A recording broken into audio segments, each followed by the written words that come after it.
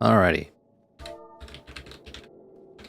I'm back, and now I'm going to do Tataru's Grand Endeavor quest. I imagine I might be able to do the whole thing in one go. If it's not too long. I don't think it'll be too long.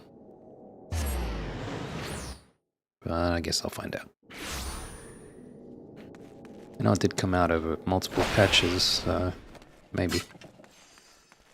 Oh yeah, I just unlocked that backpack. I haven't tried it on yet. Let's see.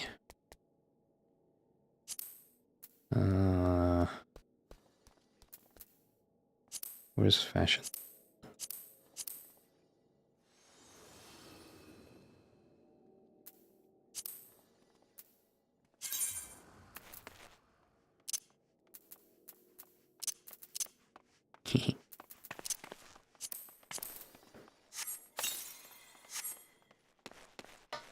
Cool. Adventurer. Boots. Oh, cool. It's got a little lantern.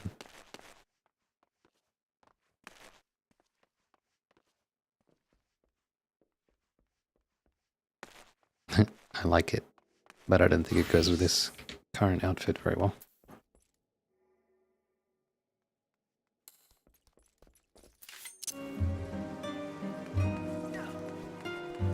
Alrighty. Magina. Small business, big dreams. Magina seems inordinately eager to speak with you. Inordinately.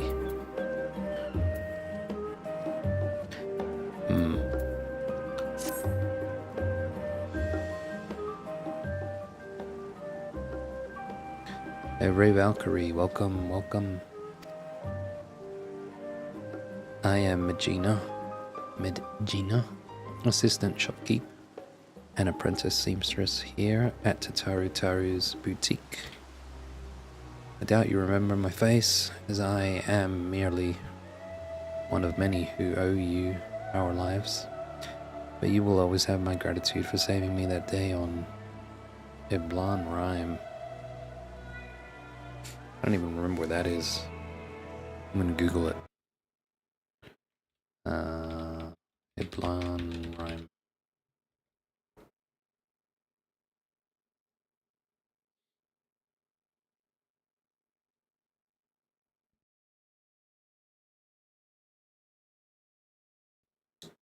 The Iblan Rhyme is an area in Garlemald, Ilsebard.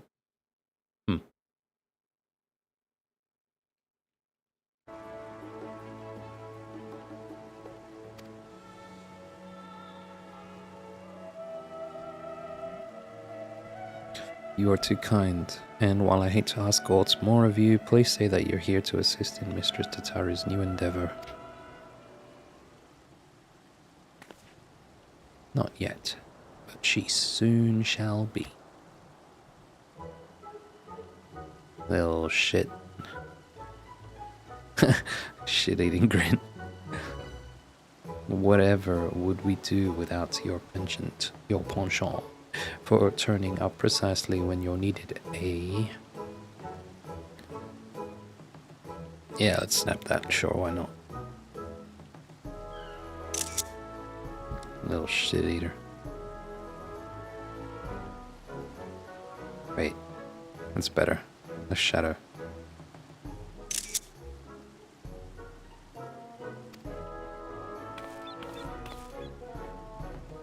Now, to make the long story of our solvency short, we secured the resources to produce the new designs I developed in cooperation with guilds near and far. Huh? Oh. Let me reread. Now, to make the long story of our solvency short, we've secured the resources to produce the new designs I developed in cooperation with guilds near and far, and in sufficient quantity to meet rising demand. We cannot rest on our laurels, however. To serve passing adventurers and the occasional intrepid Charlian is all well and good, but we're hardly taking the world by storm, no. Much like yourself, we must ever look to new horizons. The Scions proved that cooperation on a star-wide scale is possible, and we would be fools not to capitalize on that to build the grandest trade network in the history of Heidelin. All for the greater good, of course. Yes, this is a wonderful opportunity to bring people together. I often think back to that incredible moment when the Garlean army came to our rescue.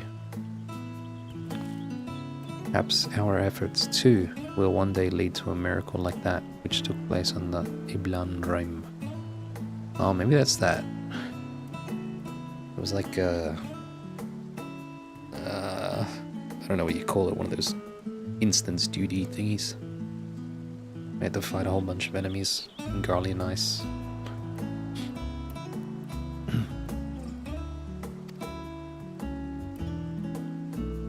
I have no doubt that they shall, but we mustn't expect such alliances to form themselves.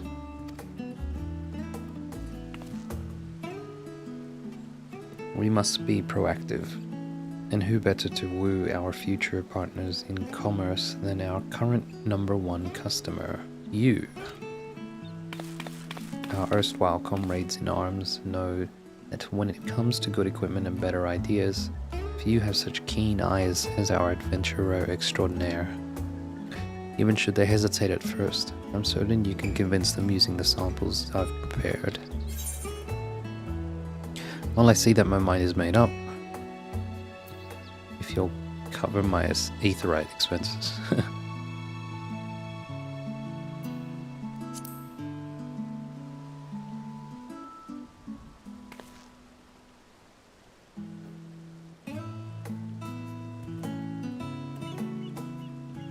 But of course, with your assistance, we'll have both coin and goodwill flowing in no time. Everything is falling into place. Where shall we send Evre first? Mwahaha. Don't you worry. I have it all planned out. First, Limsa Laminsa. Sicard has the bloody executioners working harder than ever, so he is sure to appreciate any extra supplies. Next, Redania. The Seed Seers are a source of trusted authority and insight into the Shroud, so we'd not go amiss in cultivating the investment of, say, Arun Senna. I hear that he has some interest in affairs abroad, so the novelty of our samples may persuade him to our side.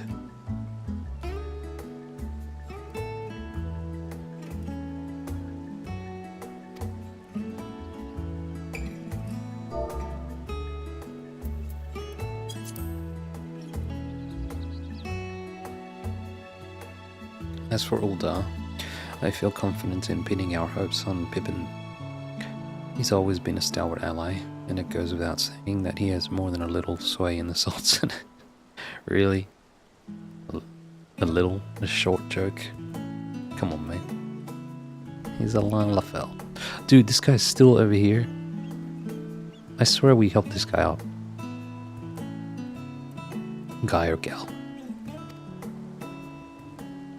Between his involvement with the Immortal Flames, the Syndicate, and the Colosseum, he's bound to find a use for quality accoutrements. That means clothing.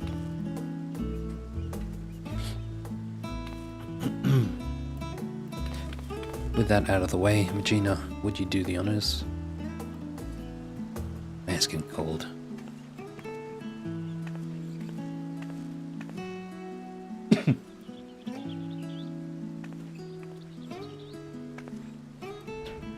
Never let it be said that Tataru is stingy with her samples. Now, if you make your way to Limsa and climb aboard the Stalicia, I'm certain someone will point you in Sigurd's direction. Sicard. I have my own avenues of inquiry to attend to, but I'll check in periodically to see how your journey is coming along. Let's get to it. Sure.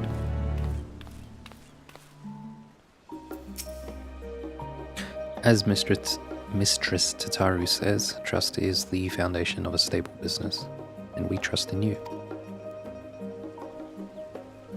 Yeah, we did help. Oh wait, no, he's still here.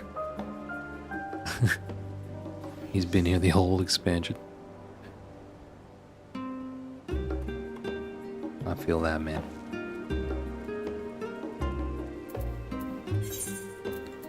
Limsa. Okay. Okay, Sandu.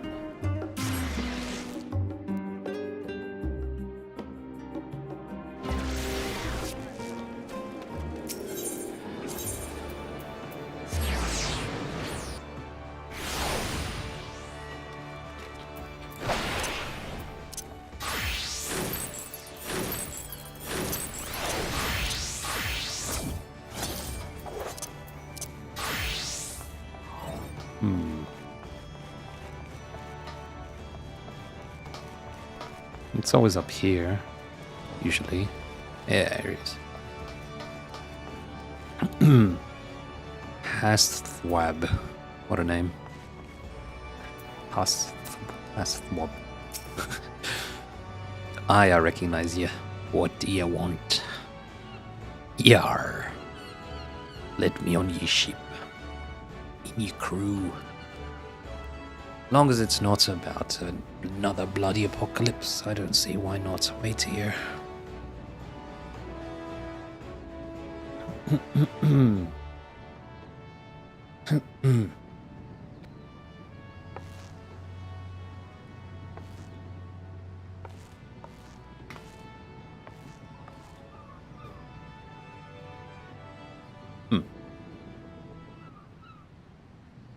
Well, bugger me.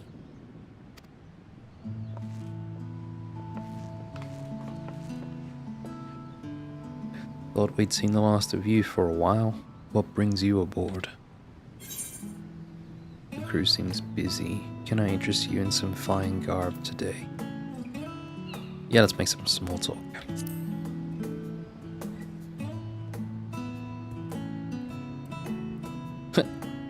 No rest for the wicked and all. We're getting so many shipping requests that we've hardly put down anchor since old Charlian. You know, there was a time I thought Pyron was the whole world. That being the best of them all meant something.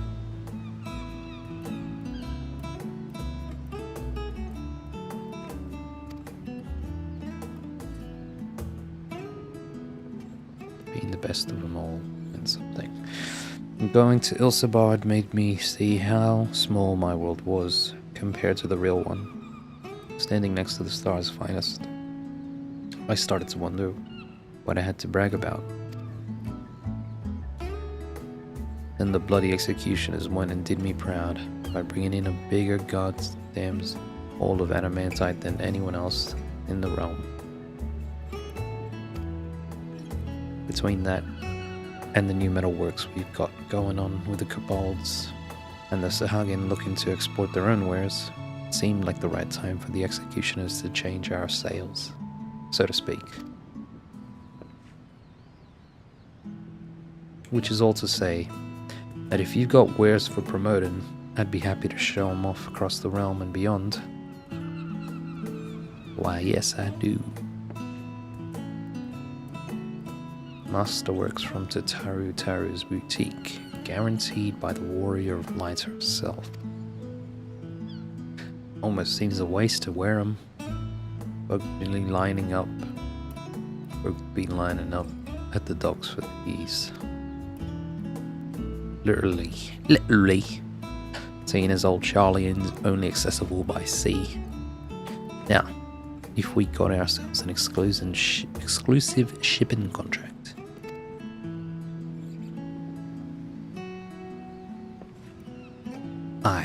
I see the course clear as day. Now we just need a Mannerline on board. A Mannerline. He's right useless when he's there, when there's work to be done. But talk's another matter. And he still owes me and he still owes me one for keeping his sorry arse out of trouble. I'll have him put me in touch with a few savvy salesman types on the continent.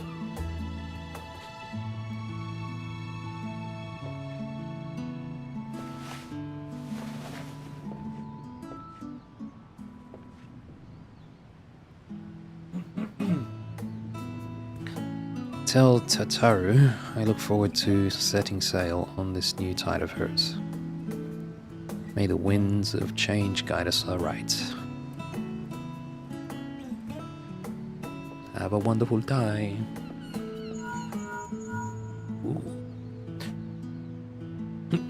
Evray, it's me. How goes our little venture thus far? Oh, Sigurd's eyeing the shipping routes, is he? All according to plan. But our work has only just begun. I'll keep after my own contacts while you work on Arun. I hear he's not often in the city, but I don't doubt that Mother Mione can sniff him out. To the Adventurers Guild.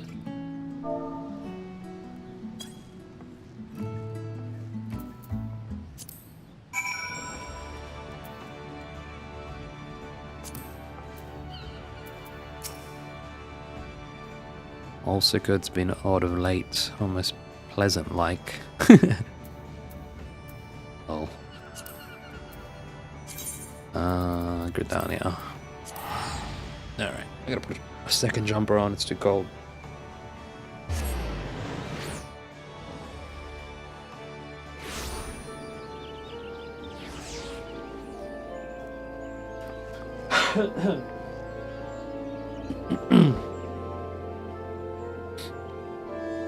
Still recovering from sickness. Must look after myself. Alrighty.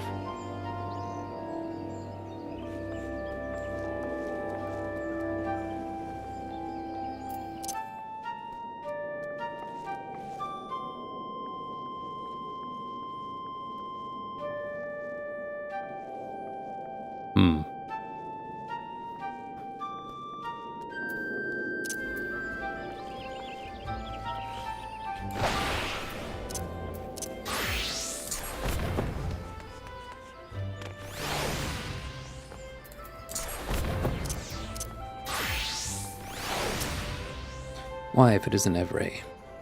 Struck with a sudden craving for eel pie, were you? Gross. Or is it information you fancy?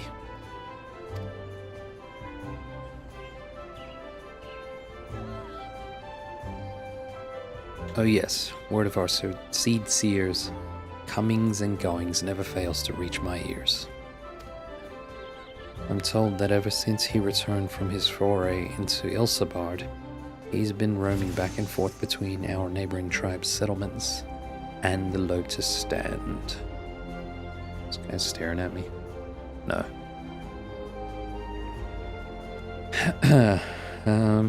Continue our neighboring tribes' settlements and the Lotus Stand. Lotus Stand, oh yeah. You'll miss him if you make for one or the other, like as not. So I suggest you waylay him at the Blue Badger Gate. Waylay, huh? Waylay. Waylay. Waylay. Stop or interrupt someone and detain them in conversation, or trouble them in some other way. Cool.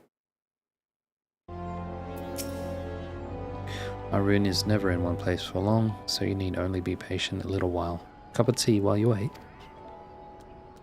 Only.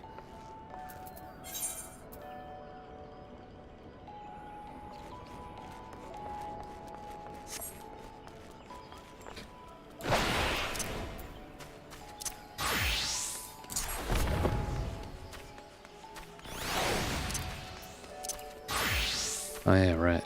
Message from support. History?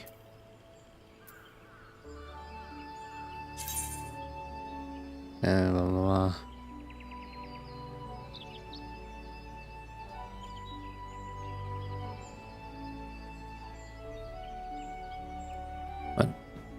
You may remove them shortly after receiving this message, as we'll conduct an immediate investigation on this player. Do that in the social tab by selecting the blacklist option.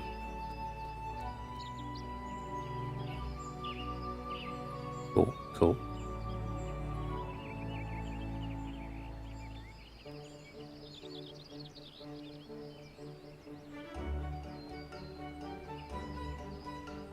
Sounds like a very standard message.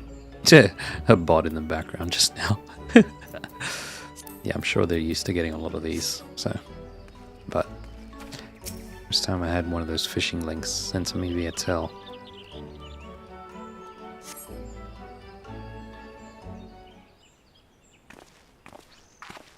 There he is. This guy has like the deepest voice in voice actor. Well, not the deepest, but it's just he looks like a kid, right? Oh, cool song. Curious. Who are these kids? Hiding in the bushes talking to kids. Nothing sus.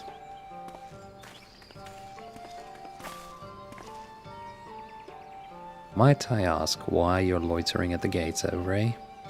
And with such an enormous sack. You leave my sack alone. Don't comment on the size of my sack.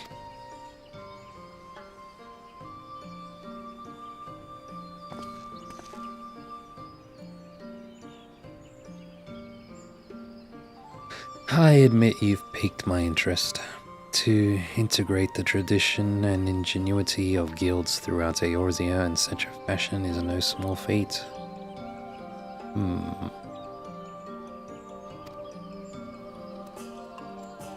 His eyes.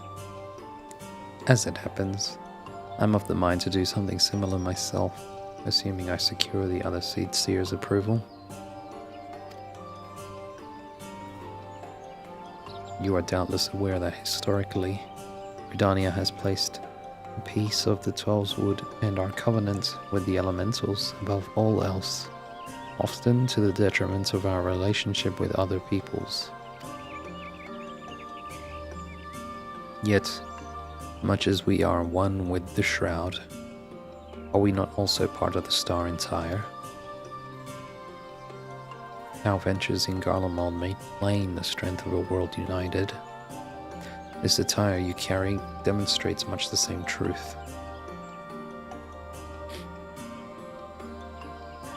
Giggle. But perhaps you assumed you would need to talk me around to the idea. If so, I apologize for the disappointment.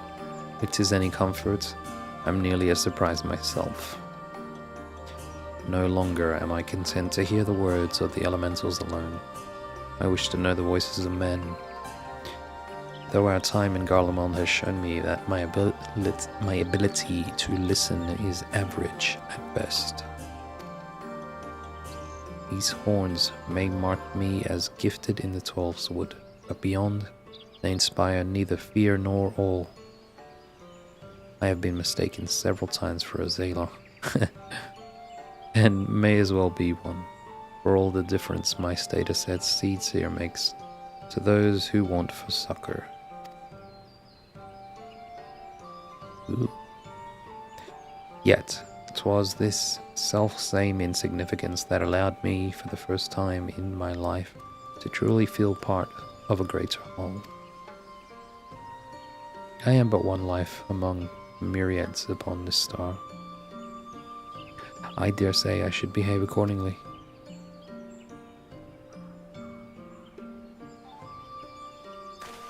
Too true, man.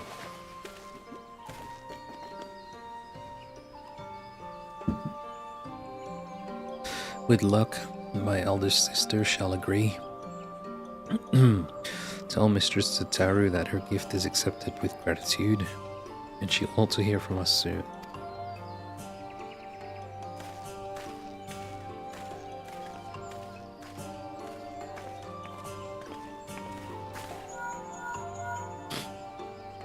Guess who? Did you speak with Arun yet? It sounds promising. I'm beginning to understand what makes our seats here frantic. But we can discuss that later. You need to catch Pippin ere his duties take him from Ul'dah once more. I believe he spends much of his time at the Colosseum, so perhaps you should pay a visit to the Gold Court. I'll be awaiting your full report at the boutique.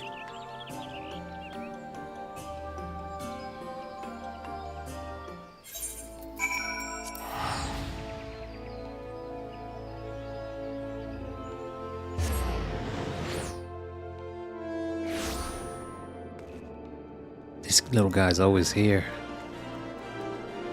I wonder if he'll be here during Dawn Trail. Yeah, probably.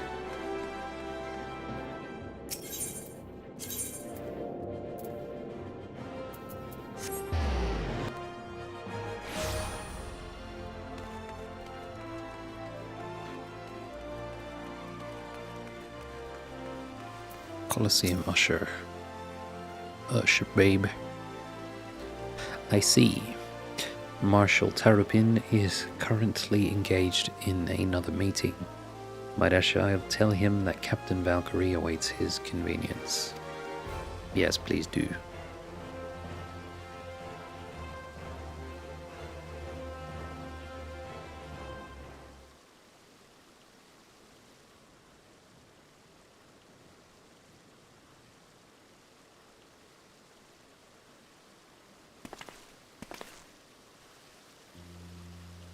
My apologies for keeping you waiting. I did not expect to see you. Wait, I did not expect you here today.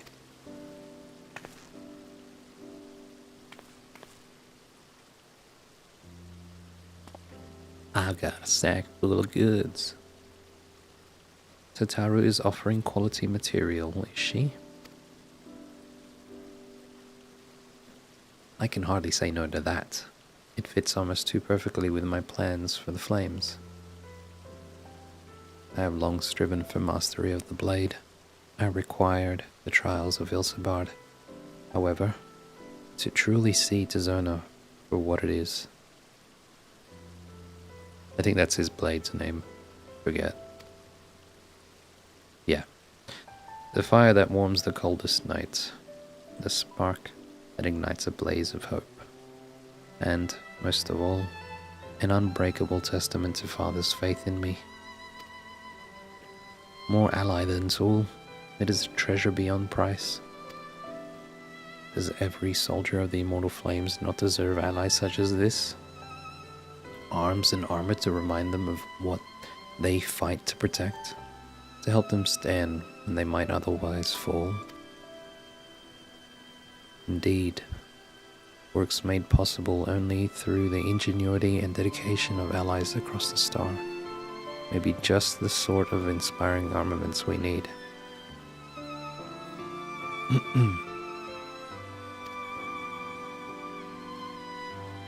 I anticipate that I will be sending along an order for custom equipment ere long.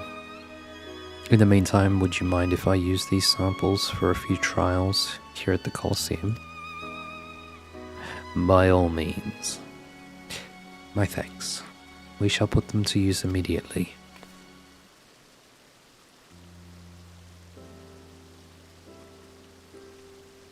Oh, sure, babe. As a child of Ul'dah, however, naught strikes fear into my heart like the prospect of receiving valuable goods for free. I must insist you accept something in return. Yes, much corruption in Ul'dah. I had been meaning to gift that necklace to Tataru. Its poor condition aside, she might rather have it than not.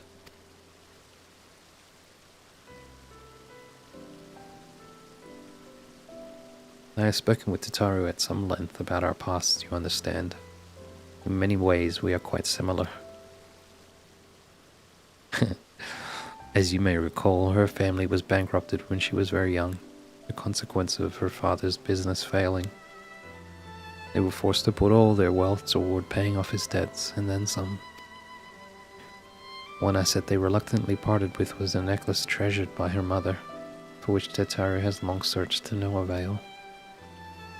Strangely enough, I recently discovered jewelry of the very same description amidst the store of neglected Colosseum prizes. Assuming it is the same piece, I should like to see it returned to her. It is significantly worse off for having changed hands, though, and only the sapphire centerpiece remains unlost and undamaged. She may appreciate the sentiment nevertheless, but it's difficult to say. What do you think? The memories it holds for her, parts lost or damaged, could it be repaired, or perhaps remade? Well, I mean, kinda want to say both. But sometimes these options work like that anyway. You say one and it kinda counts as saying both.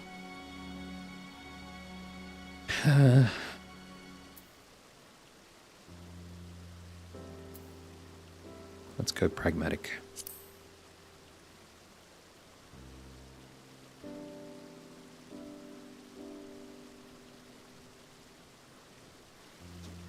Possibly.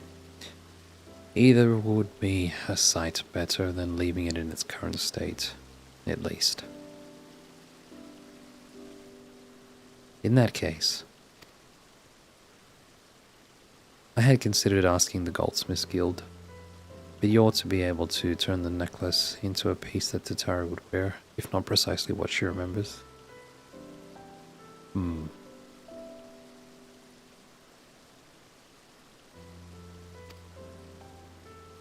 I imagine you will have the opportunity to pick up gems and other suitable materials on your travels.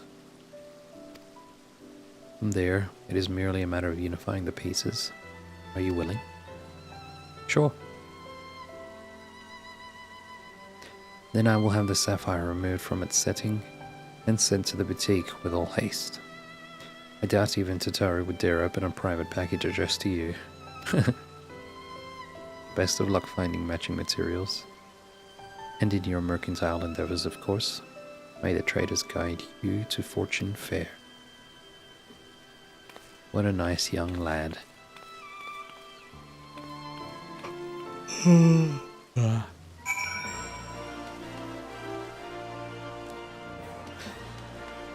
That almost made it seem like there was an actual choice. Like, what the hell difference would he have said if I chose the other option?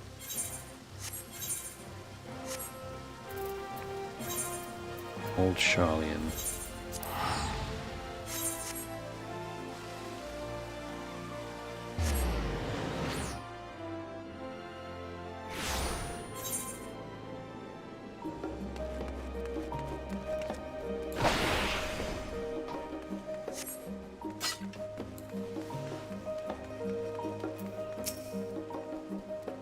You've returned, with your bag all the lighter for having given away our samples, I hope. Speaking of which, a parcel from one Pippin Terrapin arrived not bells ago, addressed to you. Could it be that our newfound partnerships are already bearing fruit? Her mother's necklace? Why, that's a wonderful idea. Please allow me to assist. I swear I won't breathe a word of this, said Mistress Tataru.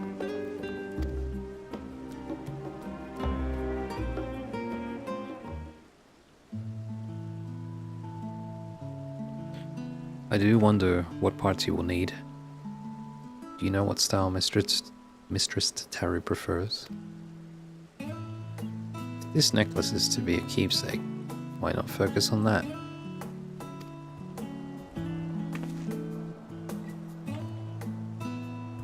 Barsarud. Ah, apologies. I could not help but overhear.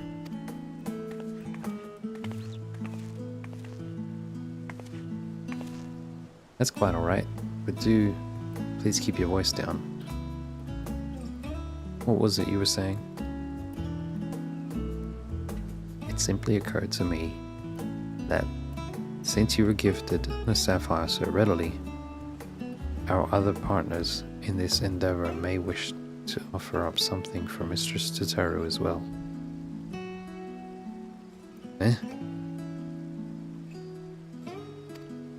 With such gifts, you could turn the necklace into a memento of not just her past and its trials, but her present successes as well. Aha. That's perfect. Dude. It's Pippin's idea. It's his show. If our plans for the boutique proceed apace, we should soon have more than enough tokens from friends across the seas. What do you think, Avery? Yeah. Oh well. Were you waiting for little old me?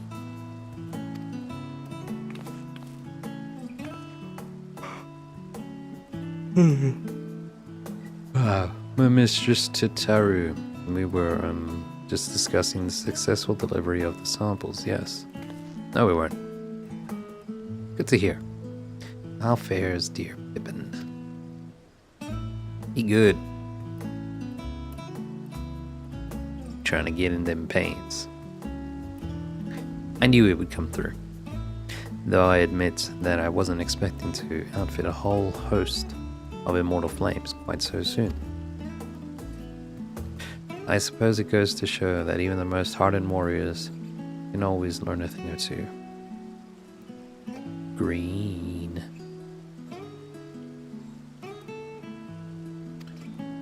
And Sicard and Arun have changed as well, if your tales are any indication. I imagine their personal growth bodes well for that of our network. Thank you for checking up on them. We must sort through our current commissions before deciding who to approach next. But I know I can count on you to be ready when we are.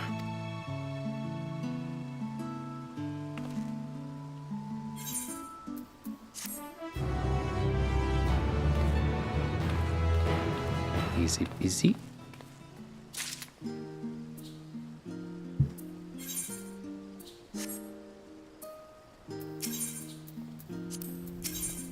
Wow. 3 quests.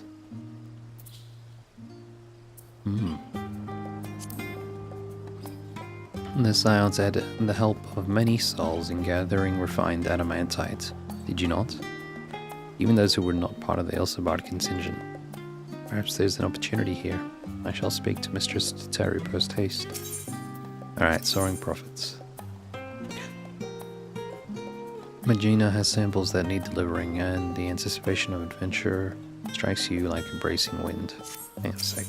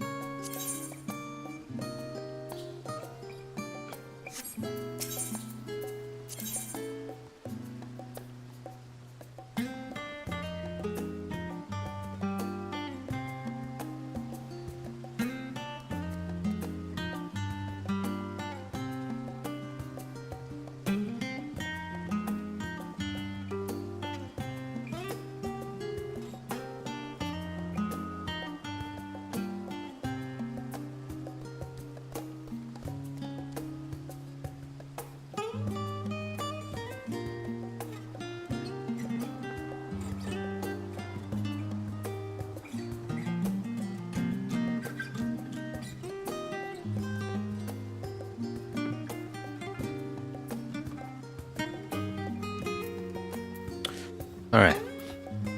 Magina has samples that need delivering, and the anticipation of adventure strikes you like a bracing wind.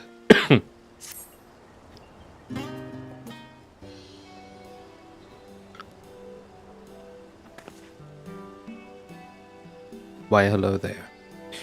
Your arrival could not have been more timely. Mistress Tataru has but just left instructions for another batch of deliveries. She sends her regards, of course. Today she is in Idleshire for business with Rowena's House of Splendors, and tomorrow we'll no doubt find her in some other far-flung corner of the realm. We mustn't be outdone, Avery.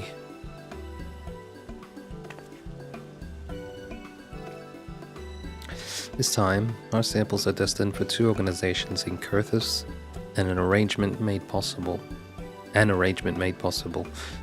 by none other than Master Sicard. He contacted his dear friend Lord Emmanuel Tom, who was kind enough to spread word of the boutique to his own contacts across Ishgard. It hardly took any time for the first letter of interest to reach us, and once these samples have been delivered, that interest will be piqued to a passion. Or so I've been assured. Lord Emmanuel has insisted he will take care of all the particulars and bid me convey with enthusiasm that he looks forward to accompanying you on the deliveries. I'll be happy to have him.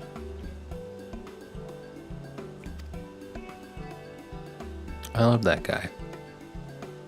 Now then, regarding that secret mission of ours.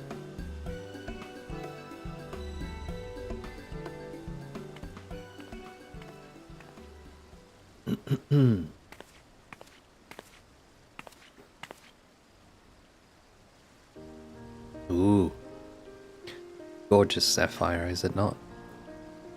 Will make a beautiful necklace once restored. Keepsake of not only Mistress Tataru's mother, but that of her many friends and allies from across the realm.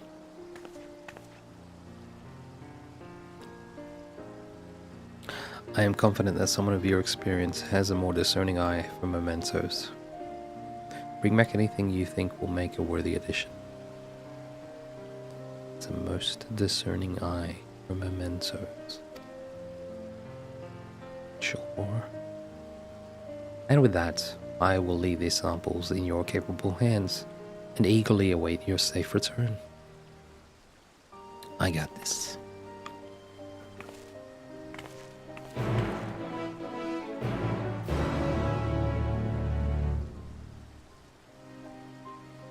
Fellow Aura.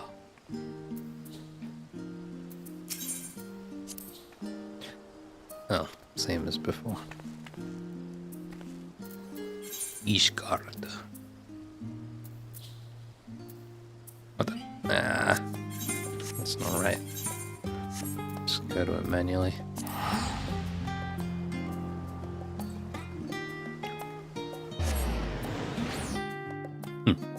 Few people doing Tataru's quests.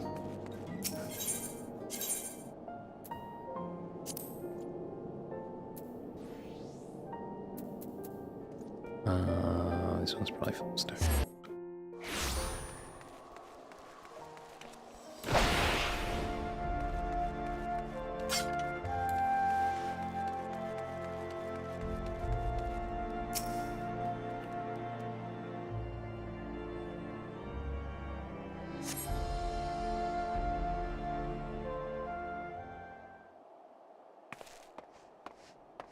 Yay, there he is.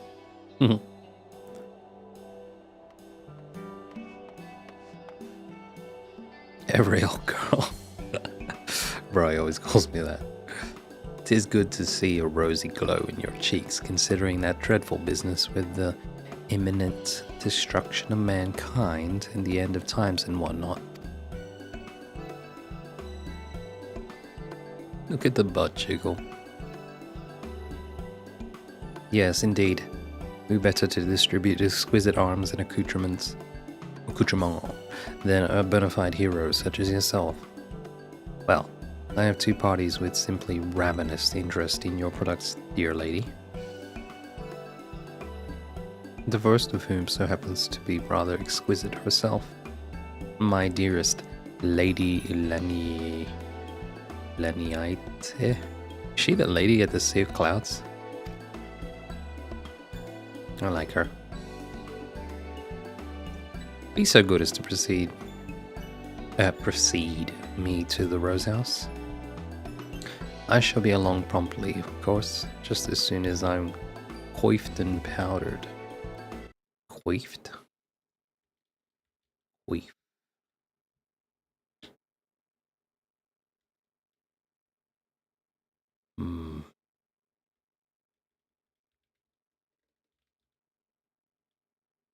Style to arrange someone's hair.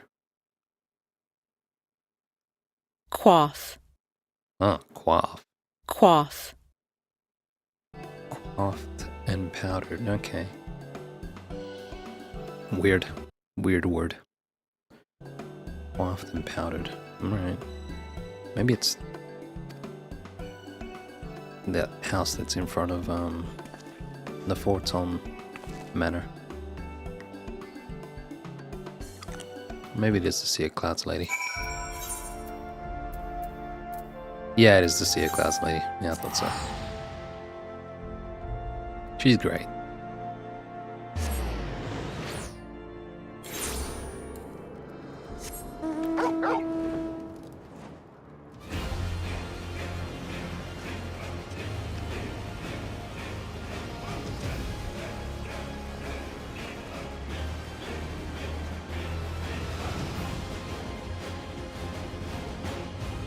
There she is.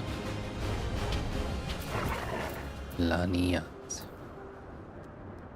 Laniate. Well met, Evray. 'Tis good to see you hale and whole.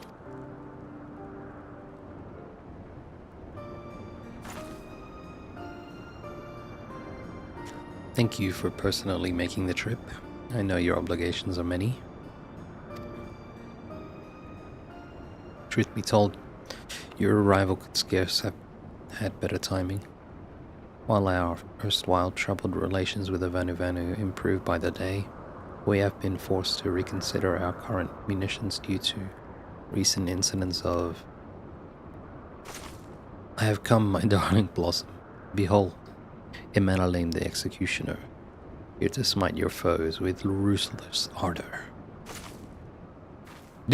Wow. Warrior gear. I thought he'd be a paladin.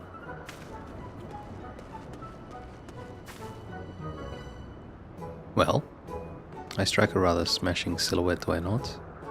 Why, Sickard could not have found a better man to give these samples to. Damn the face. Surely such splendid armor could be put to better use than fashion. Lord Emmanuel, could I not prevail upon your better senses to relinquish that gear to those who might appreciate its practicality?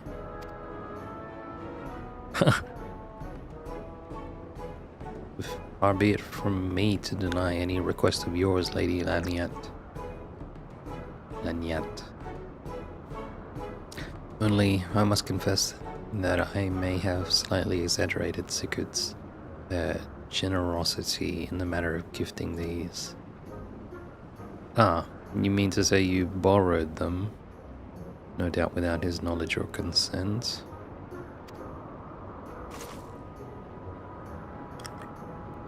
And why should I have expected otherwise? Friends may forgive, but it bears repeating that your clients deserve at least a modicum of professionalism. You do have other clients, don't you? Of course I have. And of no little celebrity at that. You remember the Red Bills, of course.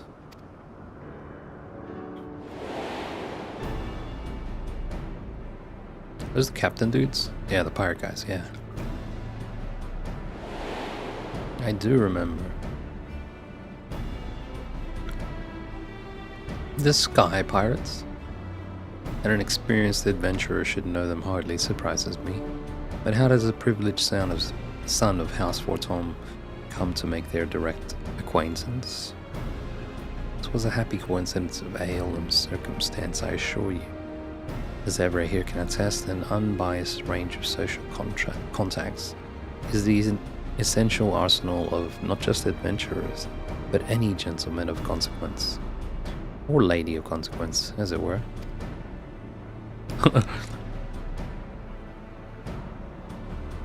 Unbiased is all very well, but Sky Pirates are precisely the problem I was speaking of earlier, Evray, before we were interrupted. Recently, self-proclaimed Sky Pirates have been marauding trading vessels with troubling audacity. Even the Sky Steel Manufactory has reported stolen property at the hands of these ruffians. Troubling news indeed. Though I cannot imagine fellows as amicable as our Red Bills could be responsible. This is butt jiggle.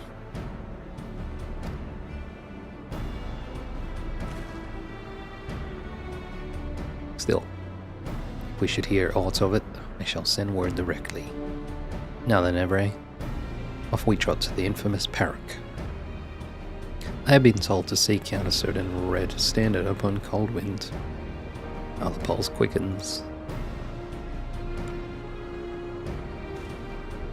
Jiggle, jiggle, jiggle, jiggle, jiggle.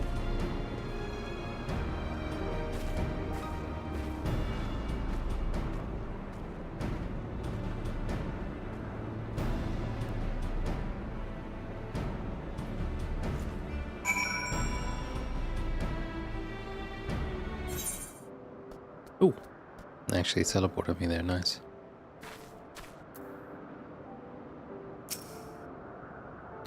This looks rather promising, wouldn't you say? I'll leave the rest to your uncanny sense of direction, old girl. To the Parrock we go.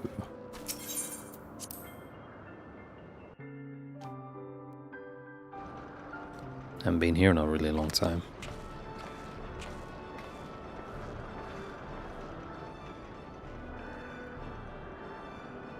Leopard. Well, well. You ain't the very picture of health there, Ray. Saving the star from complete annihilation didn't tax you over much than eh?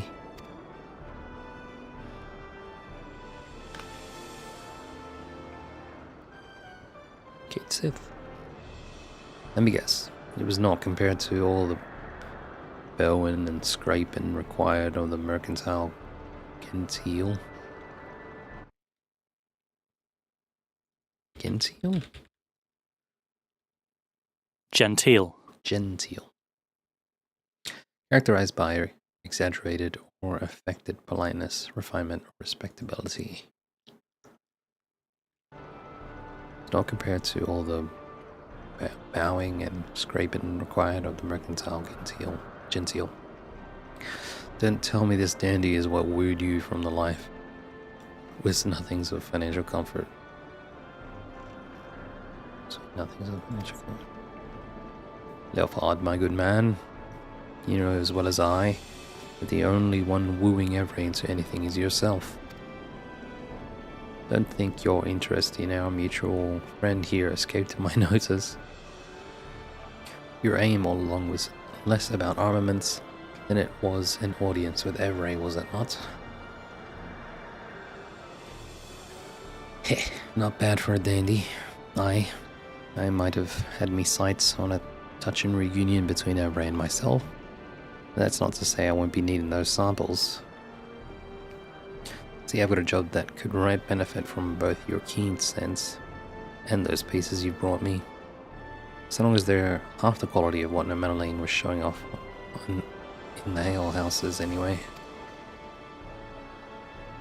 I can count on your participation, yes? You'll be duly compensated, of course. Just name your price. What the hell are you talking about?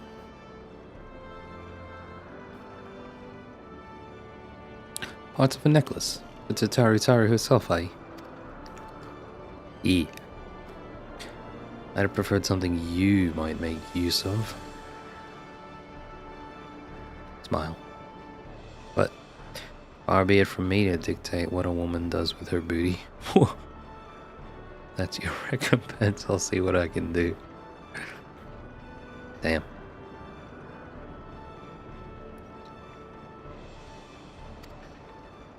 Booty, booty, booty, booty rocking everywhere. Stasia. Now that we have you on board, allow me to elaborate. It seems another band of petty thieves has been masquerading as sky pirates and harrying honest traders as of late. We knew it. Wow, look at that beauty spot. So you've heard of them. These so-called monstrous cockatoos don't exactly strike fear into the heart of man. They've been a right nuisance. Now they've gone and made things personal.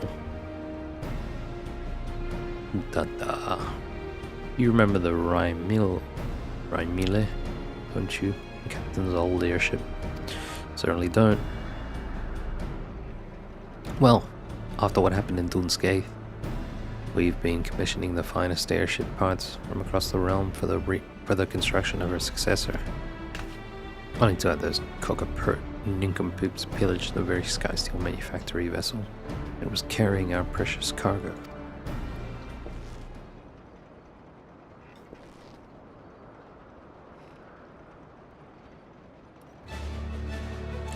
The nerve of some people, huh? Makes me mouth water.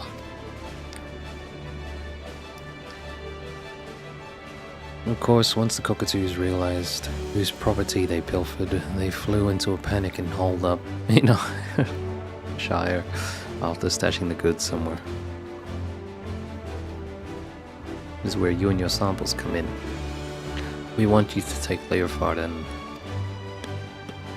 before you spill the rest, Dacia, let's make sure our friend here is still up for a spot of Falden. How about it then? My mercantile genteel is at your service. Game bird. Let's go with the first one.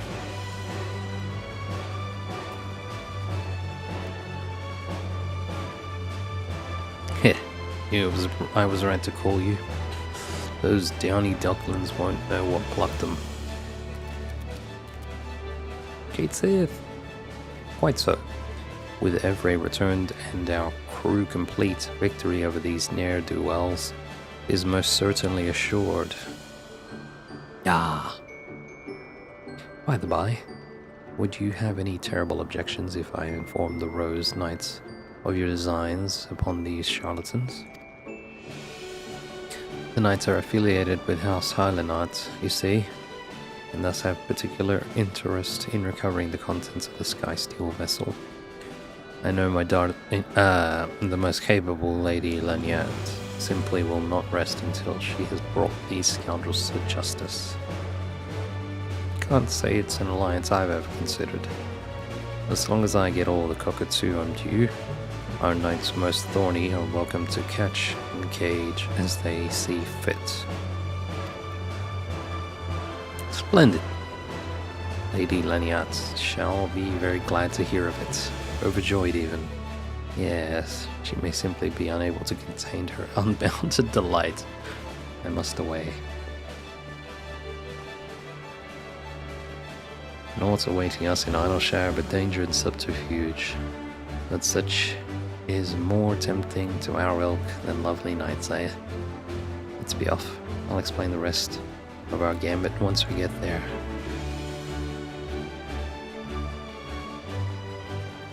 Just gonna, oh, okay, they're just gonna leave the sack there. Yay, teleport. Oh, he's got a big hitbox. I, for one, am most indignant by how well he looks. Between Leofard hoarding all the shiny baubles and Kate Sith coveting all the maps and scrolls, the Red Bells ain't been selling much in the way of treasure lately. To be frank, we're flat broke. Sure, restoring the good name of Sky Pirates is a matter of pride, but we simply can't afford to lose those airship parts.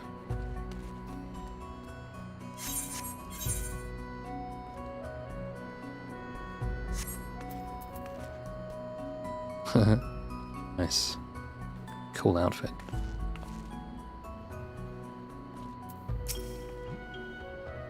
Who's the dandy now, you ask? I reckon my reputation precedes me in these parts, and the legendary Red Bell Leofard ain't known togs like these. I could get used to this. Comfortable, practical, and with a sense of style to boot. It's often you find that holy triad in battle gear. Quite the line you're touting. Which brings us to your role in my master plan. On the easy laying low in a motley place like Idleshire, these cock-a-hoop cowards have been managing it well enough. So to lure them out, Gonna spread savory rumors of a black market merchant looking to fence fine contraband for even finer coin. It's you. Come on, man, I'm famous. Just strike up a chat with any adventurers or peddlers that seem like to share hearsay. I'll be playing your handsome bodyguard, so rest assured I've got your back, mistress. I've taken the liberty of preparing your guise. It ain't as flattering as Leofard's, but you should fit the part nicely in this. Cool. Yep. It's me, merchant. Cool. This gear fits me surer than a glove. I only wish I could wear my own scarf with it. How each Red Bill wears their scarf is their business. Whether they sport it outright or keep it tucked away, there's no bearing on their rank or allegiance. I don't ask of principle, but I'll admit that I'm dreadfully curious as to where you keep yours. Stasia and I shall be following your progress from the shadows. I initially thought to volunteer my services as the merchant for the charade, but, well, the geyser is rather baggy on me. Oh, hold on a moment, let me adjust that for you. Wait, oh, we're searching for people out here? Oh, right, entrance is over here. Well, we're already here, actually, inside.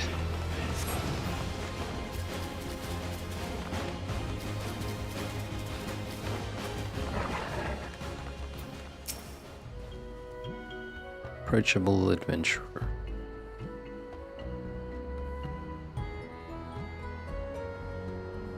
Contrabandists. Contrabandists. Well, I do know some sky pirates new to town. Just the other day I overheard them discussing their latest windfall.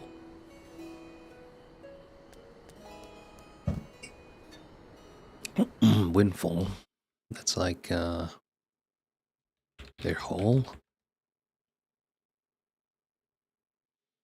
Windfall, an apple or other fruit blown down from a tree or bush by the wind. A large amount of money that is won or received unexpectedly. Yeah, their prize sort of thing, I guess. Jackpot. Unexpected gain.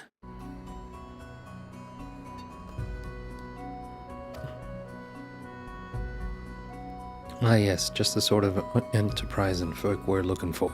You think you could help us pin them down?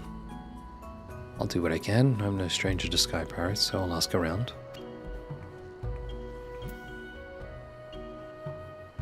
Kinda sus.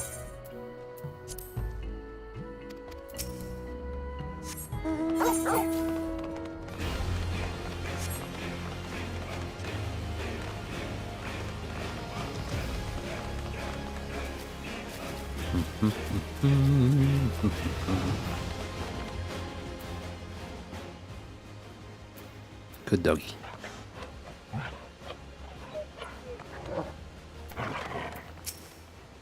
Distinguished merchant. A merchant yourself, are you? Perhaps I'm overstepping, but consider this friendly advice. Seeking out sky pirates dressed in such stereotypical garb is akin to dangling a sign from your neck reading, "Purge my purse." Oh, the righteous red bills may pity you, dear lady, but few else.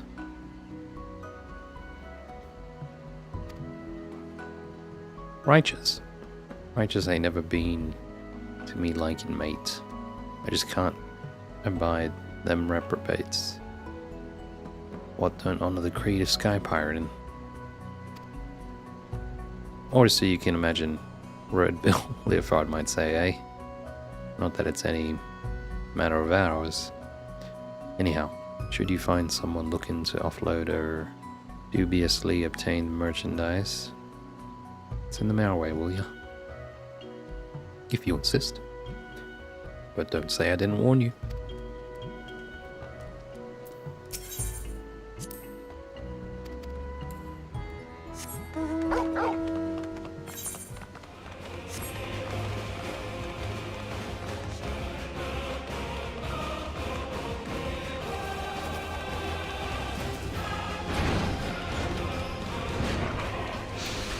servile busy dealer. Oh, yes, Gobby eye catches such sky stealers. Sky stealers come to claim busy deal at Craftforge. Bring no trade goods or jingly shine. Great laugh joke for Gobby merchants. Sky stealers leave with grump face. Gobby does not understand why uplanders wish to trade tongue flaps with grump face sky stealers, but happy hand lend for more laughy jokes. Much obliged. If all goes to plan, we'll have you laugh joking over there, sorry hides, for summers to come. Great happiness. For goodly uplanders, Gobby shares one more laugh joke. Sky Stealer's whine cry about calling strong friend as they shame run. Friend may be strong, but Sky Stealer brain cases are all airy light. Are still airy light. Okay.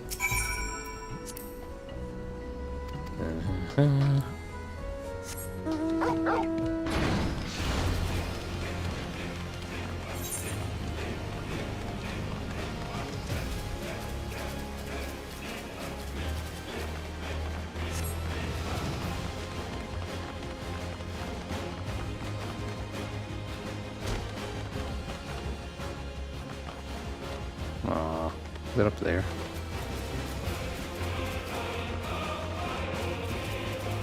Okay.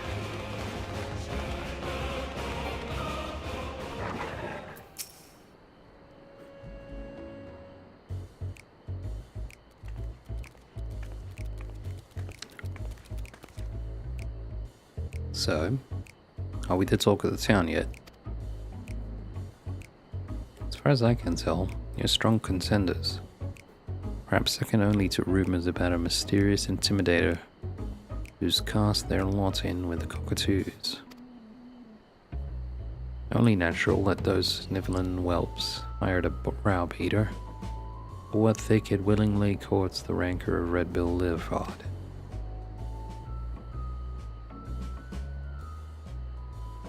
Well, I suppose a few names come to mind, but no matter, our plan proceeds as discussed. Let's take to the streets and wait for our clients to come crawling, eh?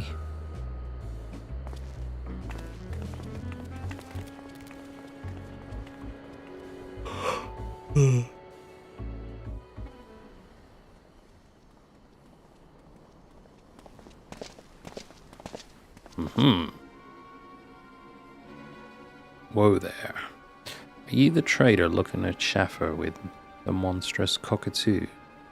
Schaffer? Chaffer. Haggle about the terms of an agreement or price of something. Schaffer. Are you the trader looking at Schaffer with the monstrous cockatoos?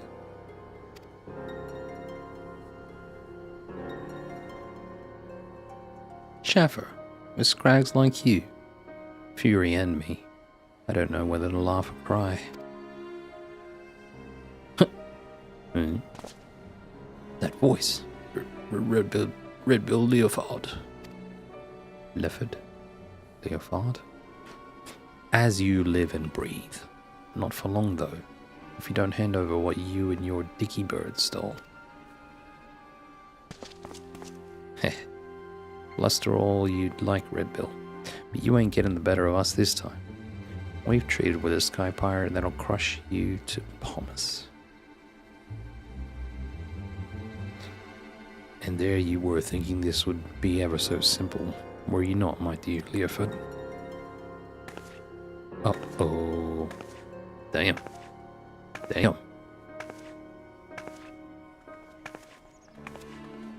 There she is.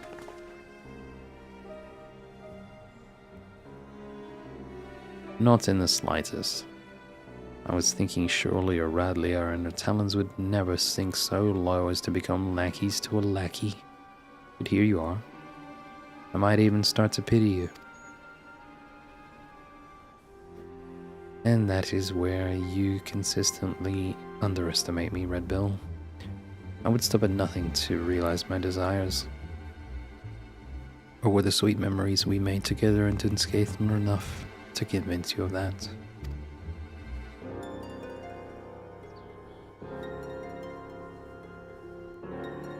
But I suppose I might be willing to overlook your stubborn indifference and return those stolen airship parts you so desperately seek, if you would but call me your captain.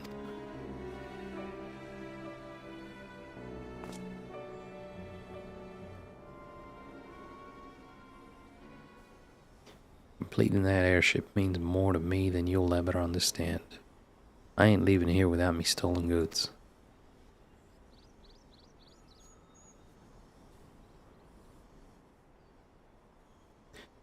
If they're worth recovering, that is. You there, Cockalorum. You didn't leave that plunder in wind-aspected territory, did you? Of course you did. Head's as empty as a tosspot's tankard. Those airship parts are embedded with highly calibrated corrupted crystals. Put them in any contact with the wind sprites and they're no better than glorified scrap. Debated. Well, wait a moment. He said contact, didn't he? How many wind sprites go contacting the rock formations of Provenance? Eh? It'll be fine. Easily debated. Utah. You've got hands on an airship, yes? Take it to Provenance and go pick up our stolen goods. Some genius hid them under a rock.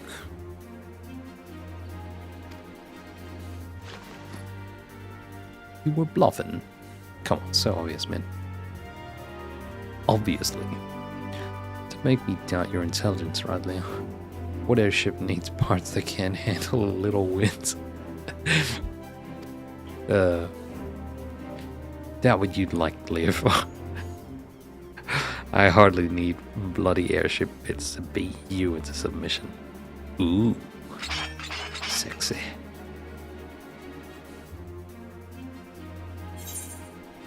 Finally, it's beating time. Let me slip into something more comfortable. Nah, fuck it. We ball.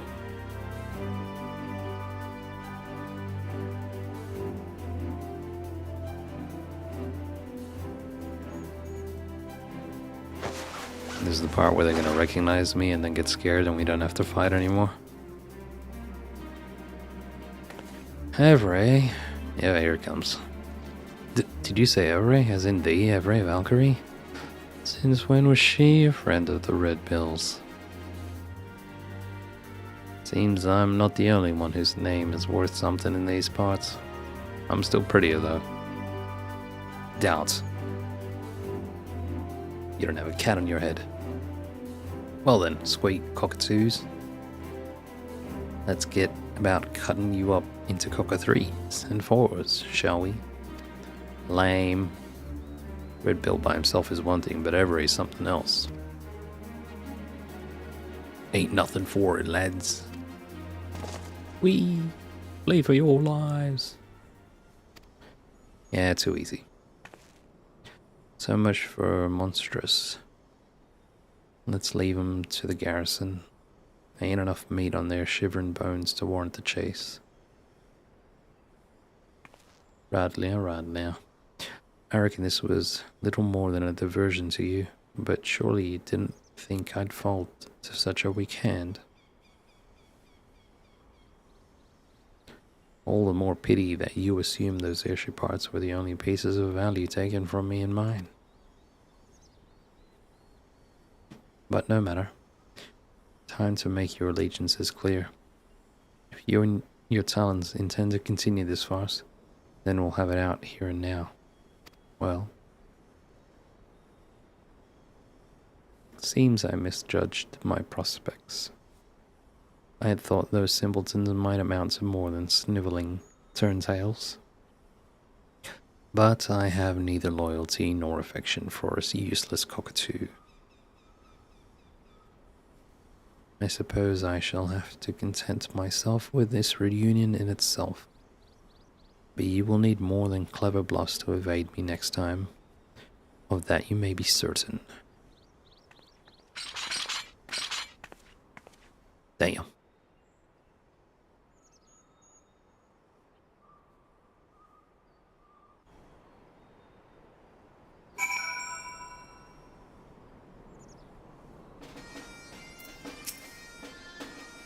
We were standing by in case you needed help, but I'm glad it didn't come to fisticuffs.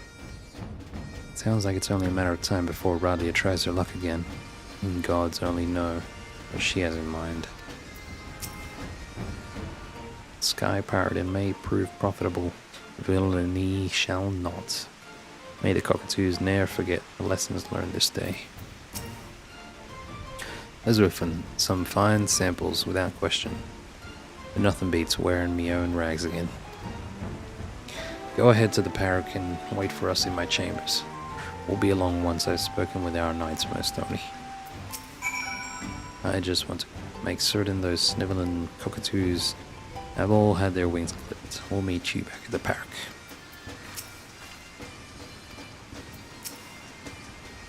Oh man, I gotta freaking travel there myself this time.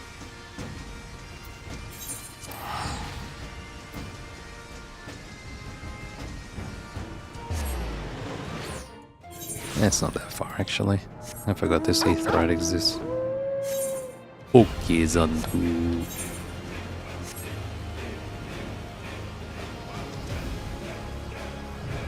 What?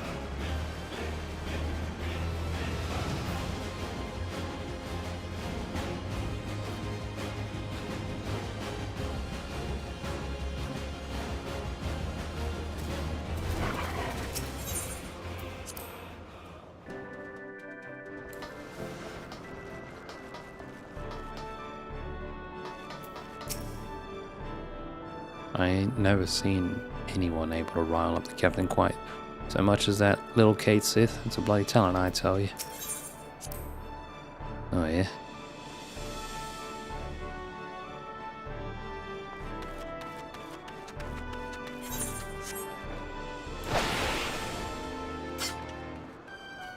Man, it's been so long.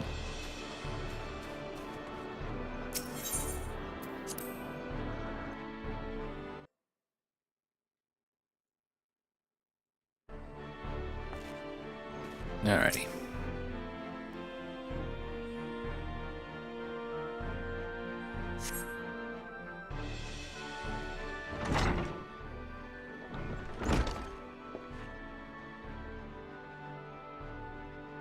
Well, Utata says all stolen property is accounted for in finishing touches on our airship. Proceed apace. Cool. And according to the Rose Knights, the cockatoos will be shipped off to the Diadem, where they can enjoy volunteering their services for the betterment of mankind.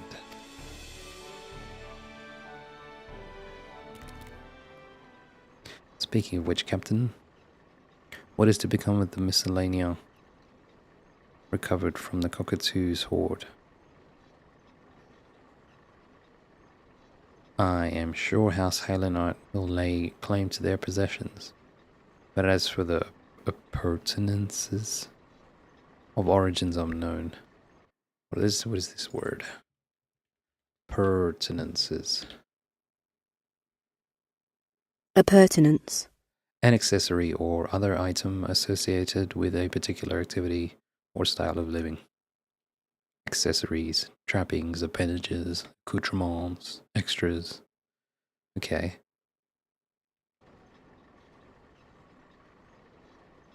So, accessories, I guess. Worry not, puss. I don't pocket any jigumbob I find like some petty foister. We'll track down their rightful places soon enough, if my prediction holds. Evray, is that you? Goddamn, Tataru came all the way up here. Who's that? Do I know this person? It is! And you look quite as surprised as I feel. To think we'd meet here, among the clouds, in Sky Pirates. Yeah, in a zone that I haven't visited in years. What the fuck? I was just finishing up my affairs in Idleshire. when who should come asking for me but Red Bill Leofard. Quite the thrilling twist to my day, I'll have you know. How did Madeleine put it? She's got her fingers in more pies than a high street baker. When I got wind she was in Idleshire, it felt like snubbing fate not to enlist her expertise. Well, I'm exceedingly glad you did, for I have returned triumphant.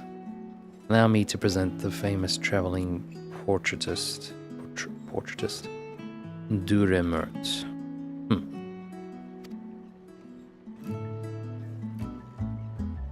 Portraitist? Of course, among the recovered items were a number of singularly beautiful paintings. Oh, I am relieved to hear it. When I learned which vessel had fallen prey to sky pirates, I thought those pieces would be lost forever.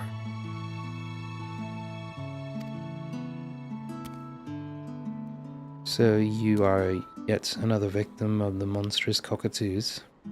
Still, the personal summons to the Parrock seems like the sort of social nicety to which the captain is normally intolerant. Wow, look how old his face is. I believe my presence here may have another purpose entirely. You see, Leofard and I are old acquaintances. He commissioned me to paint that portrait, in fact. Yes, I remember the one. Oh wait, it's not what I was thinking of. That's a pretty portrait. My beautiful daughter, Raimil.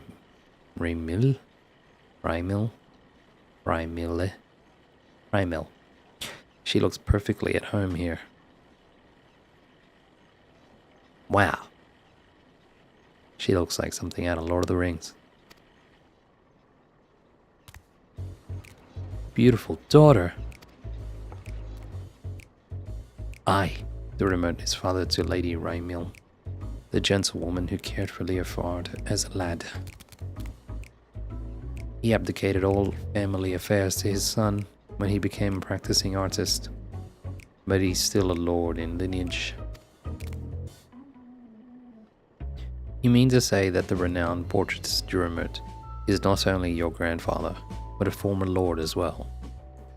Oh, you must forgive my blithe introduction from earlier. Blithe. Showing a casual and cheerful indifference considered to be callous or improper. Blythe. Yeah. Not to forgive Mistress Tataru. On the contrary, I'm indebted to you for tracking him down so quickly. Thanks to you, this can happen just as I hoped it might. Construction's about finished on our new airship, and I wanted you here when I christened her. The Raimil will fly again. My dear boy, celebrating your mother's life with you continues to be my great honor. When you hung her portrait here, and you named your first airship, I could see the vestiges of her love shining in your countenance then, just as it is now. I only hope you continue to realize her greatest wish for you, to live as free and unfettered as the sky itself. I know she would be very proud. That fucking smile.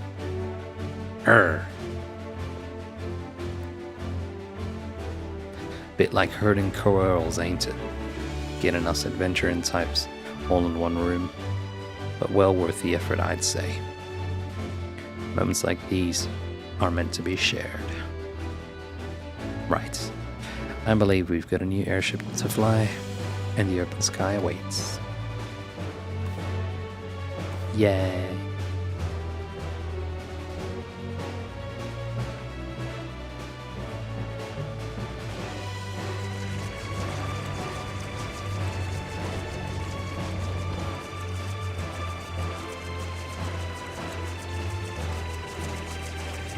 Now this is an airship. With how she handles, I could fly to the edge of existence and be back without so much as a hiccup.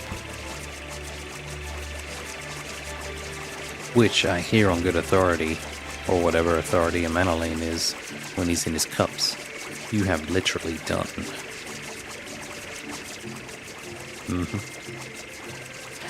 I reckon I've never been such equal parts awed and envious. Though I'll assume the invitation was simply lost by a post-Moogle. Nay, all in candor. No, wait. Nay, in all candor. I'm certain there are some skies only meant for your eyes. Escapades surpassing even my wildest imaginings. Yes, you assume correct. Damn! So, chart the ends of eternity and horizons filled with peril. Just don't think you've seen the last of what wonders these heavens hold. I'll come find you again before long, I pray. And I'll bring everything I always promise. That thrilling, heady rush of high adventure. The butt jiggles so much in the wind.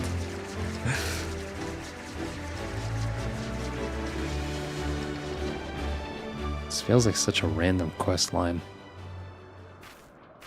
So weird. Look at it jiggle! Though farewell may be bitter sorrow, know that it is but fodder for reunion's most gay. Gay.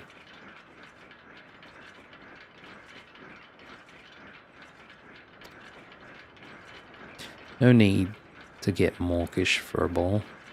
It ain't as if Evrae's dropping off the face of the star. Not permanently, anyhow. We'll meet again soon enough, although Kate Sith is liable to mope like a damn kid until we do. Yeah, see you in another couple of years.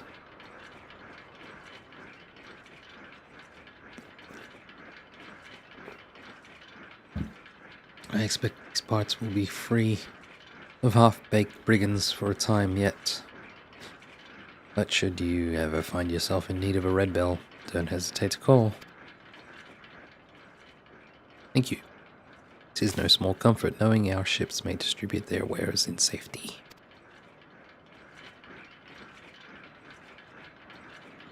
As for you, Evrae, we'll be in touch. Really?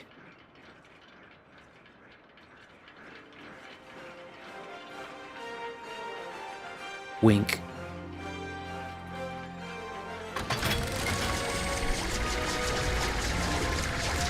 Whee!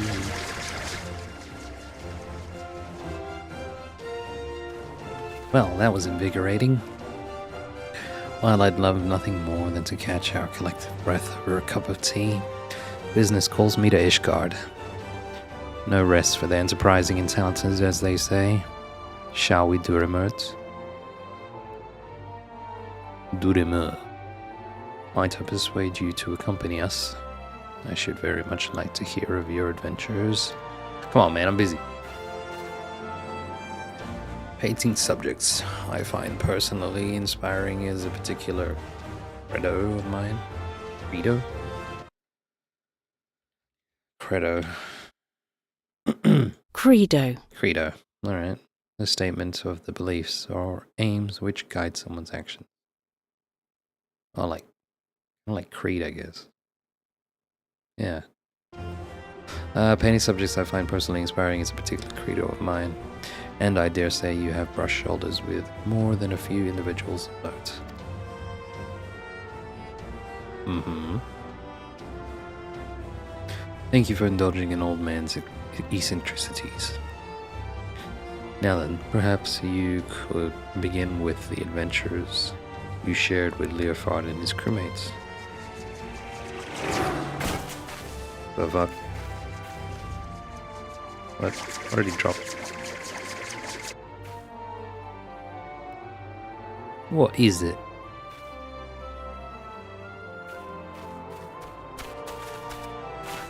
Is it something for the necklace?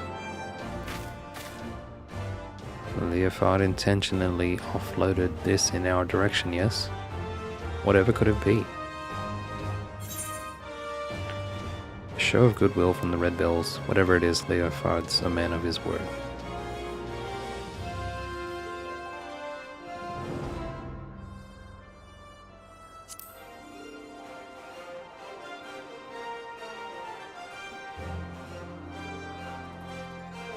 How mysterious. But now that I think of it, Leofard did mention sending something along when he asked me to track down Duramer. Well, I would make quite the sight lugging this around to all my meetings. So might I ask you to hold on to it for the time being? Trust you not to run off with my share of the reward. A gift from the notorious Red Bills.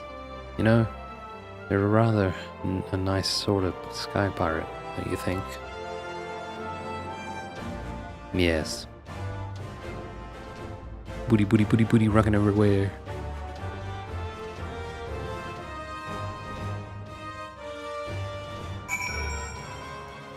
Whoa, free teleport, yay. A bright and energetic young lady is your employer, Evray. I hope shepherding me back to Ishkar did not delay her business over long. The tales you shared on the journey here were beyond anything I could have anticipated. Never have I heard such inspiring episodes of daring do.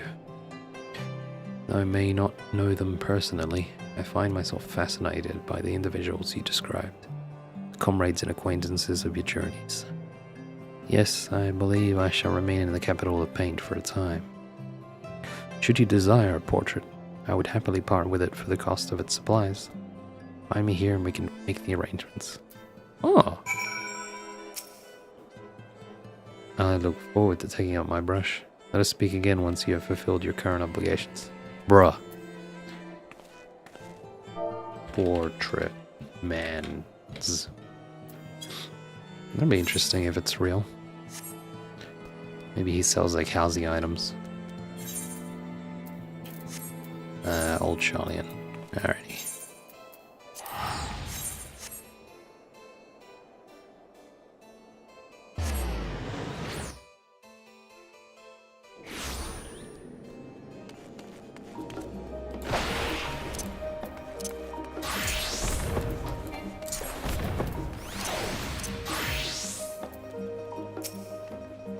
Welcome back. I just received word from Mistress Tataru. What's this about portraiters and sky pirates?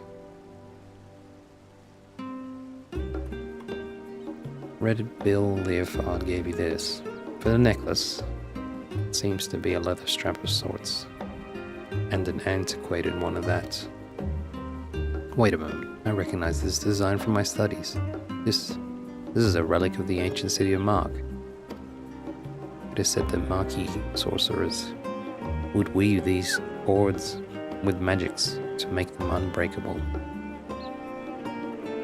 You'd be hard-pressed to find better material for a necklace.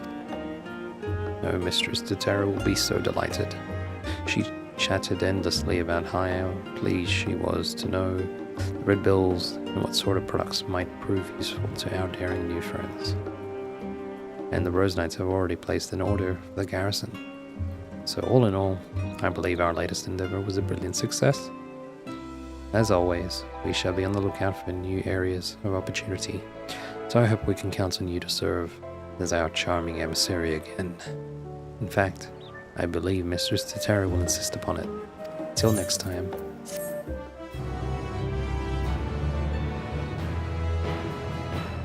Ah, cool, it's real. An auspicious opportunity.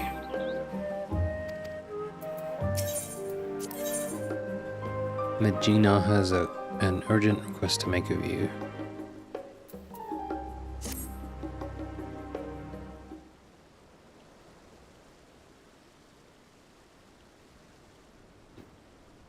Ah, Evray, you couldn't have come at a better time. Do you have a moment to talk? Sure. My thanks. You see, a foreign merchant approached the boutique with a proposal not long ago. Hancock of the East Allen Trading Company. Perhaps you've heard of him. He's me mate. Good pal. Ah, so you have a history. No wonder Mistress Tataru declared him unscrupulous and deserving of infinite caution. Though there is risk in dealing with a man of such flexible principles, his knowledge of the Hingen markets would do much to bolster our efforts to make inroads in the Far East. That is why, despite her misgivings, Mistress Tataru seeks to negotiate a partnership. But for some reason or another, he has requested you be present at their meeting in Kugane. I realize business negotiations are not your forte, but we would be most grateful if you'd indulge his request.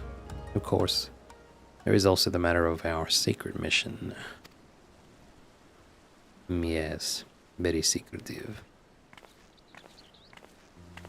Big sacks. Once it has been fully restored, this gorgeous sapphire will serve as the centerpiece of Mistress Tataru's necklace. I hope that one day she may look upon it as a memento of not only her mother, but her many dear friends and allies. Yeah, you already said this.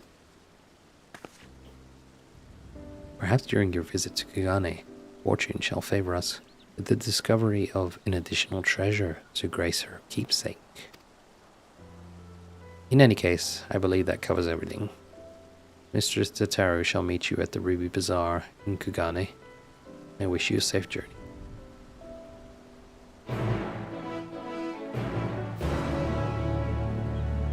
Yes.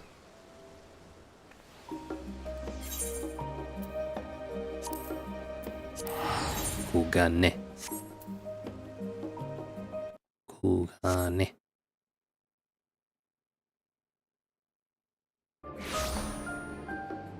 Okay.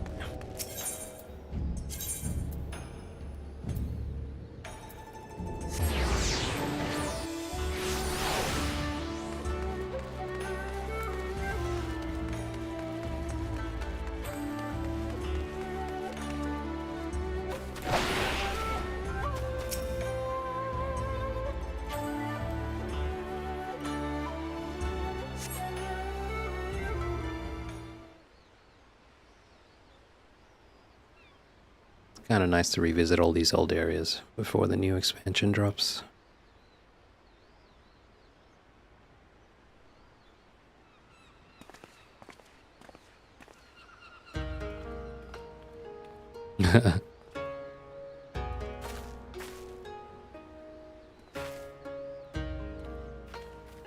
Konnichiwa.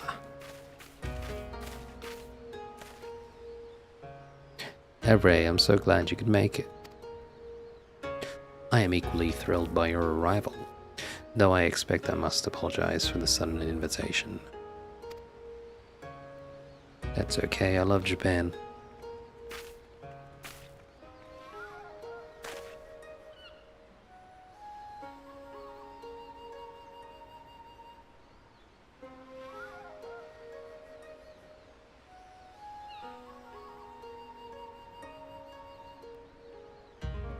Yes, you should, but more importantly, I'd like to know what the scheme is and how you intend to involve us. Oh my, so quick to assume the worst. Damn. Giving the side eye. Bombastic. While I would love nothing more than lay bare all my dirty little secrets, it would be prudent to discuss my proposal first. Loath though I am to admit it, a draper shop but recently launched by the company... Loath though I am to admit it, a draper shop but recently launched by the company has not been well received by the locals. What does draper mean? Fashionable? No. Person who sells textile fabrics. Kind of fashionable, in a sense. Draper.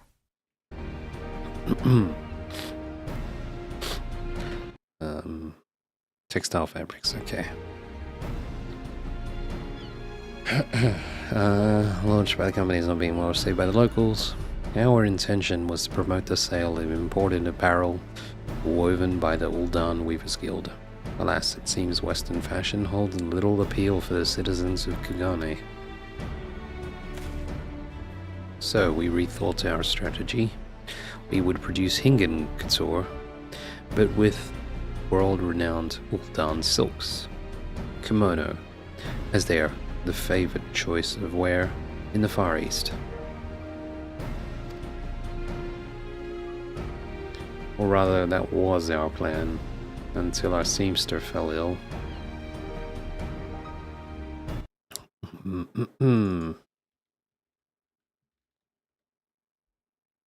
Oopsie. Let me double check this.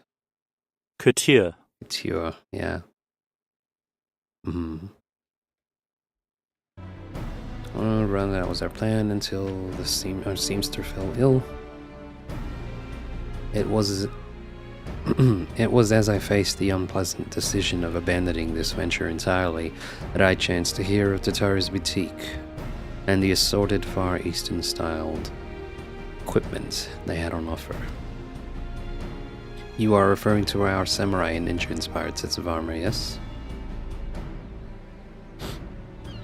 Indeed. By putting your exemplary goods on display, the East Eldenard Trading Company would demonstrate that we, a Western trader, are capable of making garments suited to the needs of our local patrons. Correct me if I'm wrong, but I have been informed that you wish to establish a foothold in Hingashi and East Othard. What better way to make your Kugane debut than to have us showcase your quality wares? It's not without its appeal, I admit. The perfect venue to gauge interest in our goods. Isn't it just? If I might take your grudging concession as a sign of interest, perhaps we can discuss the finer points of my proposed partnership. Oh, we'll be discussing it at length, but I've yet to see how any of this would require Evere's involvement. Indeed, I was just about to get to that part. Not long ago, I crossed paths with a group of certain someones who were eager to call on Evre again. I found myself quite taken with them, charming as they were, that I felt compelled to facilitate this reunion, and of course, one can never collect too many favors. A trio. Scallywags. Alas, I know that you are predisposed to question the motives behind any invitation from the East Eldenard Trading Company, and with good cause, I concede. So I instead invited you here under the guise of assisting Tataru with a boutique-related affair. I hope you will forgive the deception. Rest assured that you shall be rewarded for your aid in this matter with your choice of recompense. Just before your arrival, I took the liberty of informing my new acquaintances that you would soon be making landfall on these shores. I ask that you meet them at Sakazuki in the Ruby Sea as soon as you're able. I believe it is a matter of some urgency, so if you could travel there forthwith. Excellent. I leave them in your capable hands. Don't worry, I'm no stranger to Hancock's tricks. I'll make sure not to agree to anything until we've settled every last detail. Just do what you need to do and return when you can.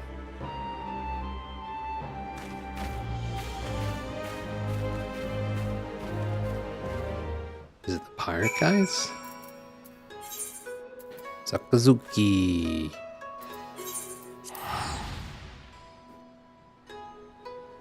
Or the animals.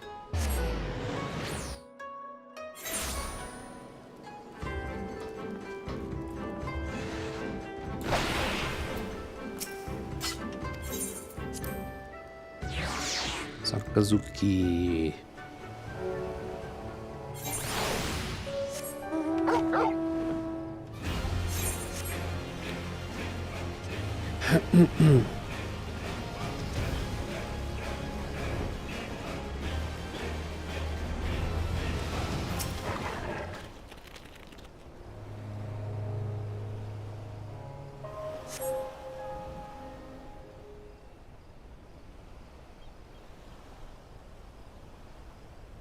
It's gonna be the little animals, I guess. Ah, the turtle dude. Soroban. Apologies, Evray. I pray you have not been waiting long.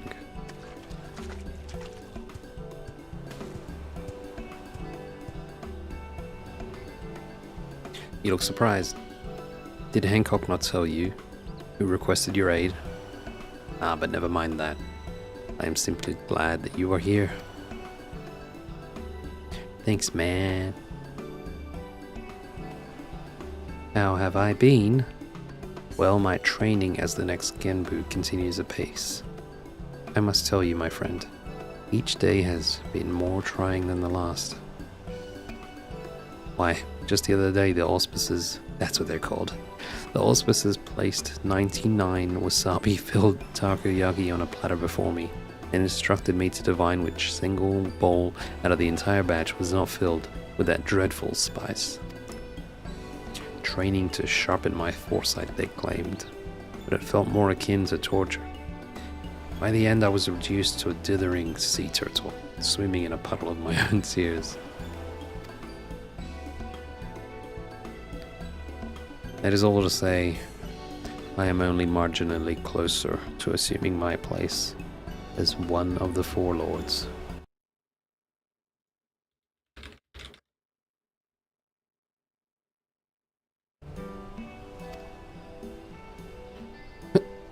Bah, get to the point already, Soroban. Yeah, I was just about to arrive at it. Ahem, come, my friends, show yourselves. Do not come.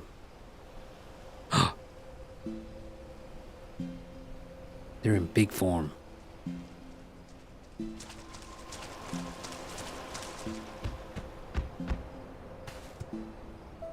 Yako. It has been some time, Evray. It has.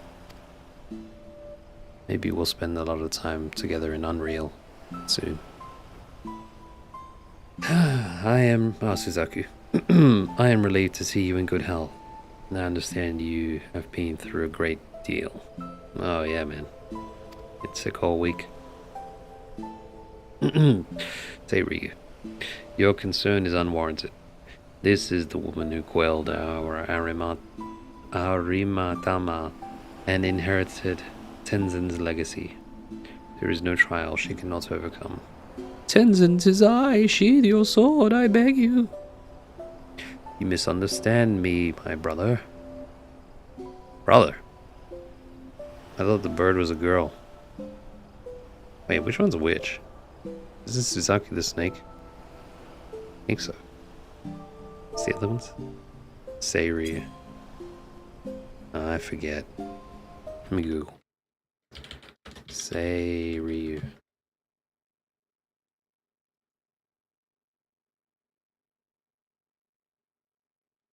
Ah, Seiryu is the snake. The Suzaku is Birdwoman's.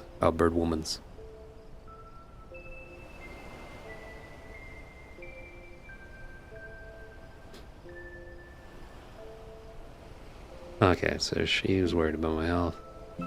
Snake said, don't worry. She's saying, you misunderstand me, my brother. That's how you deliberately insinuate that I lack faith in Everett's capabilities. Enough. We indebted ourselves to the merchant to obtain this meeting. Let us not distract ourselves with this nonsense and get to the heart of the matter.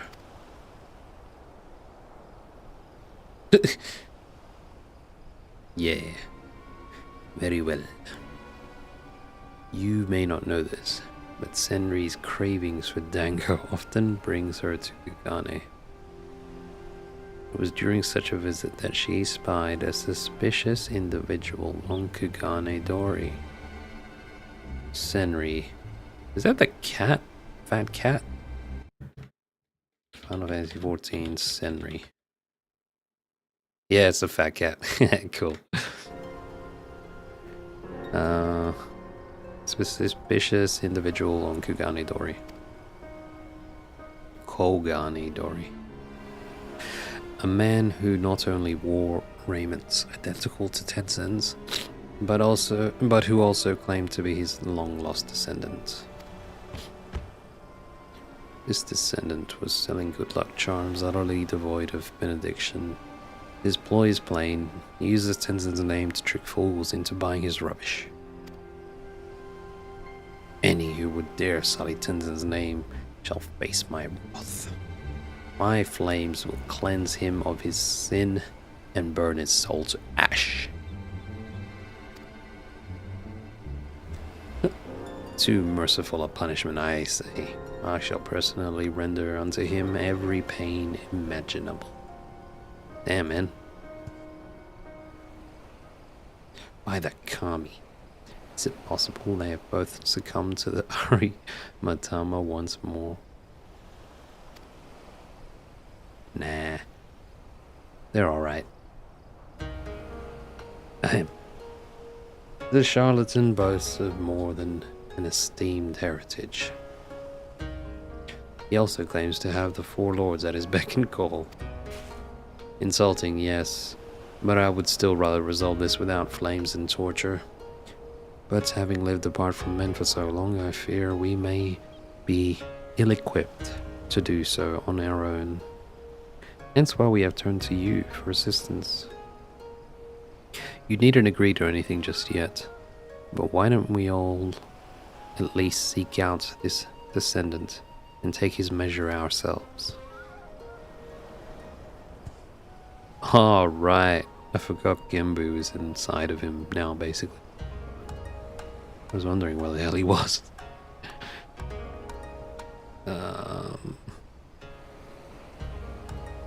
Right, so it's been Genbu talking for most part. Yeah.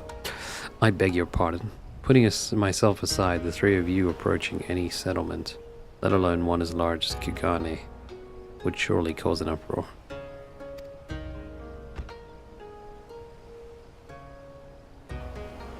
Calm yourself, Soraban. You forget we are the four lords. 'Tis a trifling matter to assume a less conspicuous guise. Let us reconvene in Kugane. Soraban is to go first, while we three shall make our own approach separately to avoid attracting undue attention, just in case. Soraban.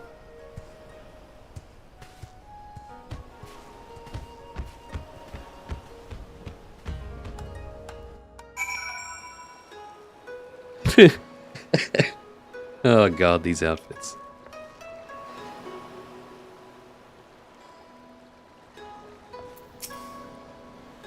We met Hancock by pure chance. Recognizing us as the auspices of legend, he said he wished to help us out of the kindness of his heart. I almost believed him.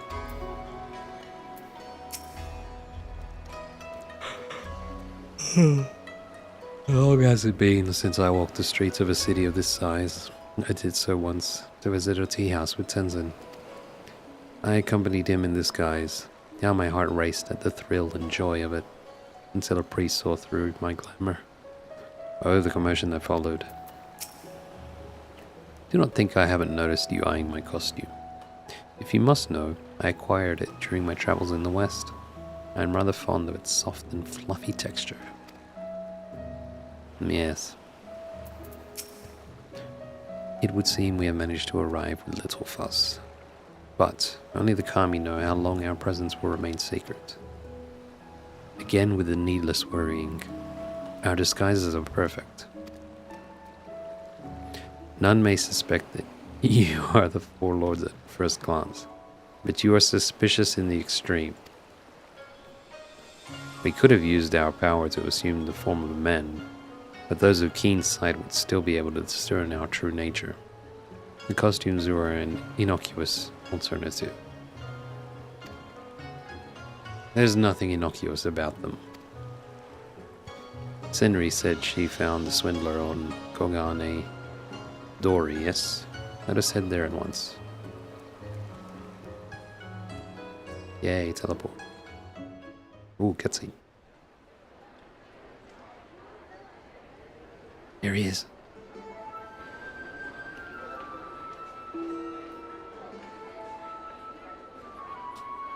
Gather round, friends, gather round.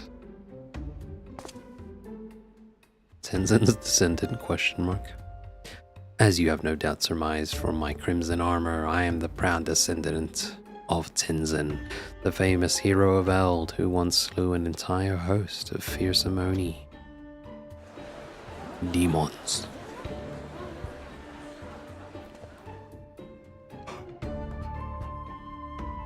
But do not take my word for it. Behold.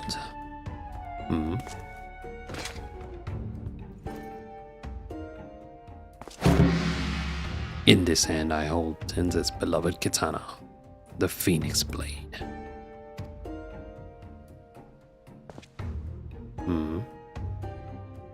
Clumsy co-conspirator. I don't know what it looks like, but if he's got the Phoenix Blade, then he must be who he claims.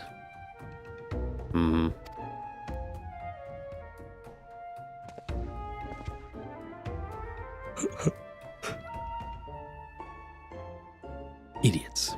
The true blade has remained in our care since Tenzin's passing.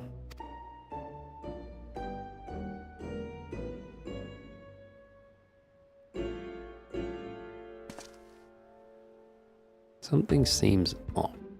Skeptical woman said. I see there are some who remain unconvinced. Very well, you leave me no choice. Allow me to introduce you to my sworn allies, the Four Lords. Oh dear, I'm almost afraid to look. That's your signal. I expect my money's worth.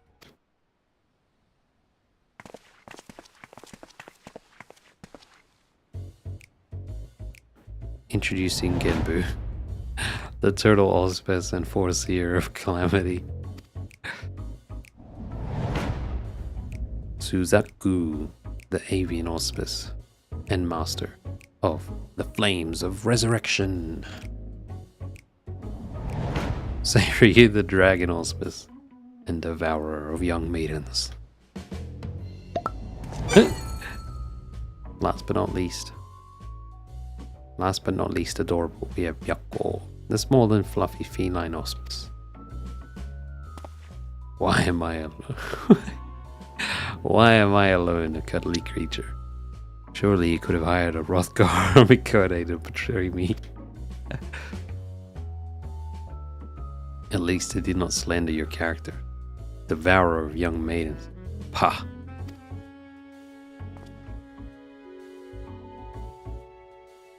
I thought that was the lore. Well, I guess mistaken lore. What is this rabble? Exasperated man said. All who've heard the tale of Tenzin know that the Four Lords are beasts, not three mummers and a cat.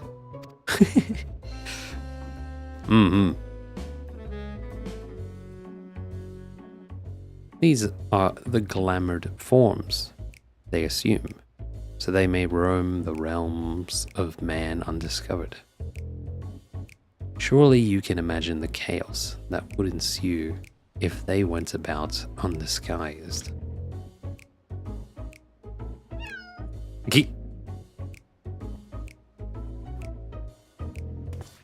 Even so, there's no way they'd wear such ridiculous outfits.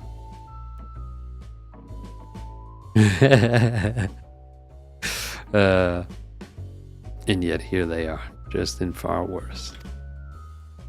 Yes, thank you for explaining the joke. This farce is infuriating. I will not abide him making mock of the bonds we shared with Tenzin. Tenzin's his I. We are of one mind, my sister. We must be silenced. Does Tenzin even have a descendant? There was nothing in the legends about him fathering any children. But there was mention of one who loved him more dearly than life itself. I, the woman to whom I owe my storied lineage, is none other than the sublime crimson beauty standing before you, Suzaku. Oh.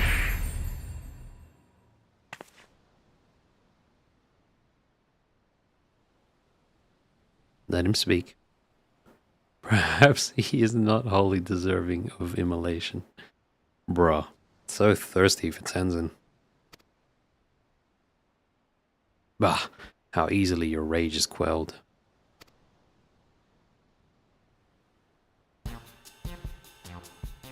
Having proven my ancestry to your satisfaction, my lords and ladies, I bid you partake of my good fortune, for I have auspicious wares to share with you today. Tenzin put countless Oni to the sword long ago, 'tis true, but only by the grace of these miraculous good luck charms.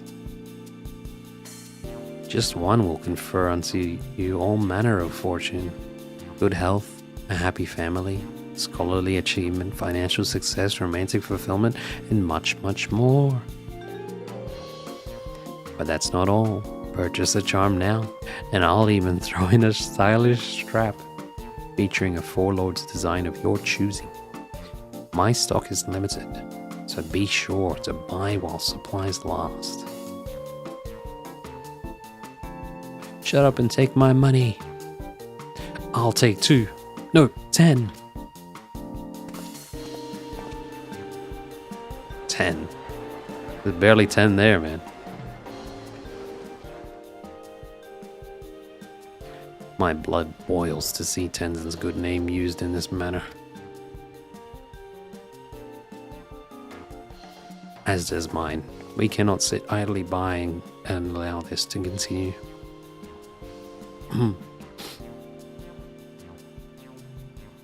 I think our purveyor of good fortune is in need of a proper scare. Are you convinced as well, Avery? Yeah, fuck that guy.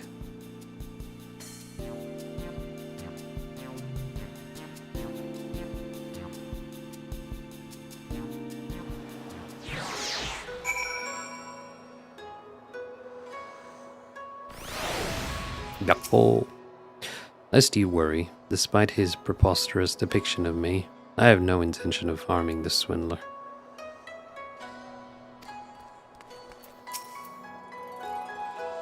That so many would fall for such an obvious deception. No matter the age, mortals see only that which they wish to. Yep.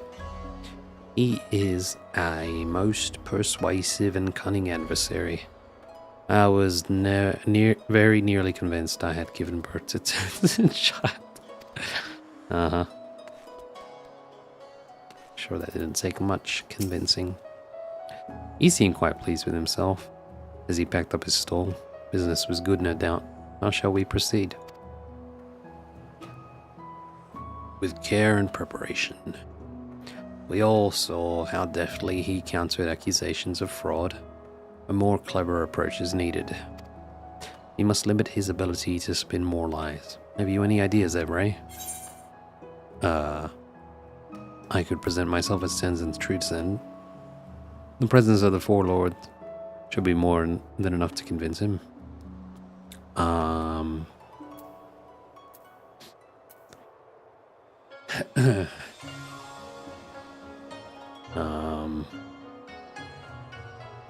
Sure. You guys can do it. Smile. Oh ho ho, indeed. Our very existence alone is enough to prove his claims false. Then it is settled. You shall play the role of Tenzin's true descendant, and we shall accompany you. With us at your side, the impostor will have no choice but to confess his crimes. Still, we would be wise to prepare for contingencies. With me, Soroban, we make for Ryzen Temple. Then it is up to us to find and confront the swindler. Our As you are familiar with this city, I bid you lead the way. Speak with Suzaku when you are ready. Suzaku. We must track him down before he dishonors us further with his insipid trinkets.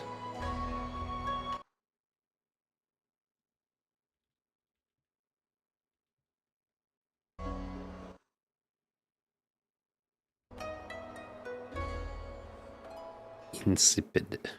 Insipid. Lacking flavor, weak or tasteless, lacking vigor or interest. Yes, I forgot. His customers may have seen where he went, so let us begin by questioning them. I would also know more of his true identity. Of all the heroes of legend, why claim Tenzin's name? The answer may help us to stop him without resorting to violence, since some of you apparently lack the stomach for it. What do you mean, man? I'll beat his ass. This experience brings to mind the days when we traveled with Tenzin. Never one to sit still, he would pursue every opportunity for adventure, heedless of the trouble that would invariably follow for us all. I gather you were cut from the same cloth. Senri made mention of a wonderful tea house she frequents to feed her dango addiction. She is kind enough to bring back a portion to us at this temple after every visit.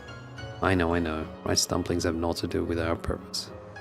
But, should we find a spare moment, know that I am particularly fond of Mitarashi dango. Mitarashi.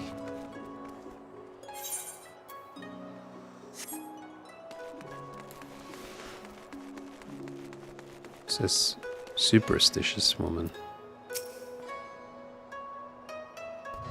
Cool haircut. Kami be praised to have met Tenzin's descendant and get this good luck charm besides. What a fool I was to doubt him. He who commands the four lords of legend. As long as I have this, fortune shall surely shine upon me. Oh, has my good luck charm caught your eye? You wanted one for yourself, you are sadly out of luck. The merchant selling them said that was the last of his stock. He did not think he would be able to acquire more. Yeah, I'm sure he did. But if you wish to hear from him, he was headed towards Tasogare Bridge. You will know him by his attire. I swear he was the spitting image of Tenzin from the storybooks. She speaks of yonder bridge, does she not? Others may have taken note of our quarry as he passed. With this, perhaps I shall finally meet the one I've been waiting for. Oh. Oh. It's this bridge.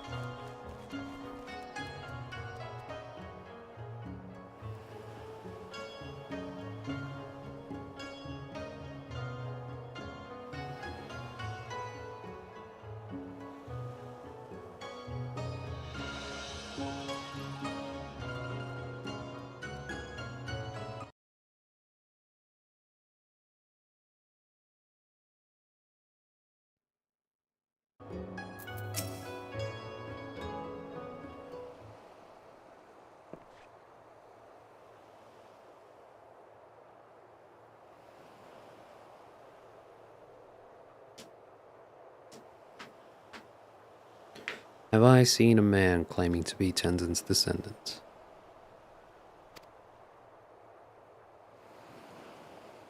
The one who was selling good luck charms by the dozens, you mean? No, he didn't come this way, but Kami give me the strength. Kami give me strength. I'll never understand how some can be so gullible.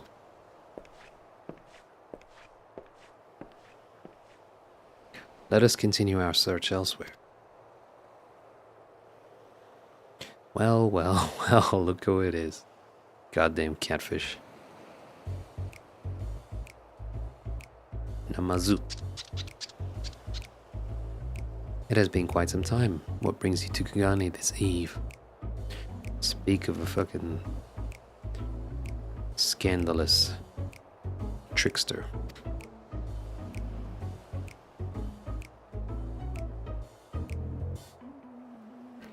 A hawker claiming to be Tenzin's descendant. Probably Ishu. I saw him not long ago, yes. You know him. My peculiar and suspicious friend. There is no merchant in Kugane who hasn't heard of the entrepreneur. He's made a fortune masquerading as Tenzin's heir. It's a brilliant scheme, very profitable. Tried to get in on it myself, but the Baron will suffer no competition. Bloody swindlers. Who is this Baron of whom you speak? The soy sauce one. Who else? Kageyama. Oh god, not that guy again. A dangerous man, yes. With fingers in every pie. I fear him almost as much as I envy him. The deception must be exposed. What can you tell us of Ishu? How many times do I have to teach the Baron the same lesson? Yeah, let's go with that one.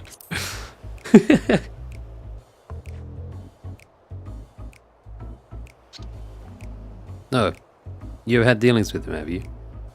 On several occasions, yes. Bloody Kageyama. If you know, then you know. Ishu, on the other hand, is still something of an enigma. A skilled seamster, dedicated to his craft, yet he parted with Kageyama. I never would have guessed he had it in him. There is more to this than meets the eye. We must investigate further. Have you any idea where Ishu may have gone? You want information, yes? I want coin. Give me coin and I'll give you information. I'll give you a beating, man. That can be arranged. If you are willing to journey to Raisen Temple, our friend Fury can escort you. A temple? And one I've never heard of at that. Wait. Is it the sort of place where mortals fear to tread and malevolent spirits do dwell?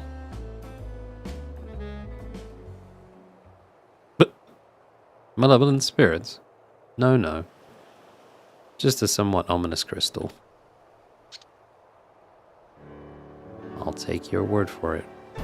As for Ishu, he came to me and requested passage to the Isle of Beko, where he was to rendezvous with Kageyama. I refused. Better to not involve myself in the Baron's affairs, you understand. Kyoto, was it? You have our thanks. We shall fulfill our end of the bargain. You need not fear.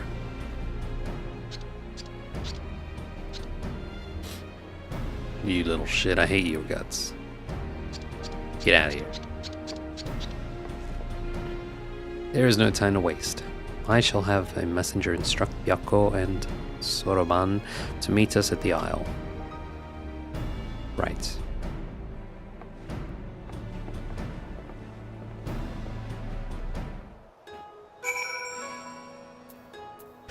The Isle of Beko.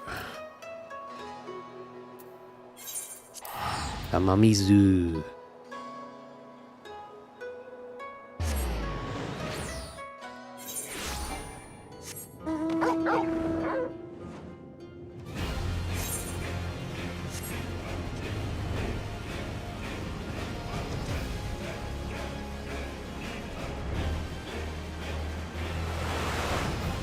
Wee.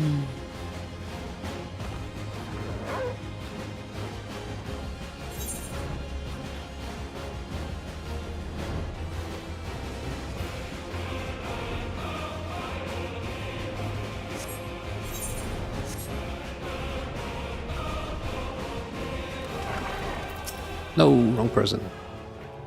Damn it. Ishu and Kageyama will want to keep away from prying eyes. Somewhere near these rocks, perhaps. Let us take cover and eavesdrop on their conversations when they join us.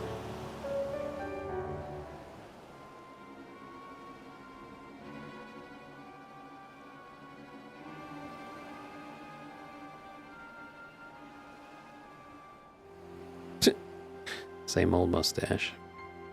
Gah. A fine day's work issue. It pays to have it pays to have fools for customers.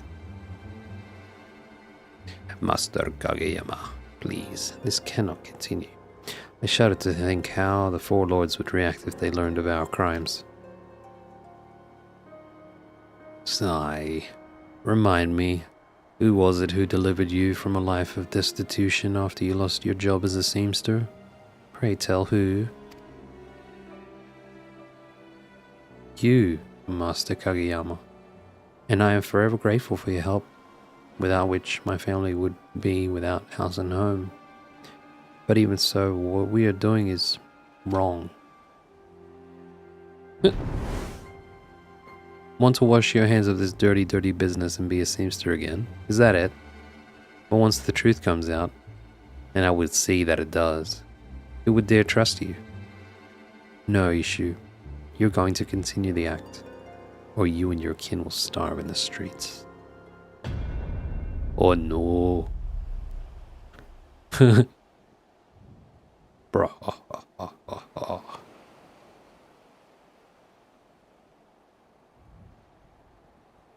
So that's the way of it. Ishu was coerced by Kageyama into this performance, and for his family's sake, could not stop. Indeed. In light of this, how shall we proceed? We help Ishu, of course. We put the fear of Kami into Kageyama. Hell yeah. Fuck that guy.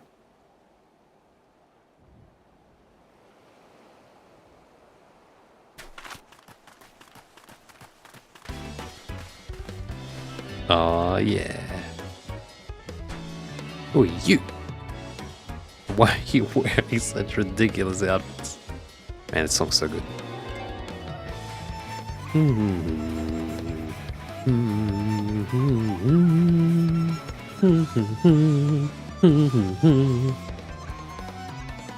Say Ryufine.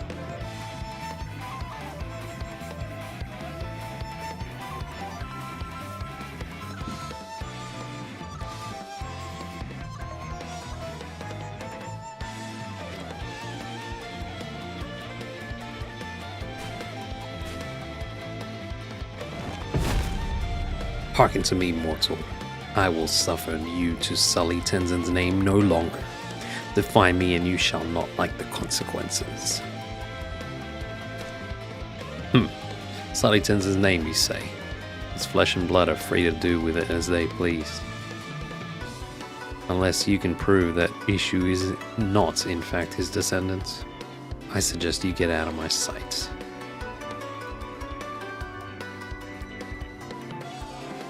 Nice bluff. What, Sarban? Then prove it we shall. Aw, shit, he's got the blade. Hey, right here. Nice throw, man. Damn!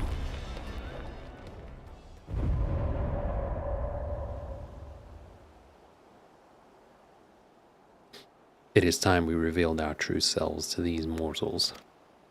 You do it.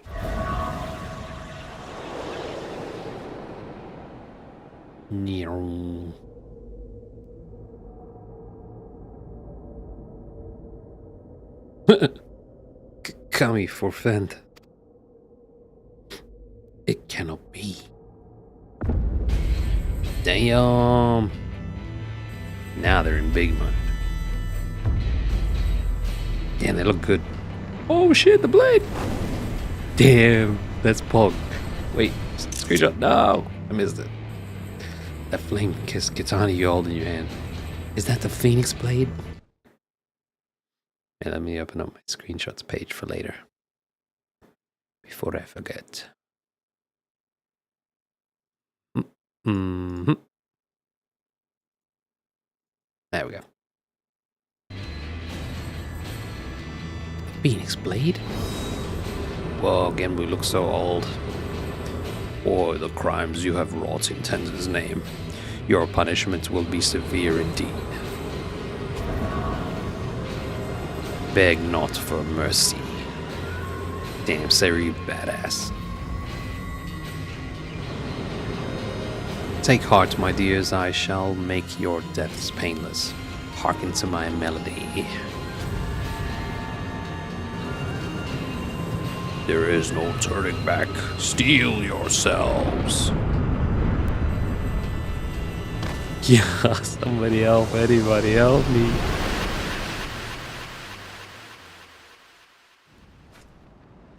Damn, that blade is so cool. What was that? Not only do you possess the Phoenix Blade, the four lords themselves stand at your side. Tell me, are you Tenzin's descendants? Damn right, man. Let me screenshot this. This is sick. Wings up, wings down, wings up. Yeah. Let's get a couple.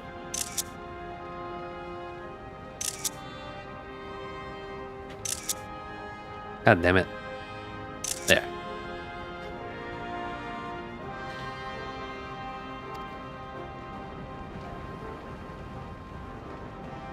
But please, have mercy, I beg of you.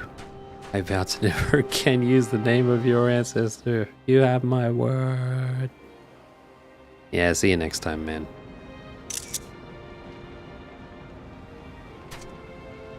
What a cool blade.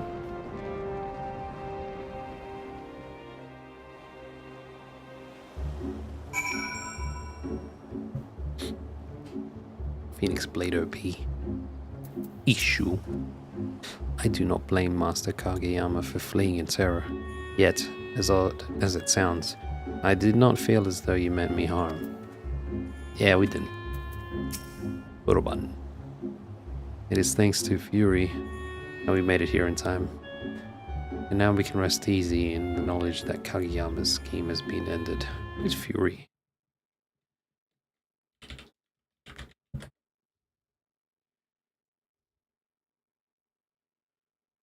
Ah, it's the little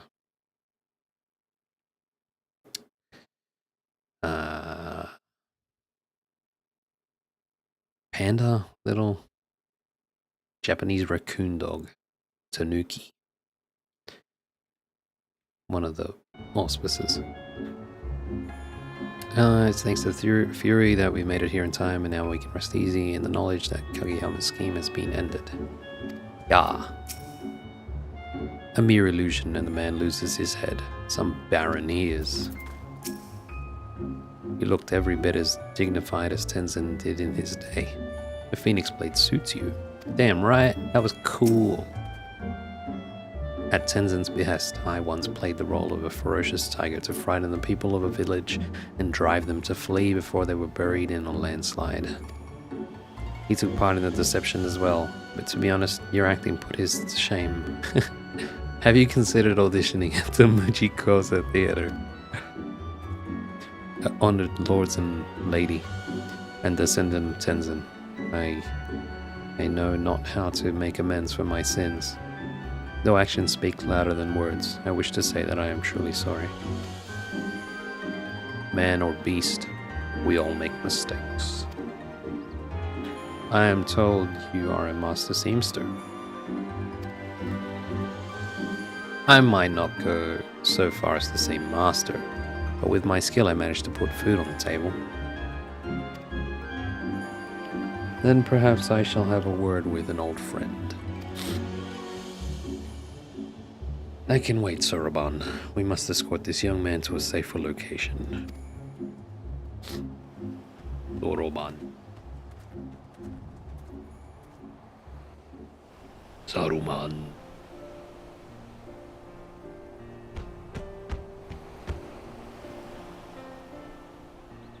This is far enough. It is past time we returned home.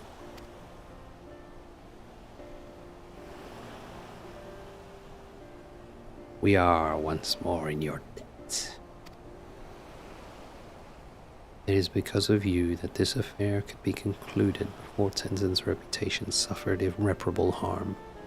Thank you, Evray. Sure. Now that you are no longer bound to Kageyama, what will you do? Well, I know I must take responsibility for my actions. I will confess my crimes to the Sekisei Gumi.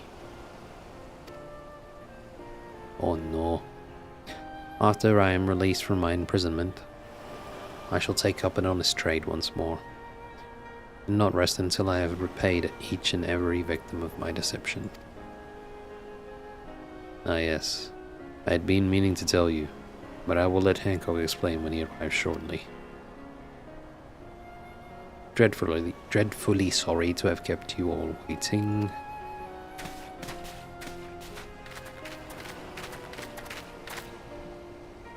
Ah, speak of the devil.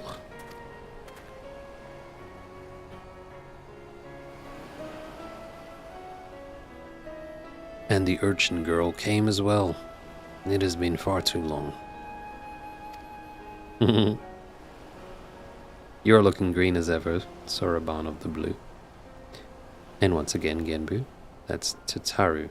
Tataru. I'm sure I'll have to remind you next time too.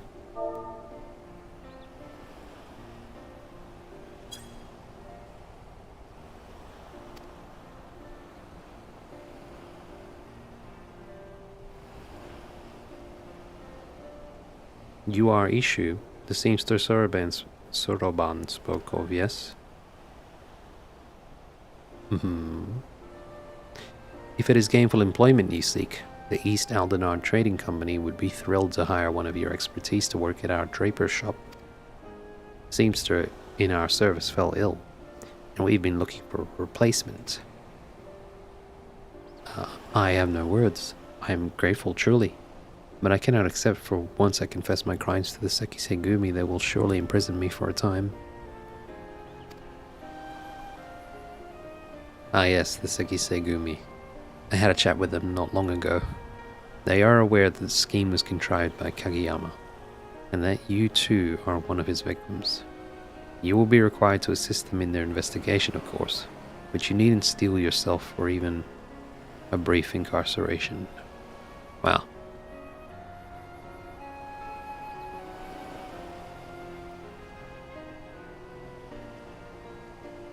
Hancock, you have our thanks for calling Everett to our aid. Oh, not at all. Oh no, not at all. I am pleased to have been of service.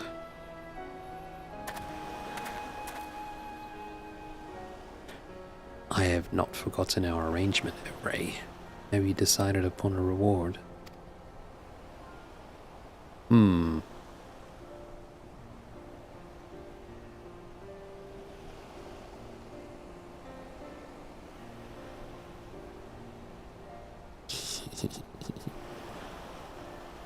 Oh, how that warms the heart.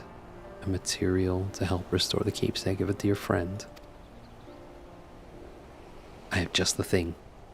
I won't spoil the surprise now, but do look forward to it. I suppose we had better return to the city, but before that, you could have called upon me too, you know.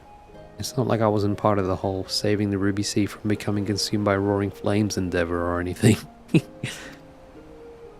I remember. Oh, forgive us, urchin Tataru. We assumed you were busy. That, you did struggle mightily to help Everest restrain Soroban that one time. So there was some concern that you might prove a liability should it come to blows. Nevertheless, we will take your words to heart. Aww. Perhaps we should assume our guises and walk among men more often. It was a refreshing change of pace on the whole. I would not be against it. We were in a bit of a rush on this occasion, but with a longer visit we might better appreciate men's curious ways. I have no doubt we shall meet again. I but pray that the time comes sooner than later. Yeah, you and me both.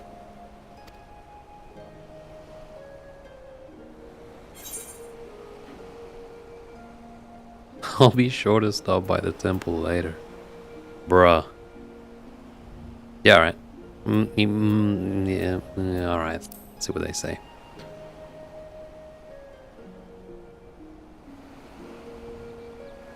You know you are always welcome. The others would be thrilled to see you and Tataru both. Aw. Bye-bye. Sayonara. Matane.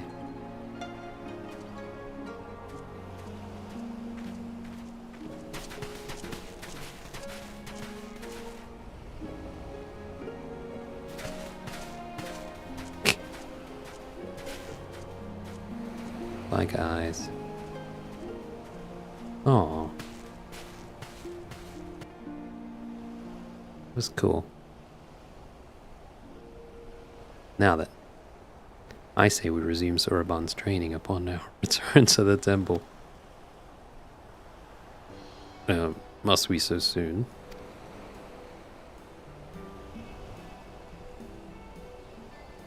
You did well to apprise Hancock of Ishu's predicament. He may now make amends by putting his talents to good use, and continue to provide for his family. Indeed. 'Twas behavior befitting one destined to become the next Genbu. The road ahead is long, but we doubt not that you are worthy, and so we want only to encourage you to reach your full potential. If that is how you all feel, then I have little choice but to do my best.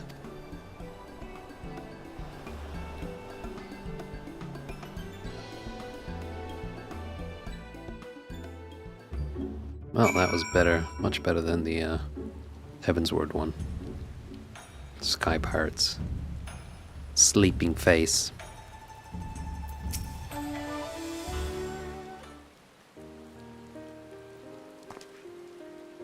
I can still hardly believe the Sekisegumi only wished to question me. Master Hancock must have a way with words. Yeah, he does. Speaking of which, I believe he and Mistress Tataru will be joining us shortly. It's raining. Hello. Ishu. You will be pleased to know that I've just finished making arrangements for your immediate employment. May our profits soar that you may give your family the life they deserve. Master Hancock, I do not deserve such kindness. I will do my best to earn my keep. I want you to know that I intend to work hard to make up for the many mistakes that I've made. It is not much, but I have prepared a gift for you as an expression of my gratitude. A set of garments that I made before I was embroiled in Master Kageyama's schemes. The lords and ladies of Kugane once held my work in high regard, and I hope you will as well. Cool. Thanks, man. You will also find a little something from me included within. A well-deserved reward. Thank you, sir. Wait, what exactly did you give, Avery? Never you mind, you little shite. Payment for introducing the East Aldenard Trading Company to prospective new clients. What else? Can't say I'm surprised you would try to peddle goods to the four lords themselves, but still, have you no shame?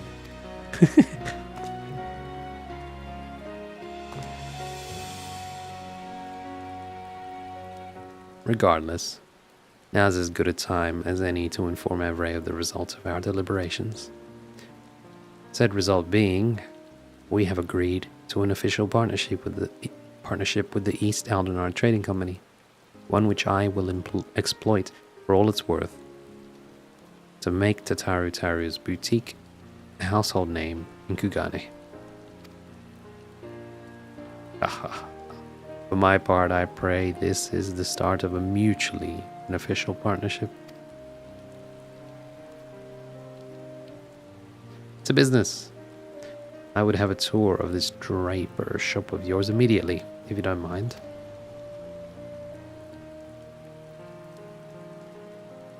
Sorry to cut things short, Evray, but time is money. and I have precious little to spare. Once you've seen to any other unresolved matters you have here, I'd be grateful if you'd return to old Charlie and inform Medina of our new arrangement. Miesh. No worries. Sayonara.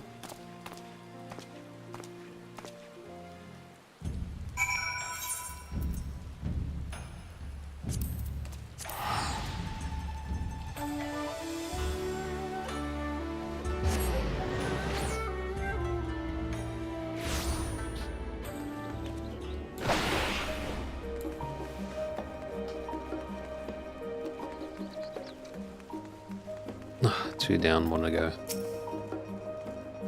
Welcome back. Negotiations with Master Hancock were fruitful, I hope.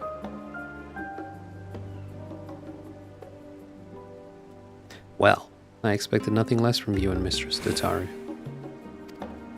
As for Mistress Tataru's necklace, you say Master Hancock slipped a gift into the parcel you received from Issue, yes? May I have a look?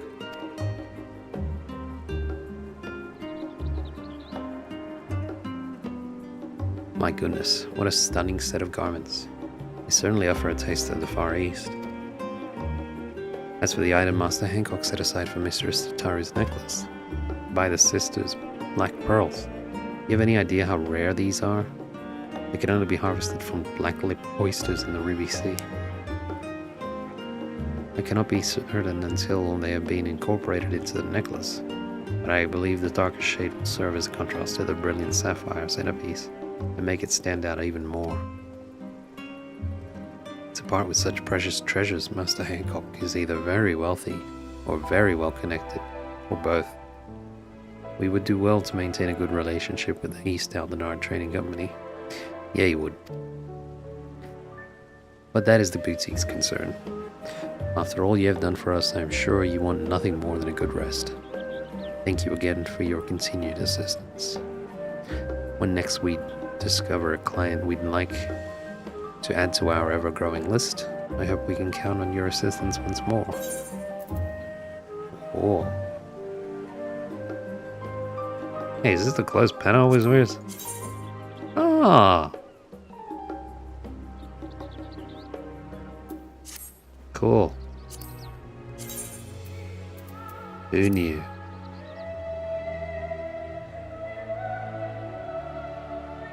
Whoa, fake ponytail.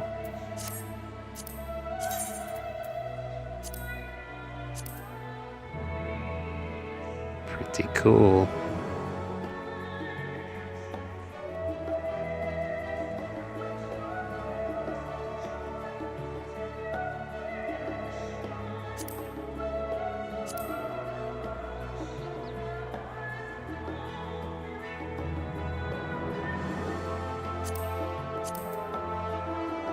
Undoshi. Undoshi shimete mokai ippai. Cool.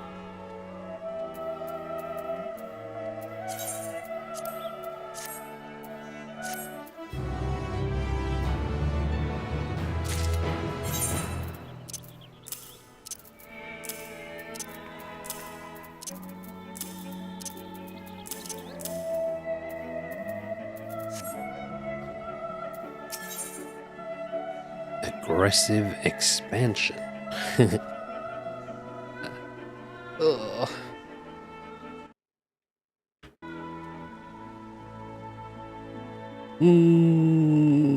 BRB.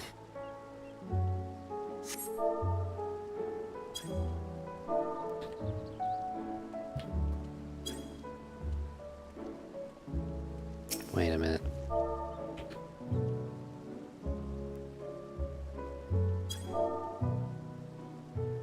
There, BRB.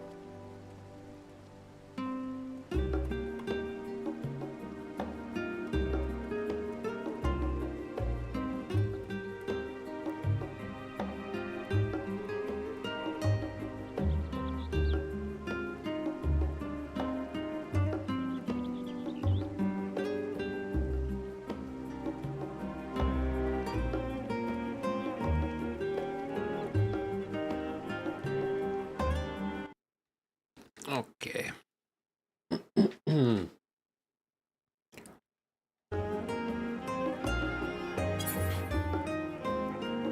Final quest. Oh, I wonder if Bo's still doing PvP. No.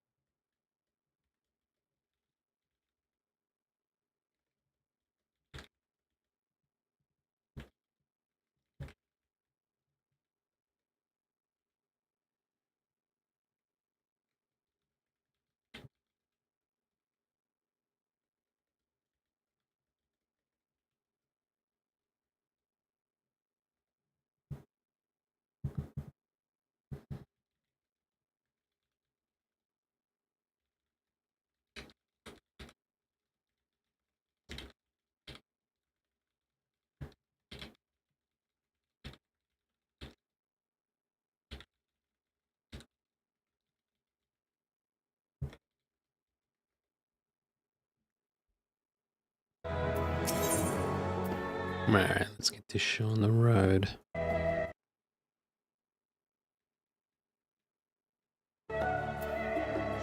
Regina would like to make a special delivery. Can't tell what this picture is. Oh wait, is that Gaius? Is that weapons? One of the weapons? I thought maybe this one would be like Shadowbringers somehow, seeing as the other one seemed to be Stormblood and the one prior was Heaven's Ward. At least based on the areas they were in.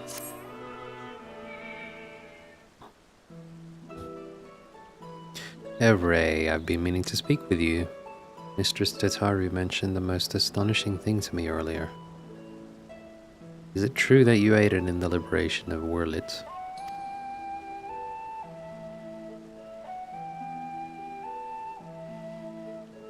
Yes. I see. So you fought the weapons of the 7th Legion alongside none other than the Black Wolf himself. Yes, Gaius. Well then. That makes you the perfect candidate for our next job. You see, we're planning to send our latest samples of military equipment to Wurlit's interim government.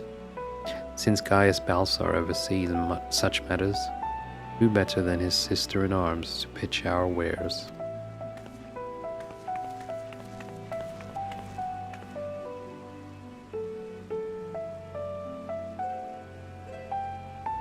Word has it that the Wurlit forces are in the process of choosing a supplier to outfit their troops. So we're keen to throw our hat into the ring. So would you be willing to assist us?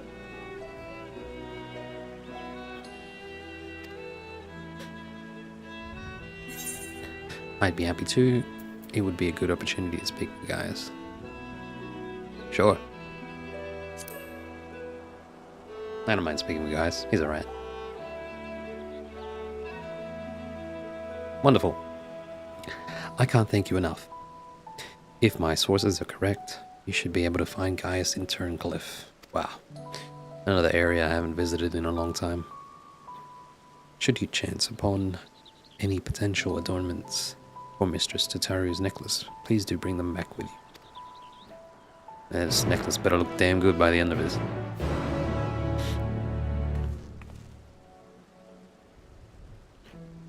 You may travel to Turncliffe by speaking with the Resistance Escort in Porta Pretoria, located in the Locks region of Girabania.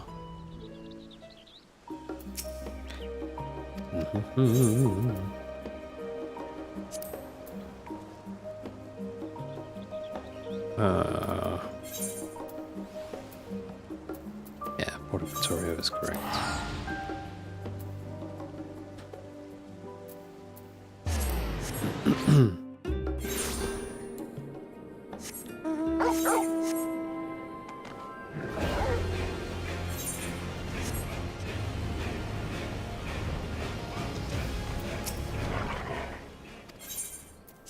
Heading to Turncliffe? Yes, I am. Whoa.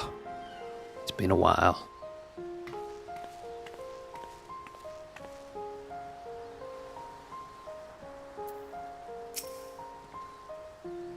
I was not expecting you, Ray. Are you perchance aware of the ongoing situation? What situation? My thoughts exactly.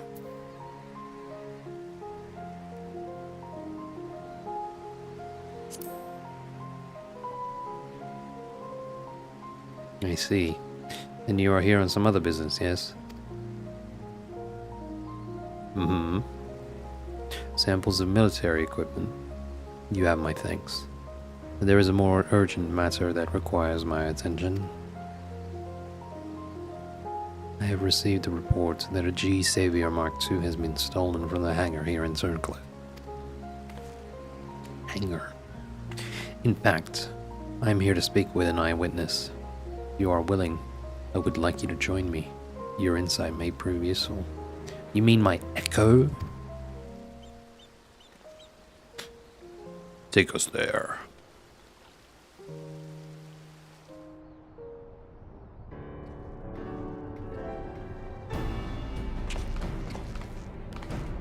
Kawaii Avilina. Thank you for coming at such short notice. And with Evray, no less. As luck would have it, she decided to pay us a visit on other business. Owing to our present crisis, however, I had her accompany me here. Tell me, is it true that Mark II was stolen? I'm afraid so. While I was performing maintenance on the Mark I, I caught sight of a man approaching the Mark II and looking very suspicious. Our culprit, in other words.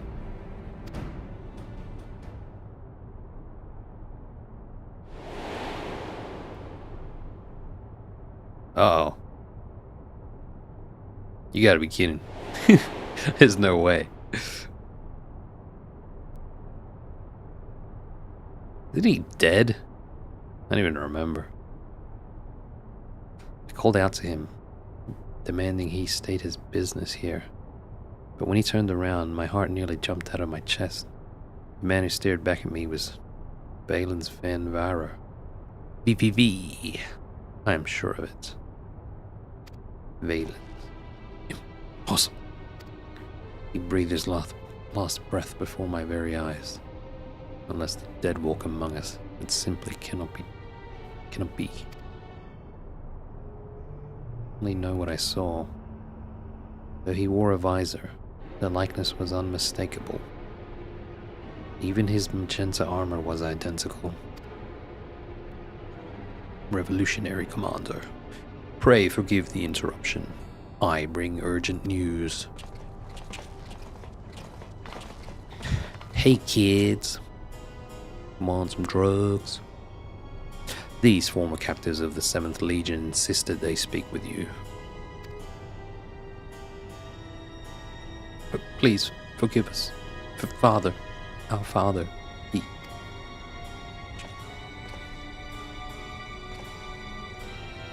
Calm yourself, lad. You are safe now, I promise.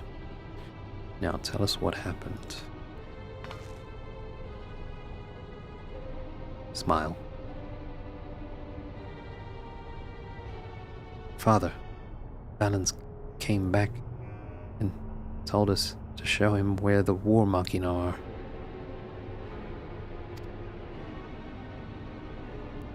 We know how to get in there, so we sometimes come for a peek at the big machines. Again in here.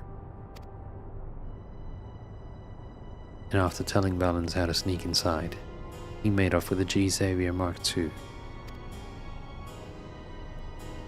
Given what you boys have been through, I know how difficult it must have been to confess what happened. Your bravery is commendable.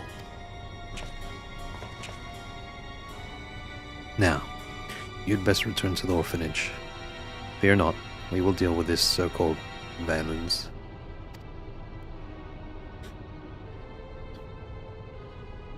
Cool armor.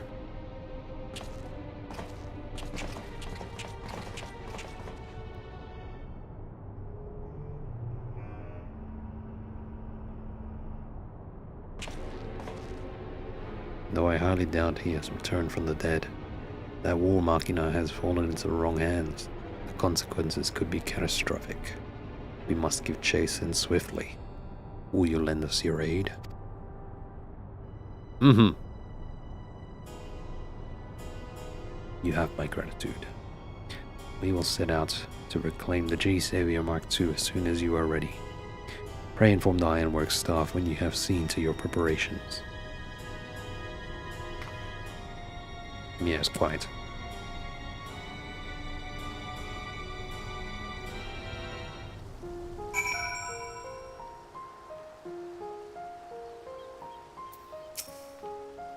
Even now, I still cannot believe my own eyes. Balance? Alive?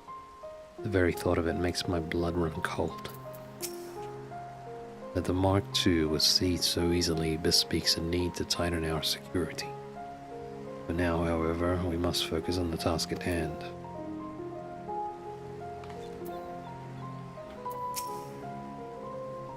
If you're to stand a chance against the G-Savior Mark II, you'll need to fight fire with fire. Luckily for you, we've already fueled the Mark I, which is ready for dispatch at your command. Oh shit, it's been a while since I used this thing.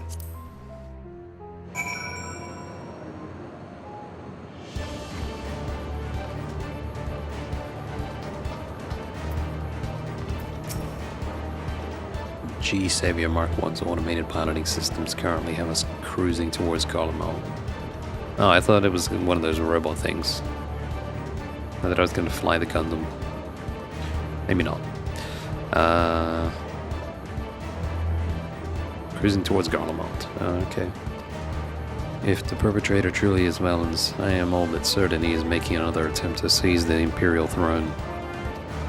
After all, it is precisely what he hoped to achieve with the diamond weapon after the death of Emperor Varus. But he did not succeed then, nor will he succeed now. I want you to pilot the G-Warrior to make sure of it. Ah, that's the one. G-Warrior. While I am entirely capable of taking the helm myself, I must concede that your skills outshines my own. Instead, I will provide support from the rear cockpit inside the containment apparatus. Valens may have a head start, but I'm confident we will overtake him once we have the engines at maximum output. Then the rest is up to you, Evray.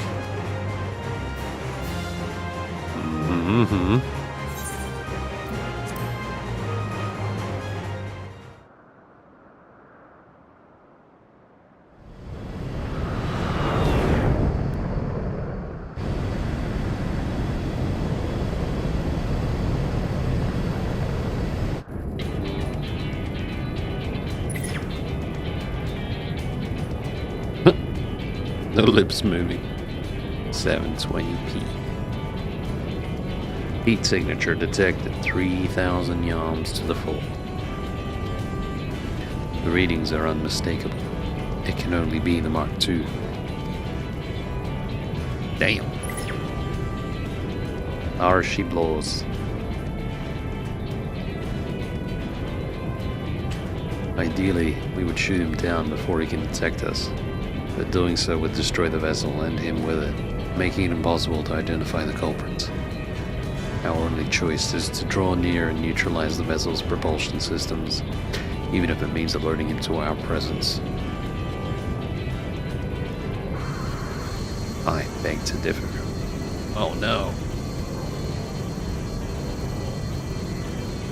Someone has wormed their way into our frequency. What's his voice? It couldn't be. Whoa! Oh, but it is. My, how long has it been, Lord Belsar? Damn, Nero. The fuck? Nero Tolskava.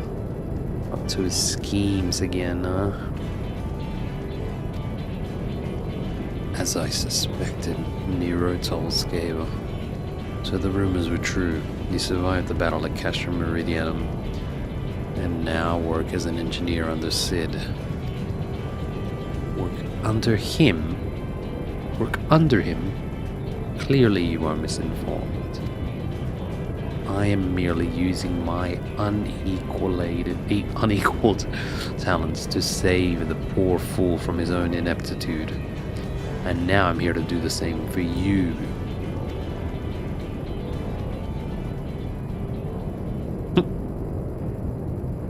Do enlighten us as to how. 'Tis simple, really. I've crafted an armament that will immobilize Garland's wretchedly designed vessel, and I've even given it the appropriate name. I call it the Anti-G. It's Pride Month, man. You can't do that. Expecting this day would inevitably come, I took the liberty of loading it into the Mark I's weapons bay in advance. You're welcome.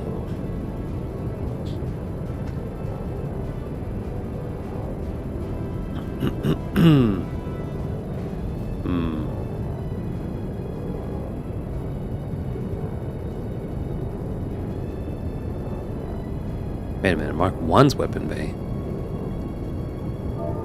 Isn't that the one I'm flying?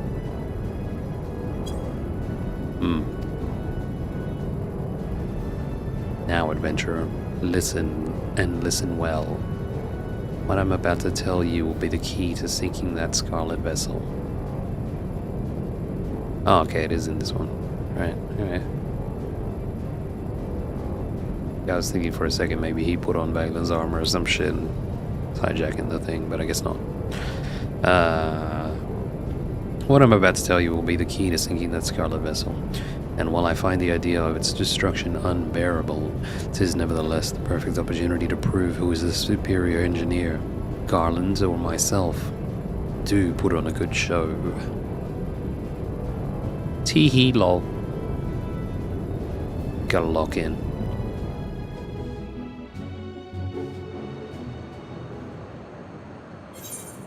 What the fuck? Oh wow, I am actually gonna get a minigame. In the following sequence, you will pilot the G-Warrior. Time your inputs with the on-screen prompts. Okay.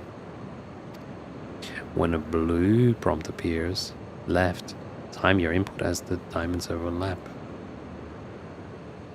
Okay.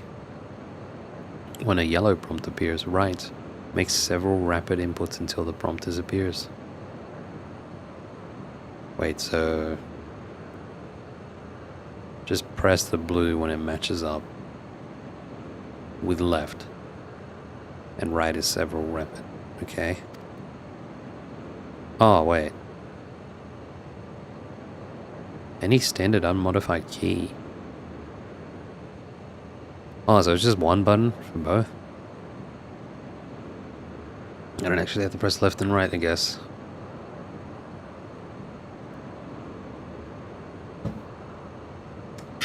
Alright, sounds easy enough.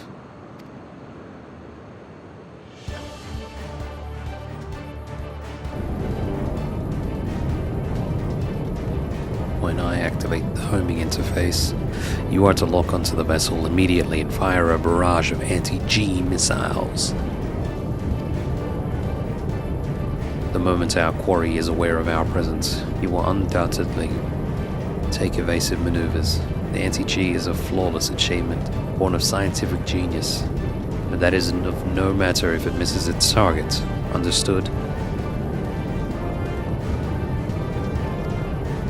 Hi. Saw this.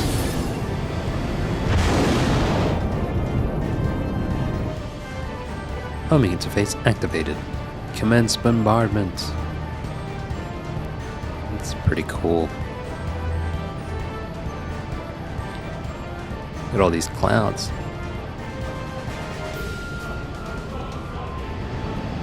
Oh shit. Lol.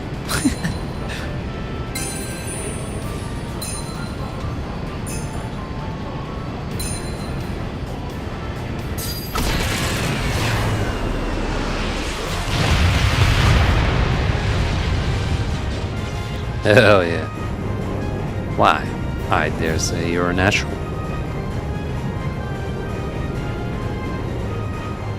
Yeah, I've played a couple video games before.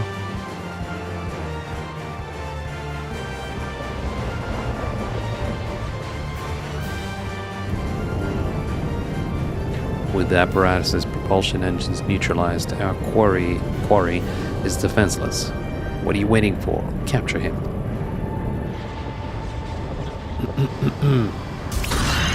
Oh. No, he's not finished yet. Whee!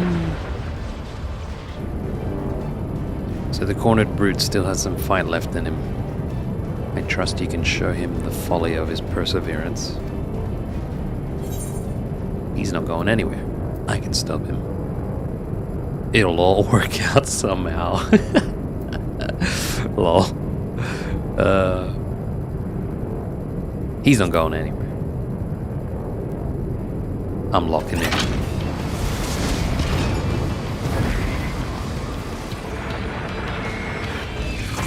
Whoa, Kamehameha! Meow. Whoa. Damn.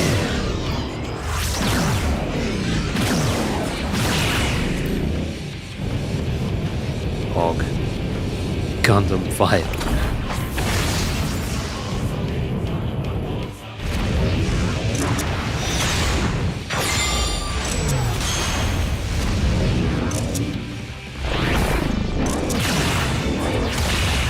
Whoa, Samurai Gundam.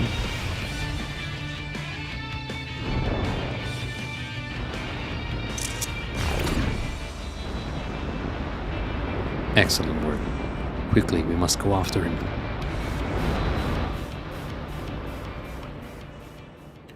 Weapons theme is so good.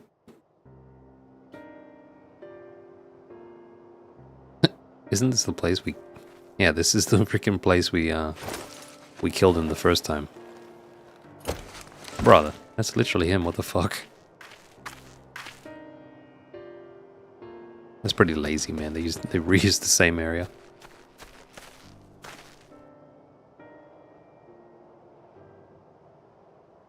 What cruel irony that the vessel should crash here of all places. Mm-hmm.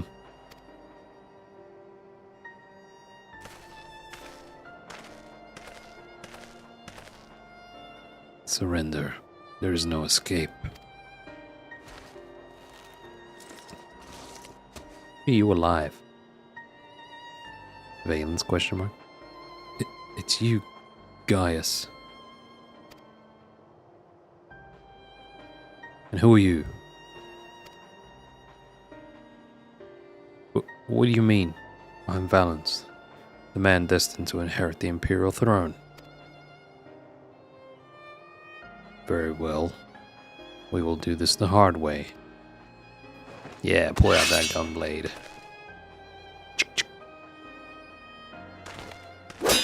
Whoa! Oh, the mask. Disable twin brother. The hell, man? It's him as well. I mean, it looks identical to him besides the eyes, obviously. I guess this man is not Valence.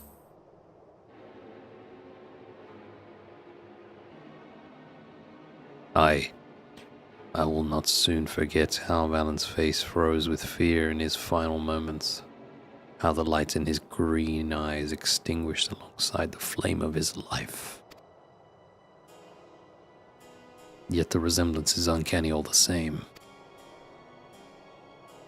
I will not ask again, who are you?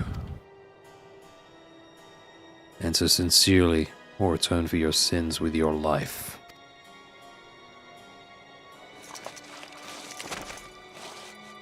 Whose bitch this is?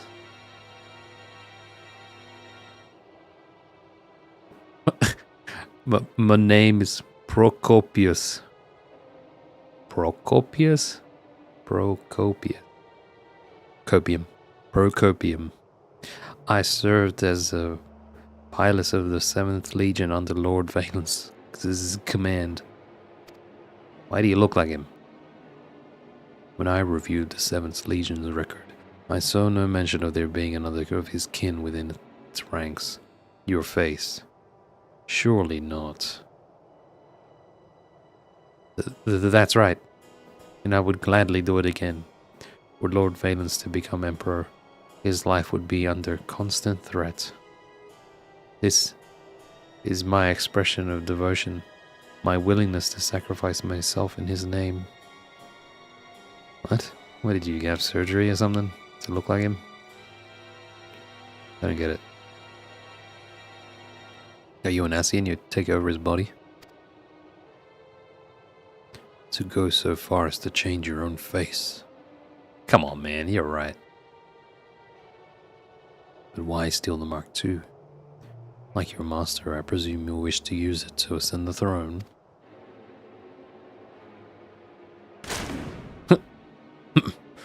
The throne is but a means to an end.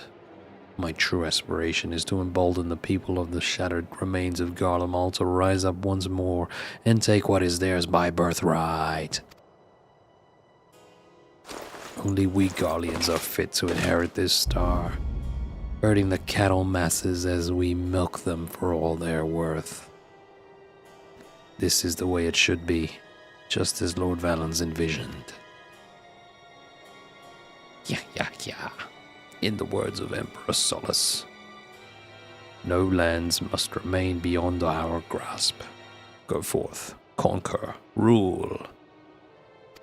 Procopius. Kill this man.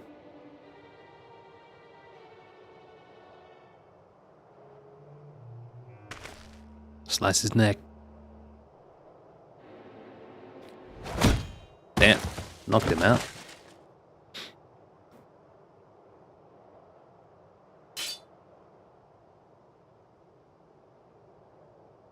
The ravings of a madman. Lest you wonder, I have not killed him. Yeah, I know. We have recovered the Mark II and apprehended our perpetrator. Let us return to Turncliffe. Yeah. Let's do it.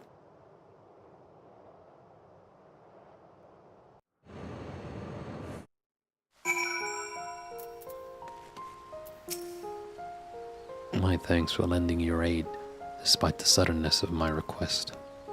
The children will be able to rest easy knowing the impostor has been captured and the vessel reclaimed. That said, you were here on other business. Let us delay it no further. Ooh, another prize. Gaius is ready to discuss the samples you brought. Now, could you enlighten me as to why you came to deliver clothing samples?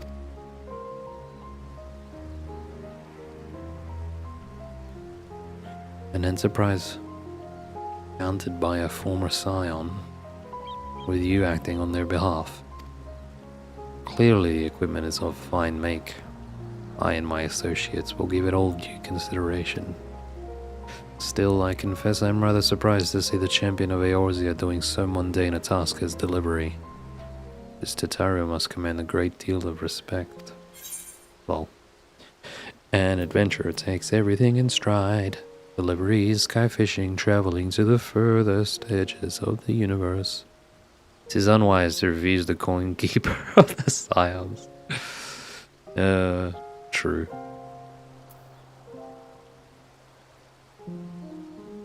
Oh man, I want to choose both.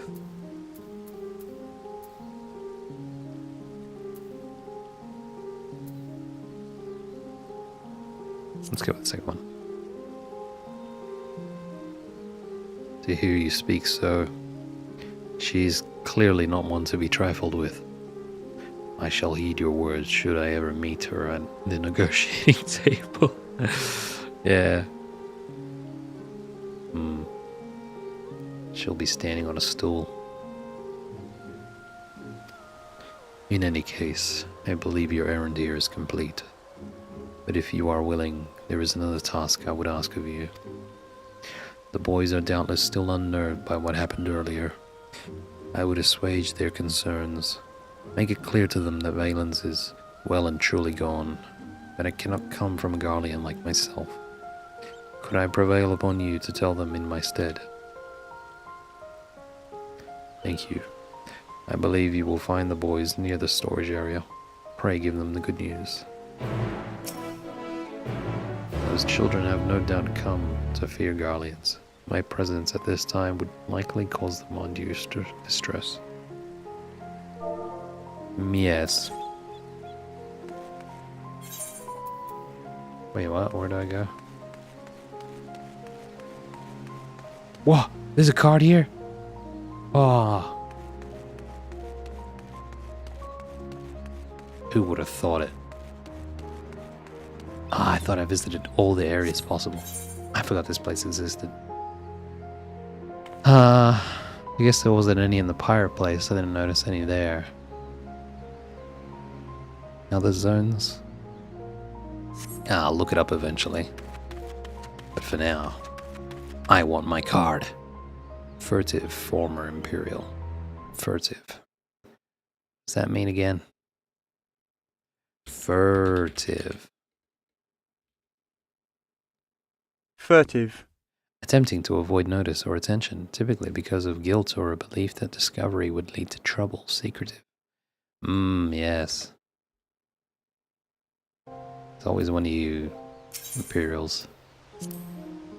A lot of us local conscripts have deserted the 7th Legion, but the rest of Turncliffe isn't going to forget what we served the Empire. At least not anytime soon. Alright, face me in cards. With the Empire gone, I've got no way of making a living. My only hope is to win that upcoming Triple Triad tournament and live off the winnings. Don't suppose you'd help me out with a few practice rounds? Sure. Yes, only one card. Top and fallen ace. Alright. Fallen ace, huh?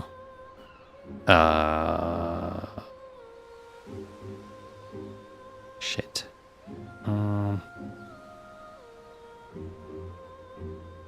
Let's try deck 5.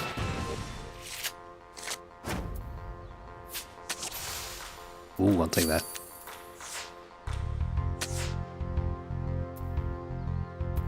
Bopper song.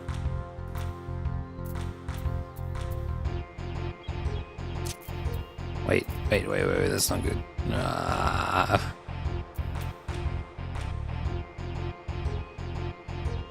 This sucks.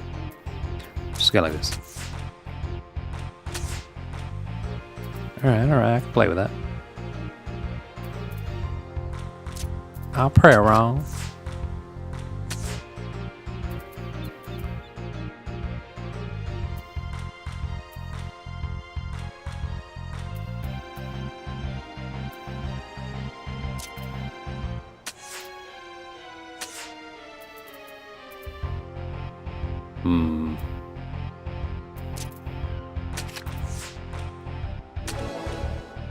Give me the card. Oh. Alright, that deck did alright. I'll do it. Ah, you son of a bitch. Trash card.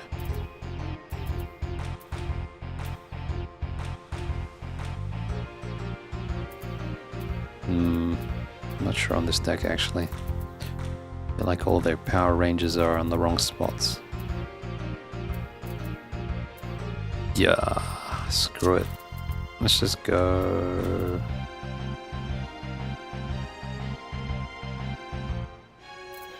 Wait, if that's an ace, I do have a one that goes that way. Oh, that's not gonna work. That will. No, what? It's a 9 versus 9. Moron. Yeah. Well, GG. Might as well just throw. Get it over with.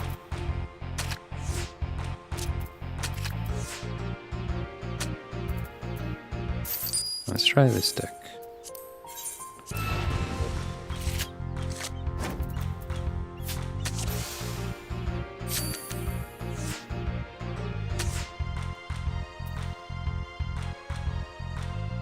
What an annoying card.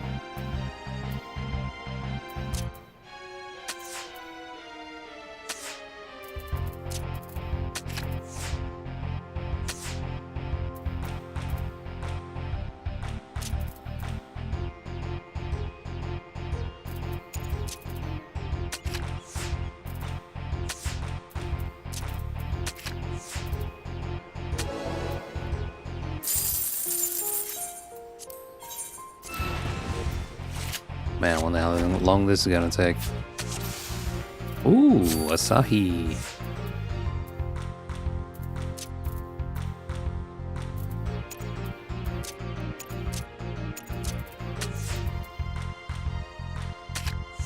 Alright. Why would I play that? Fool!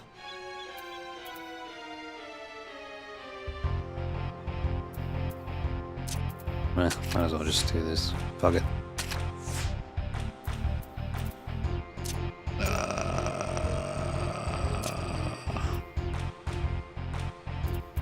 Oh, this sucks.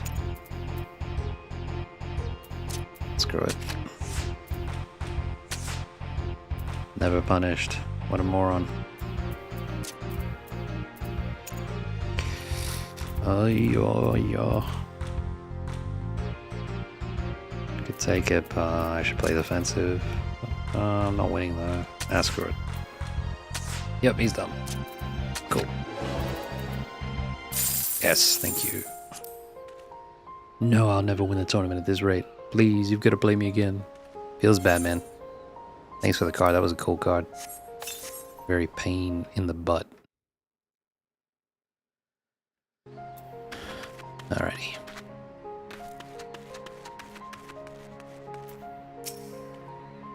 The children were so anxious. I thought it would be best if I stayed by their side. I hope you can forgive us, miss. We're really sorry about what we did. We shouldn't have snuck into the hangar or told him how to either. Did you really fly the G, warrior? Wow. I hope you can take me with you one day. Keep on hoping, kid.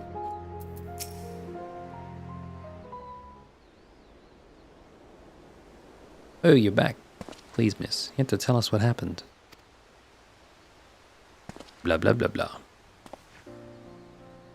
So you got the machine back? You're amazing, miss. If that man was just pretending to be Valens, does that mean the real one's not coming back? Yes, he's gone for good, my dear. Pray remove any thoughts of that wretched man from your mind. Thank goodness. Even now I see his face in my dreams every night. I'm always so afraid. I want to tell Miss Ali, but I know I mustn't. She's been through so much. Who? You haven't heard? Ali's been helping out at the orphanage. I forget who that is. She's been taking really good care of us. But we don't want to worry her.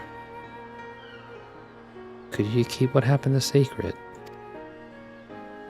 We heard that Valens did awful things to Miss Ali too. Please, we don't want to bring back all those horrible memories. Ah, her. She had a case of amnesia, I think. Thank you, miss.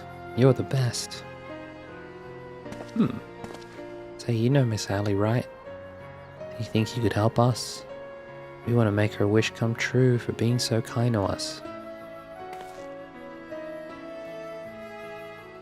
We heard that she dreams of having a portrait of her family. We think it'd be nice if somebody painted one for her. Oh yeah? But besides Mr. Gaius, her family's gone. Sag. Good one, kid. We could describe her siblings to the artist. Perhaps we could somehow manifest their likeness for the artist to see. Sure. I don't know how, but sure. My echo? Hey, what the? There's kids up there. Yes, that could work.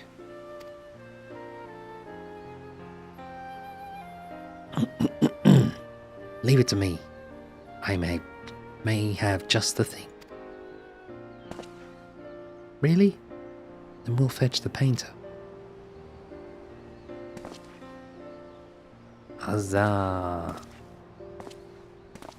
Did you tell Miss Ali and Mr. Gaius to meet us at the lookout? Sure. Now I shall take a leaf out of Nero's book and prepare a surprise of my own. Pray meet me at the lookout once you've spoken with Caius and Ali.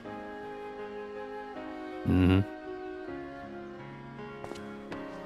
But, oh, I thought he was going to run straight into this thing. Oh, there's kids up there. I guess not all adults are bad people. Yeah, we still got a lot of growing up to do. You're right. Maybe we should go on an adventure someday. Cool, I like these kids. Next future. Final Fantasy. Protagonist.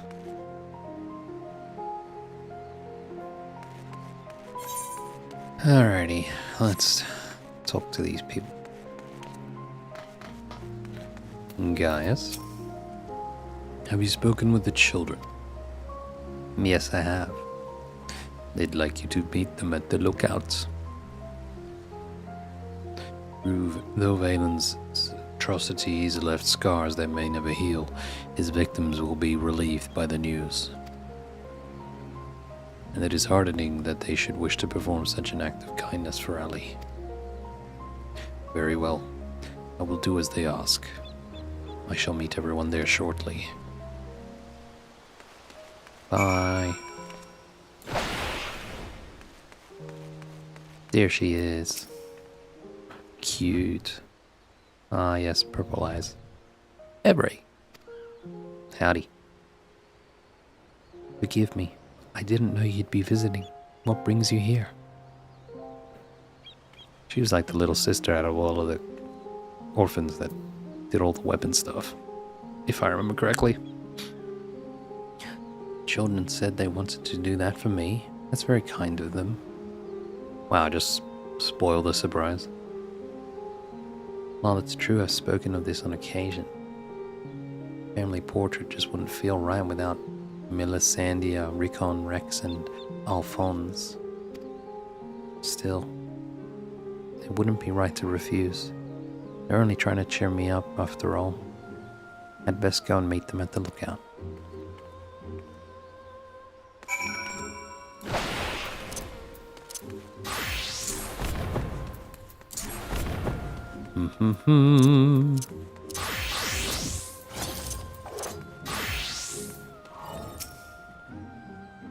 They are on their way then? Perfect. I have made my own preparations in the meantime. All that remains is to await our models and our esteemed portraitist. Wonder if it's going to be the portrait dude from Ishgard. No way, right? But who the hell?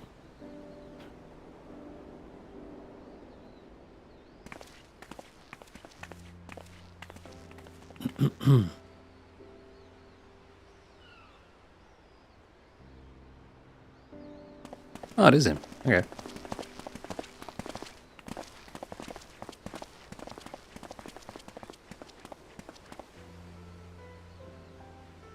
Caius, Ali, would you mind standing over there?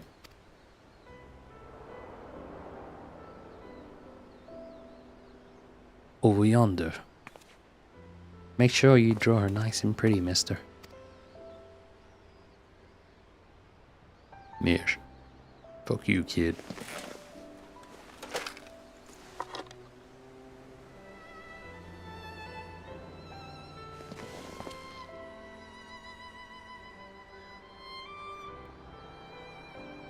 Aw, that's cute. Did we do it right? Are we making her dream come true?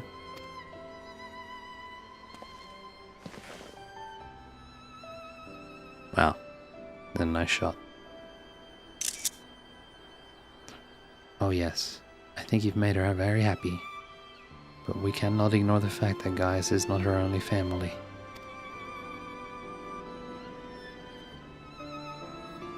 I know, but everyone else is gone. We have a tombstone with them on recording or something. Wish we could have done more for her. Don't worry, child. As I mentioned, prepared a little surprise of my own. Aha!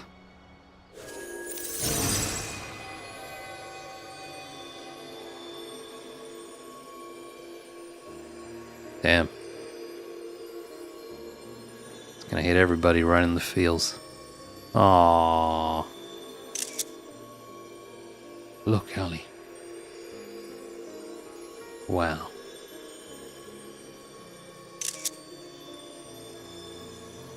That's sad.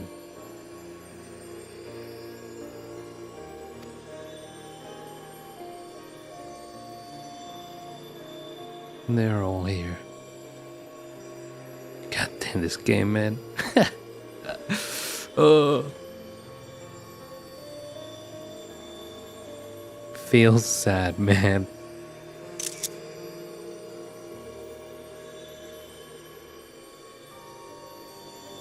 Wow.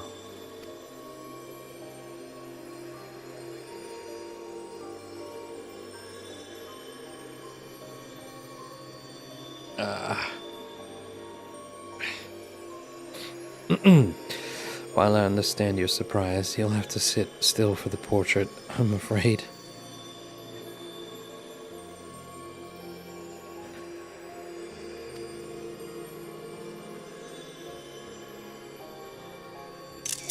Damn it. I think I missed that one. Happy face.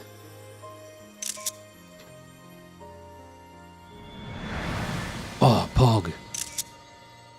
That's Pog. Cool.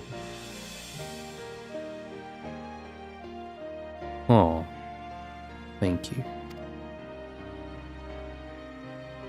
God damn, man. These side quests always hit me right in the feels.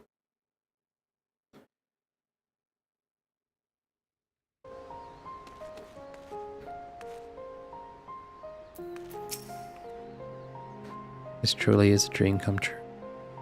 I will treasure this portrait for the rest of my days.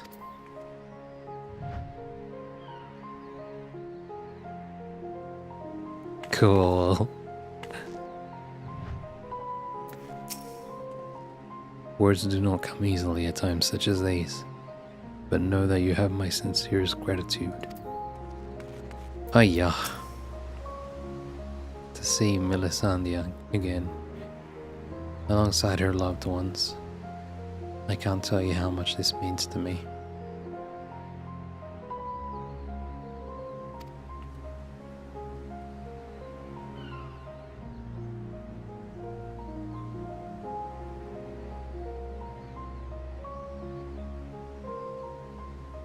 Melisandre, Recon Rex, and all funds.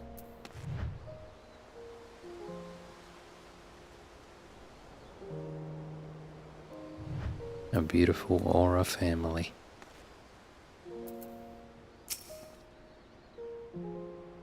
We're so happy Miss Allie's wish came true. Thanks for helping us, Miss. We wanted to thank you too, so we got you a gift. We found them on the beach with our friends at the orphanage. They're our greatest treasure. A pair of pretty pink shells. Thanks, kids. We'd better go now. We hope you like it. And Gina may find the shells a beautiful compliment to Tataru's memento. Return to old Charlian and show them to her. Bro, I'm just gonna leave them?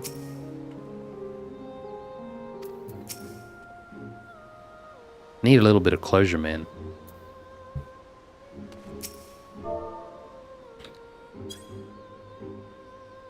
Bye, guys. Bye, Ellie. Bye, Abelina.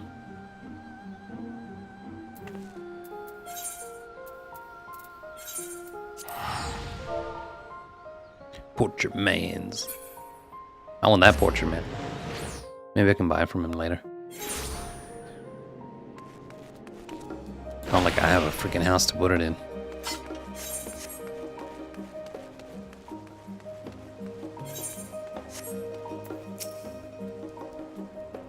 Welcome back, Evray. How did you fare with Gaius in Turncliffe? Muy bien. My goodness. Not only did you help him recapture stolen war machina, but you even helped fulfill his daughter's dream. I'm not sure whether I should be in awe of your ability to solve problems, or offer my commiserations for encountering so many in the first place. Mayhap that is simply the lot of a distinguished adventurer. Which reminds me, were you able to procure a new adornment for Mistress Tataru's necklace? Yeah. Packaged gift. A package containing a gift from the orphans living in Turncliffe. My, they're simply remarkable. These must be the fabled rose shells of Urlit. I hear they're both rare and beautiful, making them the perfect choice for various types of jewelry. If we polish them up and make a few refinements, I am certain we can incorporate them into the necklace. Ah, there's something else in this package. A rolled canvas of a portrait. It looks like. Must be a gift for you. Is it a copy of the one that we just saw? Owing to your kind assistance, I believe we are in the running for forging a contract with Urlit's interim government. There could be no more desirable result for the boutique. You have my heartfelt thanks, Everett. Forever at your side. A commissioned portrait of a former Imperial officer and his adopted children, entitled Forever at Your Side. Aww. I need a house so I can put this shit up. Bruh.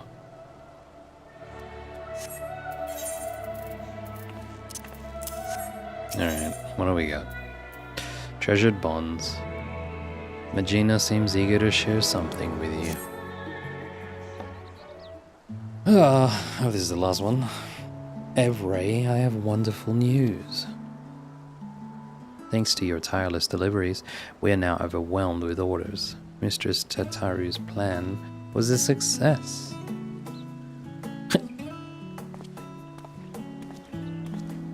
Who dat? Brother. That's another shipment sent. I don't think I've ever packed so many parcels in my life.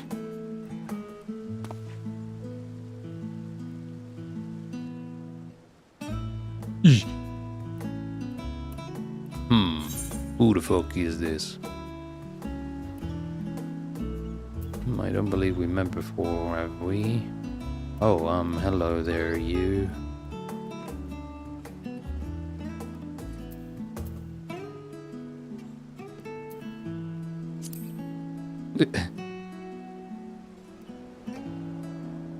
Yes, tell me your name again. Hazdad. Hazdad. He's got a dad. What an incredible memory you must have to remember one such as I. But I don't think we were ever properly introduced. My name is Hazdad. Is this the guy that was down over there by the little port thing with the water, carrying boxes around? I was among those who traveled here from Palakistan by way of Garlemald during the final days. Nope, not who I was thinking of. I don't think so anyway. Palakistan. Wow, it's a long way. By way of Garlemald during the final days. You and your comrades ensured our safe arrival. That part I remember. I've been working at Taru's boutique with Magina and Barsarud, albeit behind the scenes. It's rare that I have occasion to visit the storefront. An unfortunate side effect of the constant demands on all our staff, though I think we would all agree that the hustle and bustle is for the best.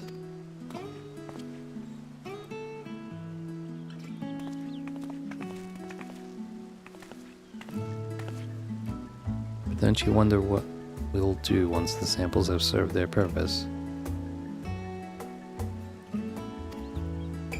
Our equipment is crafted to last, which is wonderful of course, but also means that our customers are not like to require replacements for some time. Therefore, if we are not constantly receiving new customers, our good fortune will eventually sour. No? Yes, very clever. Mistress Tataru isn't so foolish as to have not anticipated such things. I'm sure she's already coming up with new and exciting products to offer our existing clients.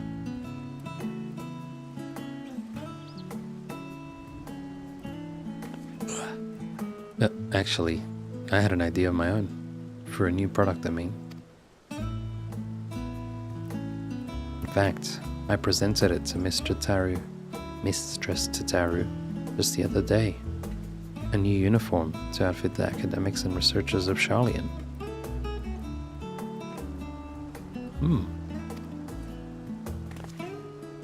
Oh, how enterprising. And what did she say?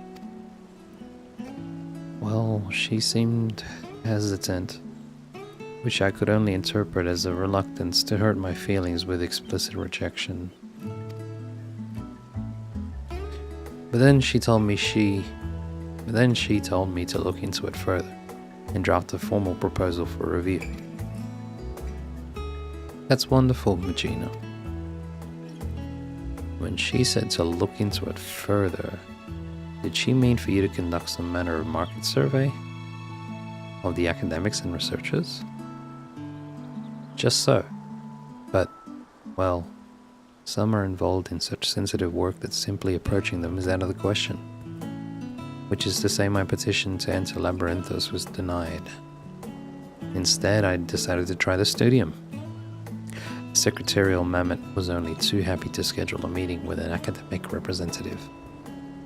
But now that it's come down to it, I'm feeling ill with nerves. If it were on Mistress Tataru's behalf, it would be different. But this was my initiative, my idea. I'd offer to accompany you, but I have to mind the counter. Perhaps you could offer Magina your support? Yeah, alright, let's go. Oh, thank you. Can I come as well? I'd like to start thinking of what supplies we need for our artisans once your plan is approved. Of course. Very well then. To the studium we go.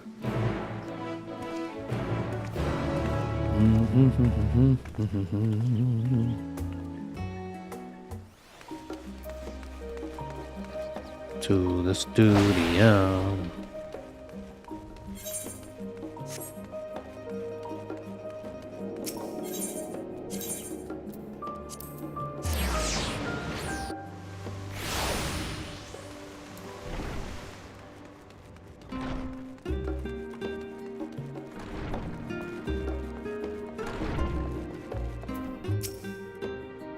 In Thavnir, a man of science is almost certainly a practitioner of the alchemical arts, but these scholars pursue all manner of disciplines, some less practical than others, from what I have seen. This building might well be a temple for how austere it feels. I'm glad I have your company. I was told a Ki Aliapa would be meeting us here. Aliapo. I'm sure they will be along shortly. Yellow outfit chick, I think. Yeah. Hello. Representatives from Taru's boutique, I presume. Oh, Ebre. What a pleasant surprise. I suppose your presence should merit no shock at all, given the breadth of your generosity. Hi. Pleased to meet your acquaintance. My name is Magina, and I am ever so obliged to you for taking the time to speak with us. Ki Aliapo. Ki Aliapo. At your service. And there's no need to stand on ceremony, I assure you. Most of our academics are far more concerned with their research than pleasantries. Admittedly, to their detriment at times. Anyway, how may I help you this morning? Blah blah blah blah blah. Blah blah blah blah blah blah blah blah blah blah blah blah blah blah blah. A uniform for our academics and researchers, you say? I myself am ill-equipped to offer an authoritative opinion on the matter, so permit me to arrange some meetings with faculty representatives.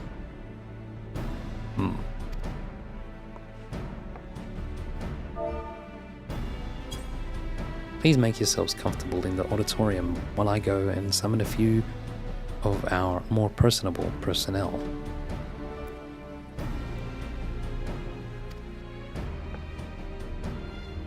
Okay.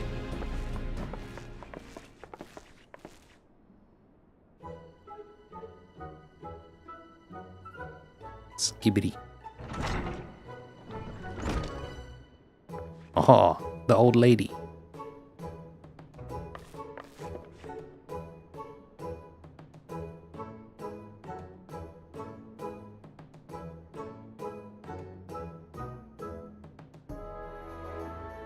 Well, Rurusha.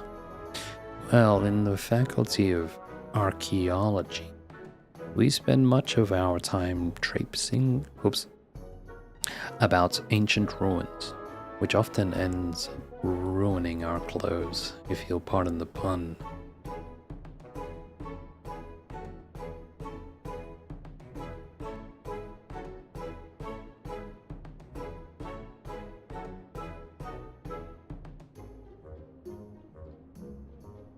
Ugh.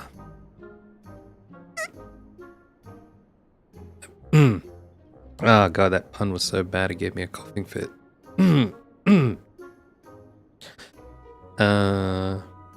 Much of the times in ruins, often ruining our clothes, yep. An outfit durable enough to handle extended use would be welcome. But it would need to be lightweight and breathable as well. Equatorial deserts. Equatorial? Equatorial deserts. Equatorial. Equatorial. Oh, of at or near the equator. That makes sense. Equatorial deserts can be most taxing, but then again, you'd be surprised just how many relics are hidden at the bottom of lakes. And northern waters can get quite chilly.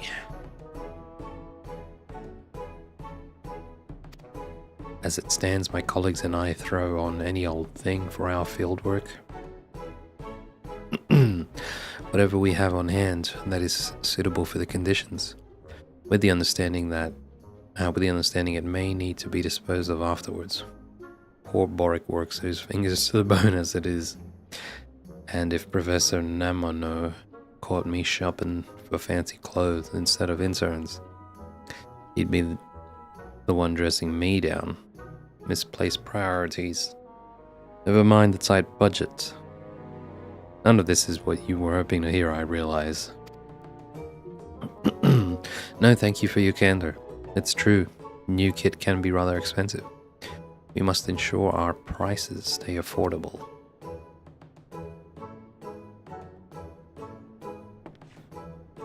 It's Jude. The ideal outfit for astronomers. Wait, Jeremiah mentioned something about fashion recently. When we were stargazing. What was it? 'Tis not the clothes that make the man, Jude, but the man that makes the clothes. Yes, very lovely and poetic, but I haven't the foggiest what it means.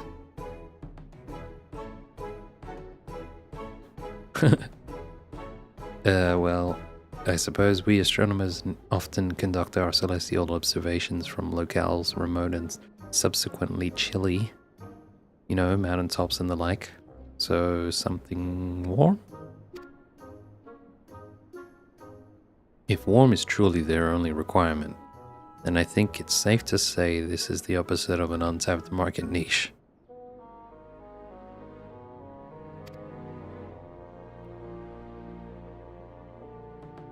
De Broglie. The Faculty of Medicine has strict requirements for dress on account of hygiene regulations. Fabrics that are resistant to stains and possess antibacterial properties are a must, for example. Additionally, we students of nutritional sciences must vigorously dart about the kitchen, so dressing for comfort is nearly as essential as cleanliness.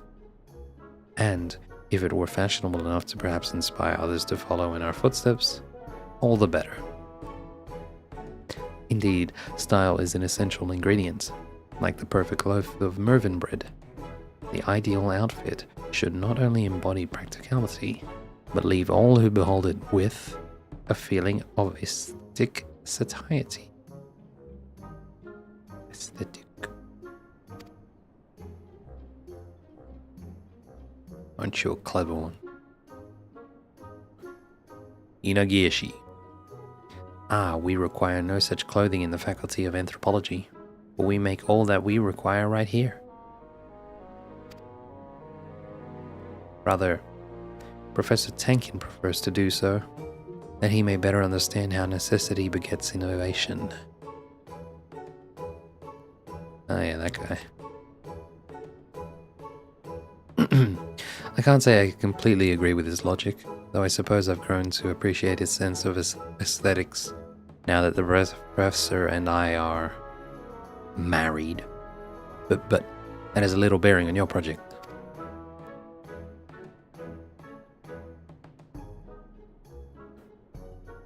Catmans.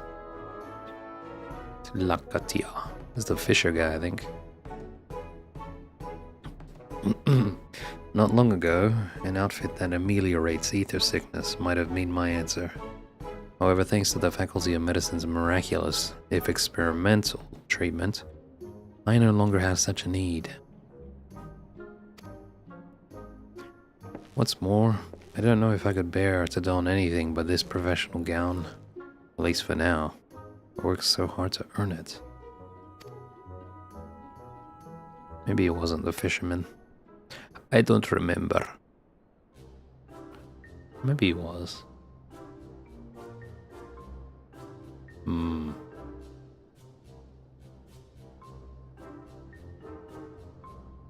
was a bit disheartening. Well, how did it go? I don't know, to be honest. Everyone has such different preferences that I'm not sure if it's even possible to satisfy them all. Fair concern.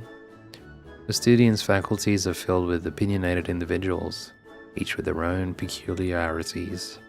Additionally, our academics spend much of their time engaged in field work as opposed to seminars, which further complicates stipulations of dress. I just realized she's wearing a doge earring. The Shiba. In other words, we have our work cut out for us. Academics sound just as unique as adventurers. Not like that. Yeah.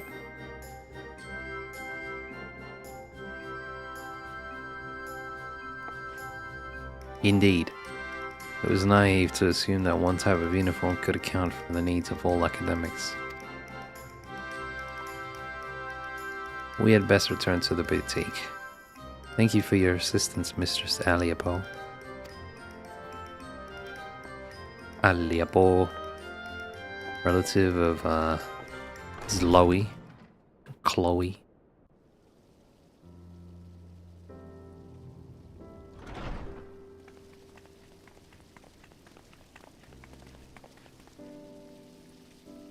Never give up. And I truly thought I had a good idea. No doubt Mistress Tataru knew its folly, but had made me research it regardless, so that I might reach the conclusion on my own.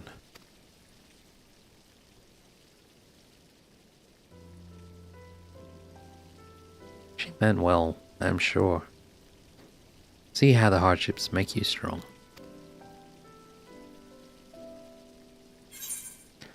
I believe I've heard that expression before, but where? That's an important phrase to you, isn't it?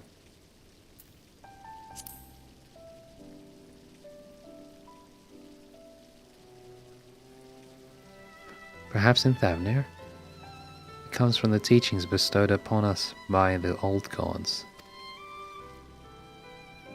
Many of us took comfort in the words during the final days, after we fled Palaka's stand. You may have heard it spoken then. I thought as much. During the Exodus.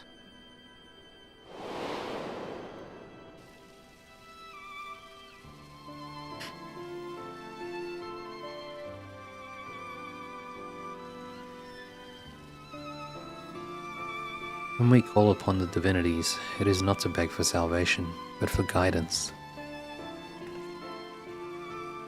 So long as we live by their teachings, there is no hardship when it cannot overcome. This is a core tenet of Hanish faith. It has seen us through much adversity since the founding of our nation.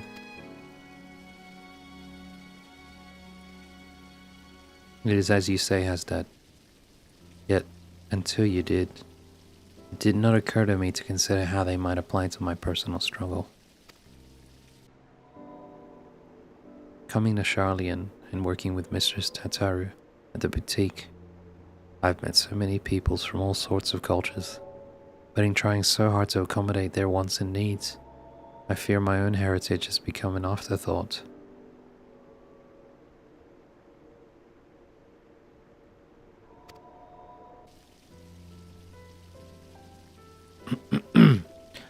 There's no shame in dedicating yourself to your work. And as we all have our limits, compromise and sacrifice are inevitable.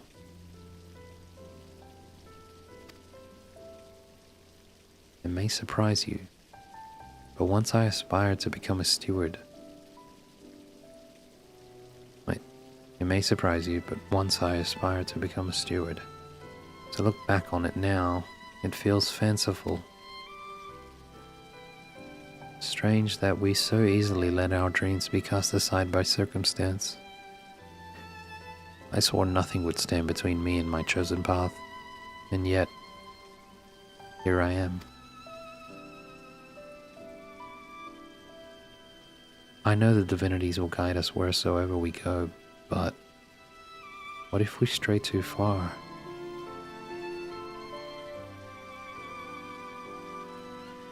Would I be a fool to suggest that perhaps we should return to Thavnair? God damn. But Mistress Tataru has done so much for us. We cannot simply leave the boutique on a moment's notice.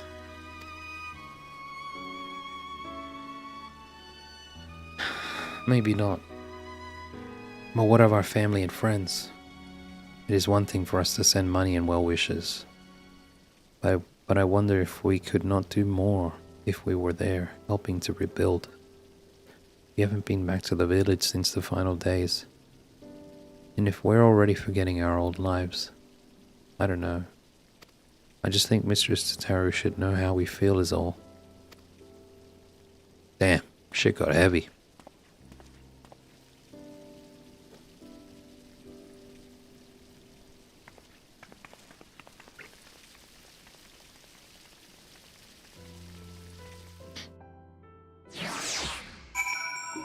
Medina.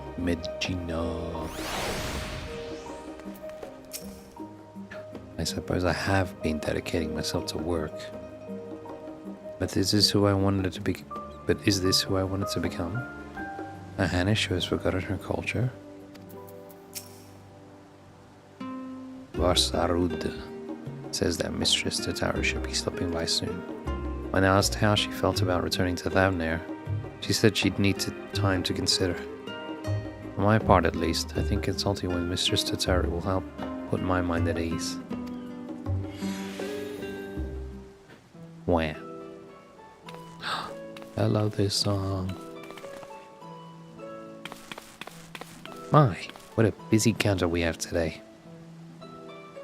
Hasdad, it's good to see you out from behind your usual shipping crates. Yes, I thought I'd come and help Regina with her research. We've just returned from interviewing academics at the studio. About that, Mistress Tataru.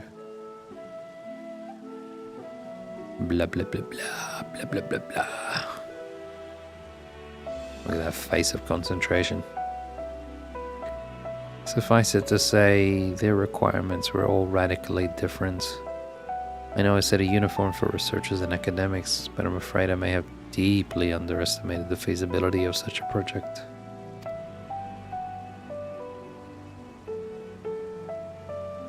And that's perfectly alright. The important thing is to learn from what you discover, so you can retain and apply that knowledge as you continue on your entrepreneurial journey. Oh.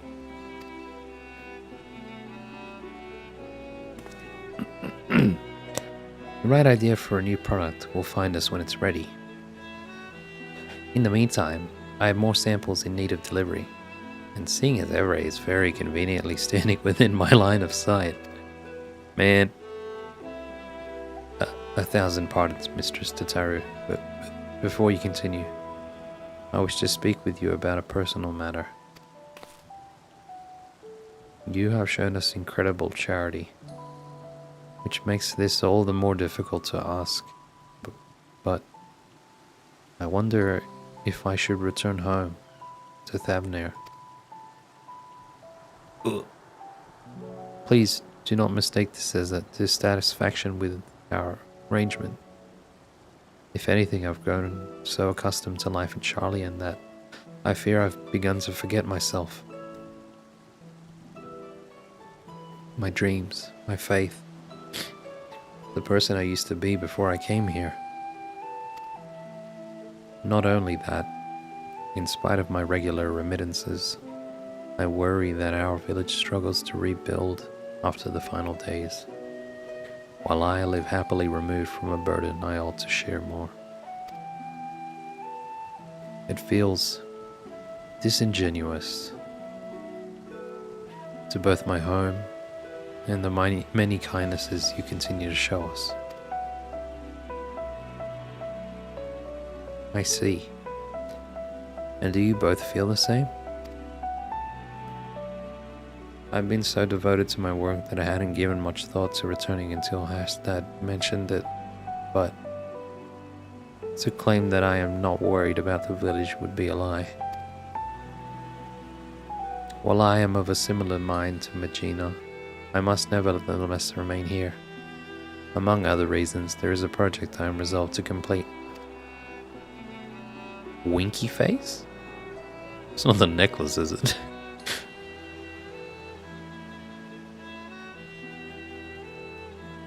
Well, maybe it is. Well, I would be very sorry to see any of you go, but if remaining here causes you grief, I will spare no effort to see you safely home. Which is why I had decided that our next set of samples shall be delivered to Palakistan. Furthermore, I ask that those who wish to visit accompany Evray on her errand. Seeing how your village fares is no doubt the best thing for you both right now. It will help you to understand your feelings, after which we may proceed howsoever you desire. Good idea. And should your colleagues require it, I'm sure you can be relied upon to dispense the perfect advice. Yeah, right on my boob. Magina has that. Give everyone my regards.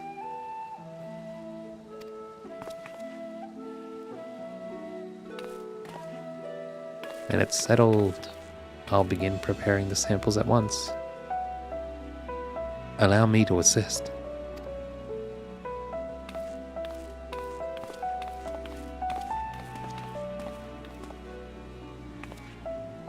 No matter what happens, we must finish Mistress Tataru's necklace.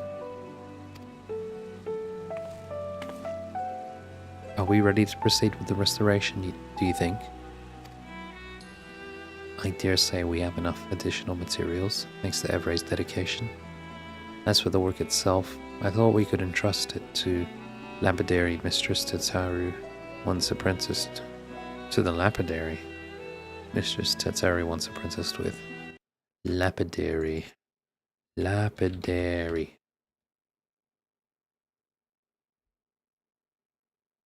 The practice of shaping stone, minerals, or gemstones into decorative items such as cabocons, engraved gems. Cool. I'm sure that will mean a lot to Tataru. I was sort of hoping that I could do it. Nah, I don't want to do it. I mean, probably is faster. Nah, I don't want to do it.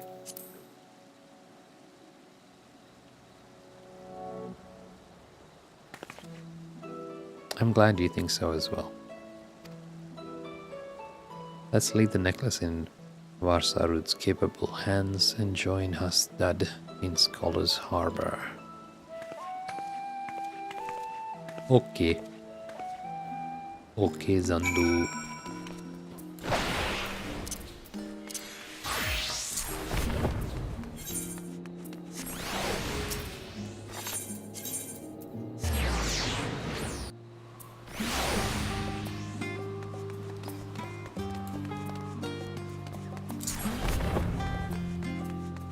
Yeah, I thought it was the guy that's over here. I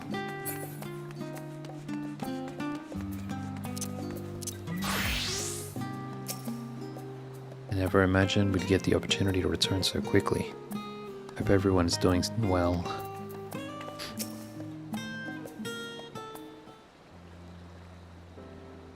I remember when we first set foot upon these docks. Me too.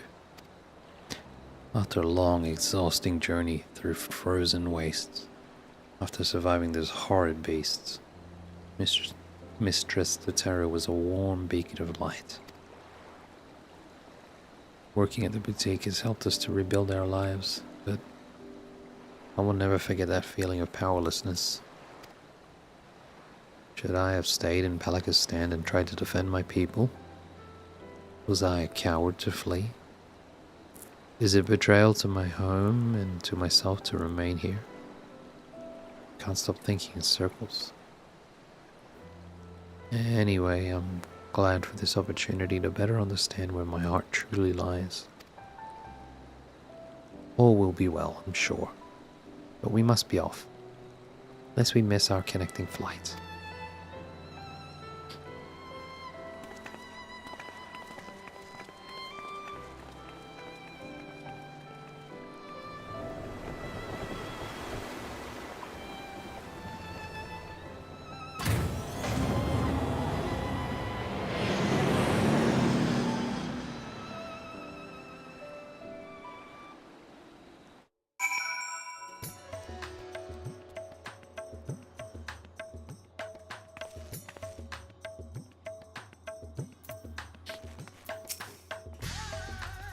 How I've missed the smell of spice and this warmth. Haha.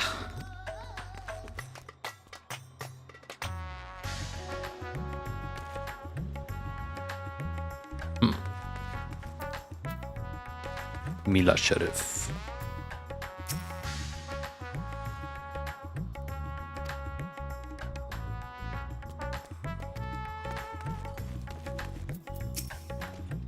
We're back.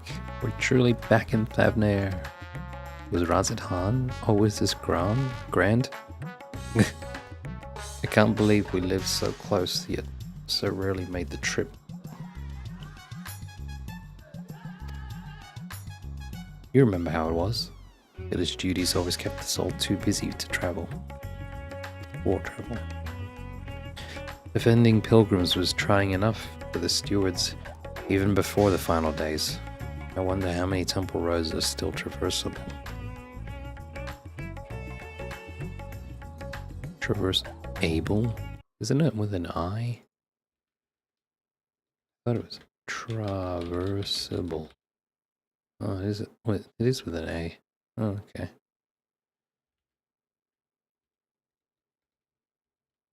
Oh, oh, oh, oh. If even those in Radzadan struggle to travel for worship, our feelings of estrangement may be more common than we think.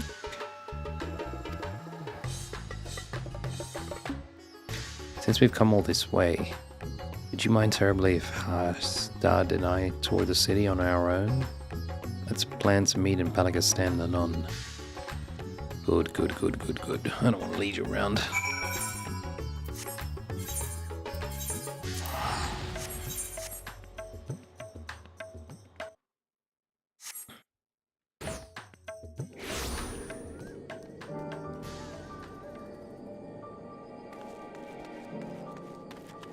¿Dónde estás?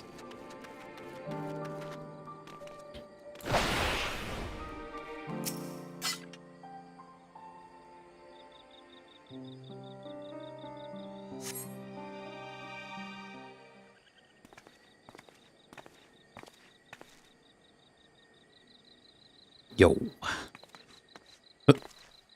Home at last. Oh. Yes, home. You can finally breathe again. Come, let's go and find the elder.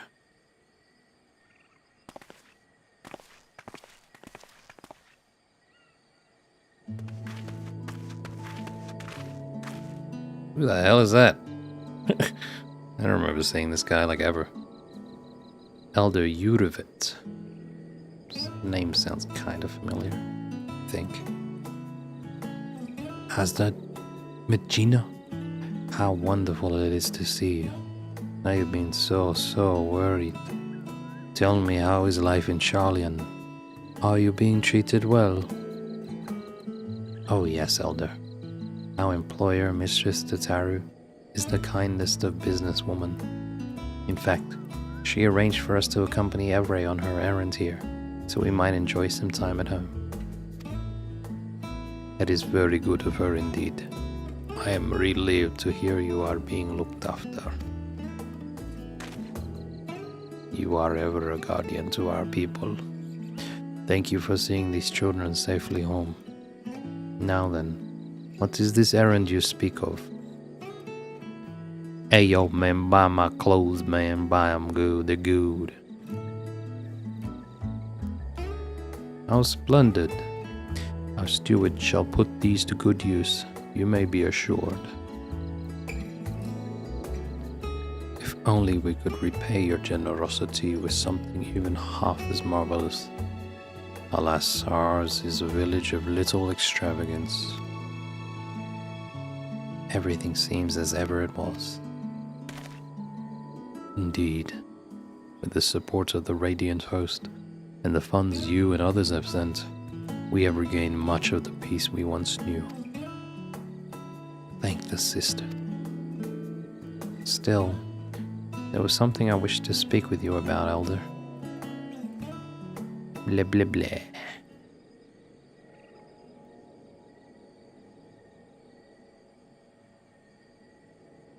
You are worried your heart grows distant from Thavnir, that you have wandered too far from home. But my child, it is only right that you should wander. You should roam. Your heart's connection endures no matter where you go. You yet think of us fondly enough to visit, yes? And send us what gil you can spare, do you not? Gestures, perhaps, but not true commitment.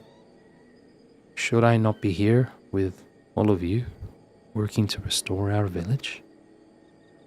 There is no restoring our village, Hasdad. Without those we lost, Palakistan will never be what it was. We must instead do all we can to become a new village, with a new future ahead of us. Although the particulars of our path are not yet clear to me. How so?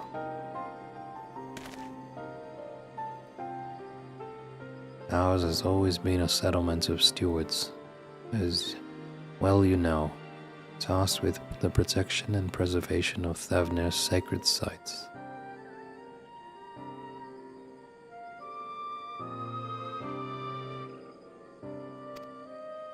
But we have seen our roads shaken and temples defiled by beasts. The material is not always within our ability to protect. What is everlasting is our faith. The bonds between our people and the divine. Through the old teachings, we remind ourselves of life's meaning.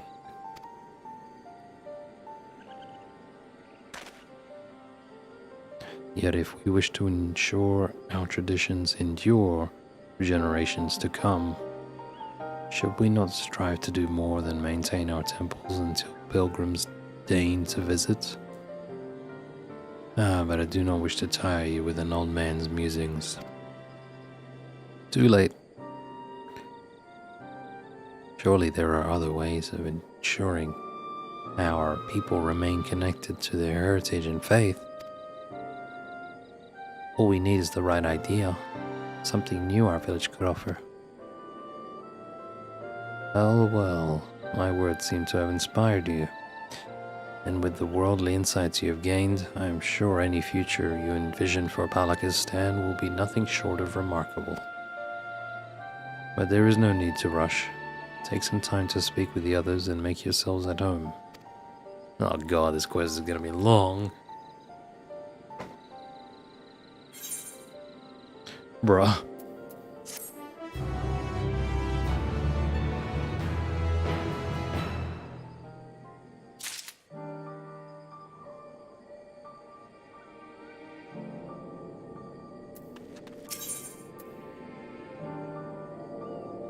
More precious than guilt. It is good to see you, for you and yours are always welcome here. As you can no doubt see for yourself, life here has largely returned to normal, on the surface at least. The hearts of the people are yet scarred, I am sure, but those wounds will heal in time too. Palakistan is charged with the preservation of Thavner's divine teachings. Our methods to accomplish this must naturally change with the times. How else can the village help to strengthen our people's connection to their faith?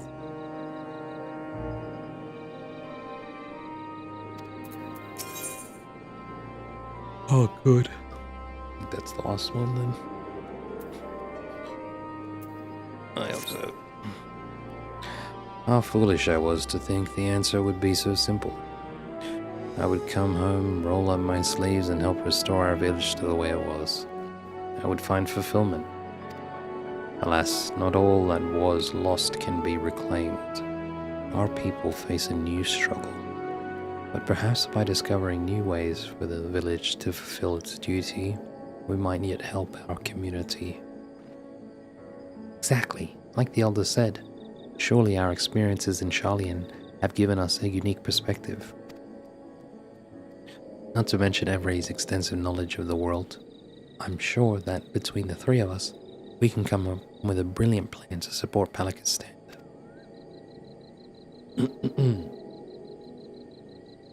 Yes, you're right. I'm sure that hearing how everyone fares will give us insights as well. If you think of any ideas, we would be glad to hear them. Not a soul here will ever forget the hero of Palakistan. I'm sure everyone will be just as eager to speak with you as us.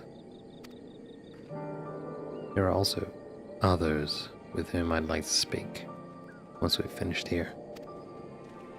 Of course, we mustn't forget to pay our respects. Yes.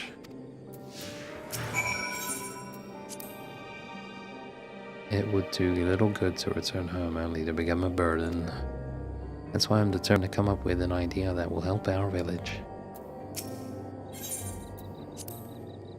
Aside from the money we and others working elsewhere send back, the village is largely reliant upon the generosity of the faithful.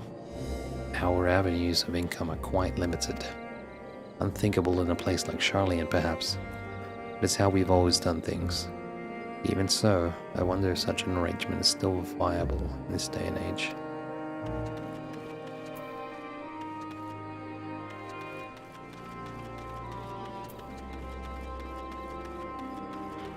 Worried. Excuse me, I couldn't help but notice that beautiful equipment you delivered to the Elder. As a weaver who crafts armor for our stewards, I would love to hear more about its origins. Hey yo! Created in cooperation with guilds from across the world. Oh, I must have a closer look. The final days exposed the limitations of my skills. Traditional Thavnarian techniques alone did not suffice. I am eager to hone my craft by studying the work of foreign artists. Although in my weaker moments I often wonder if purchasing armor for our stewards would be the superior solution. Alas, that would require a surplus of coins, as well as available product. As a village sustained by donations and remittances, we would be hard-pressed to afford anything so expensive, even if such suppliers were to venture this deep into the jungle.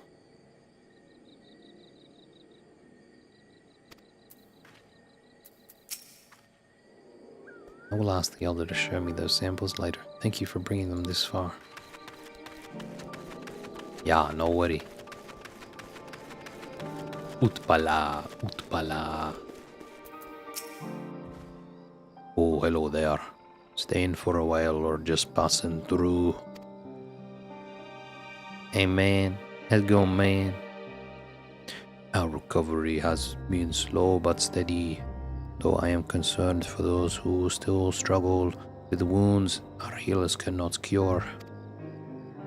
The final days may have passed, but grief and trauma are not so easily overcome, or ever, for those who must accept them as constant companions. Feels bad, man. Ours is a tightly knit community, but I worry for those in the capital and abroad. I imagine it is difficult for them to honor the old teachings as they labor far from home. So many of us fled during those dark times. If only we could bring the comforts of community to all Hanish. I hope we can discover better ways to help those who need it most.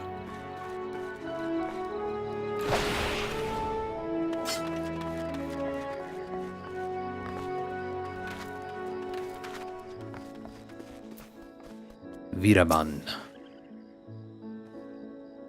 If it isn't Hasdad and Medjina, accompanied by our savior no less. Welcome home, welcome home.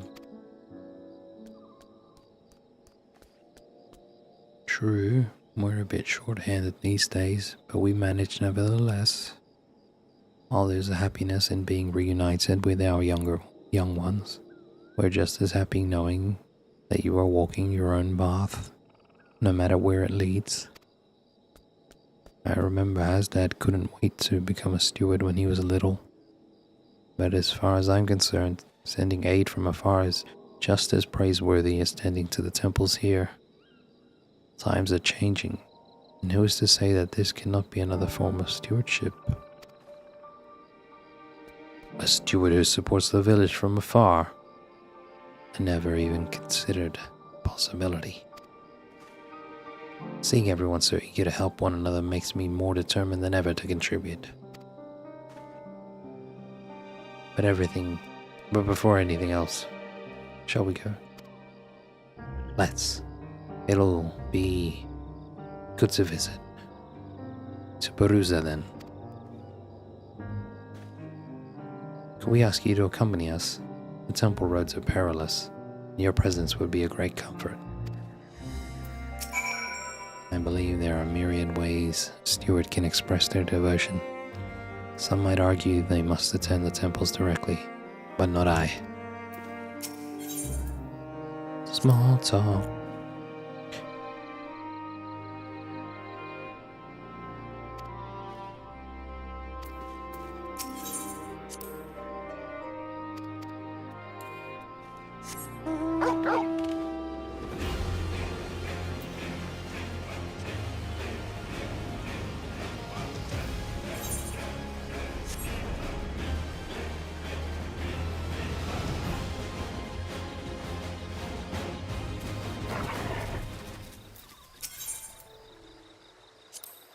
Discuss the Shroud of some manga something.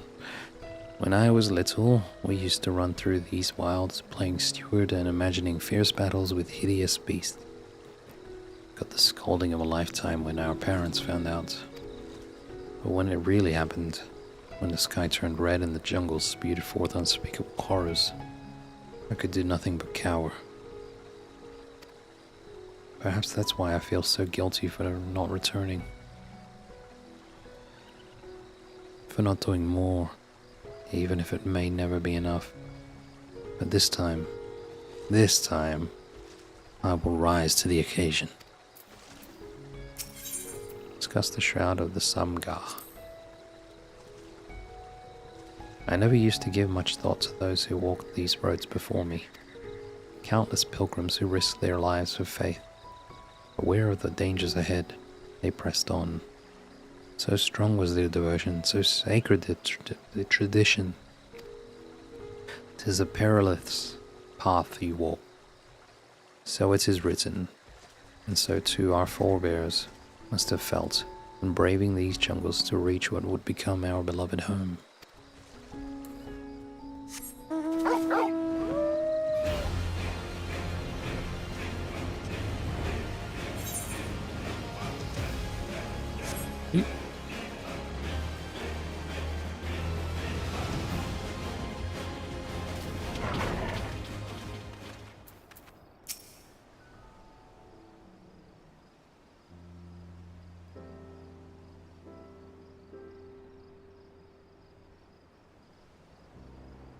It's been a while. Yes, but we made it. I'm home, mother, father.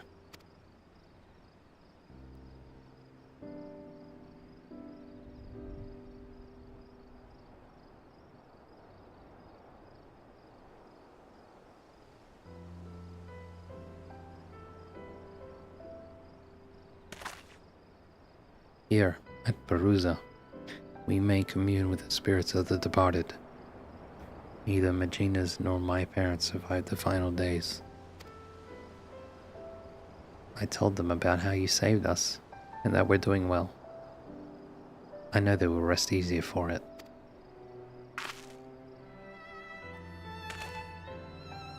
May the next time we visit be to deliver glad tidings from Palakistan. Though I was relieved to find the village in a better state than I had feared, it seems there are still issues we might help address. Finding a steady source of income, for instance, so the stewards can be properly outfitted without overwhelming our weaver.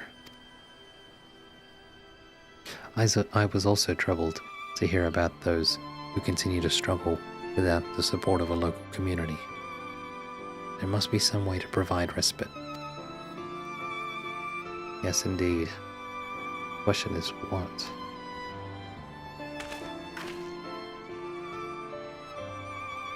Do you have any thoughts?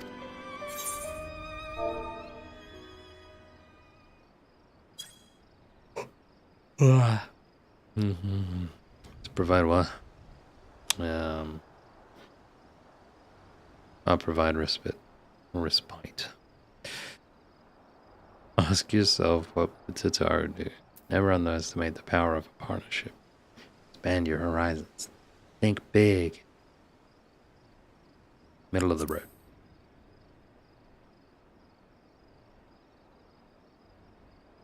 Indeed. Mistress Tataru developed the boutique through close partnerships. After all, look how far it's come. Wait, that's it. If Palakistan were to enter into a partnership with the boutique, that might lead to great opportunities. I think you're onto something. If the boutique sold wares the village produced, for instance, our people would have a reliable revenue stream. But what can Palakistan offer? And to whom? How about amulets and talismans? Our images of the deities? Something simple, created with love for our homeland and our faith. So no one forgets or feels forgotten. I like that. Our temples were created in remembrance of our ancestors and divine teachings, but reminders needn't only take the form of great works. A small keepsake may be just what our scattered brethren need to reassure themselves that they are still members of the community. This could be the answer we are looking for. We were looking for. I can't wait to tell Mistress Tataru. Hell yeah.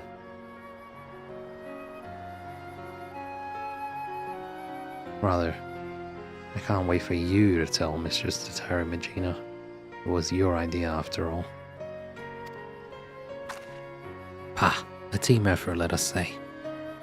I certainly couldn't have come up with it without you or Every, or you and Every. Yeah, I did my part. Strepsils. Save my throat.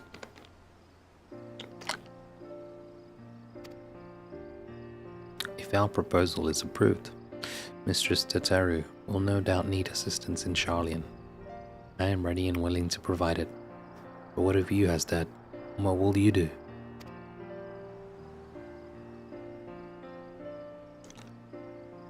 I too will return to the boutique. One day I will come home to stay. For now, I wish to do all in my power to help our village thrive. I am relieved to hear you say so. Let us go and consult with the Elder about our plan. Let's do it. Fuck yeah.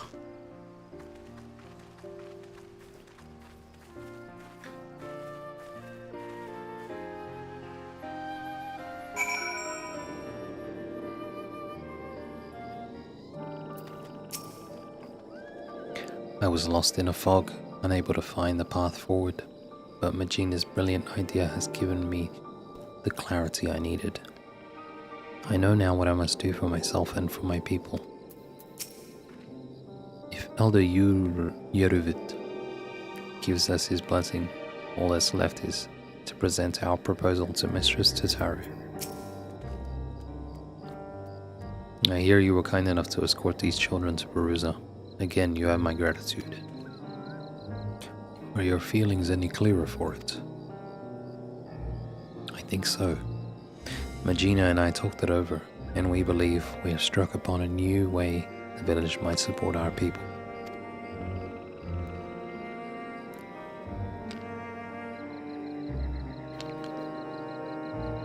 Tangible mementos of our faith. An interesting proposition. Many here would be glad to create such reminders. I expect those unable to perform strenuous labor would be especially grateful for an opportunity to contribute to the prosperity of our village. To say nothing of the options these additional funds would provide.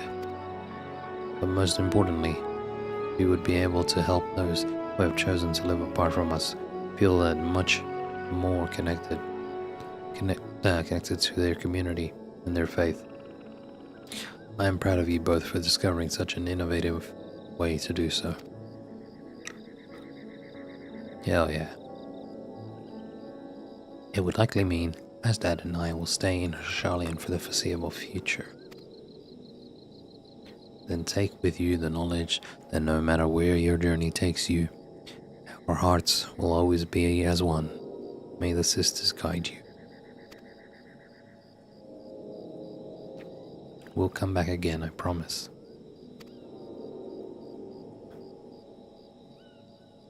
In the meantime, we shall see our plans to fruition. I will send word once we've determined the particulars. Right then, Charlian awaits. Let's fucking go. To think those two were once mired in an all-consuming sorrow. I can hardly recognize them now.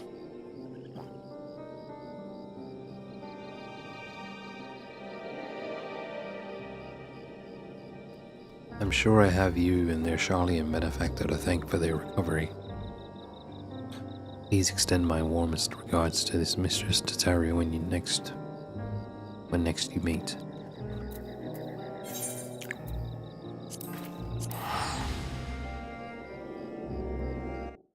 Mm-hmm.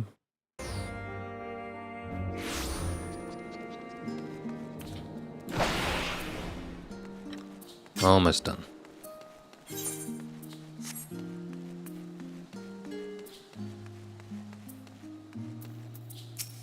Oh, I spoke to the wrong person, god damn it. Evray, the necklace is back from the lapidary. Let me see it. He had nothing but fond memories of Mistress Tataru, and was eager to pour his everything into the restoration. The result is magnificent. The original sapphire, accented with black pearl from the ruby sea and rose shell of verlet, united by a length of marquee leather. A singular necklace symbolizing Mistress Tataru's past and present. By the sisters, what a remarkable gift.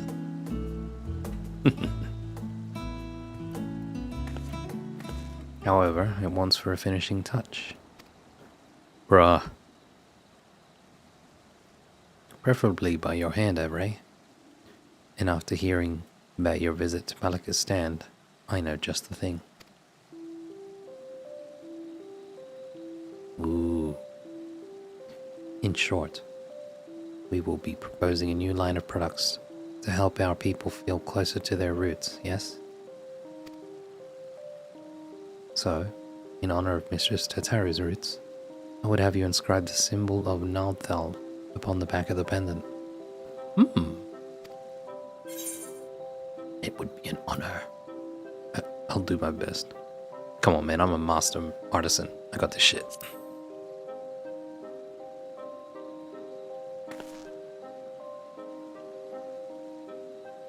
Double fist pump.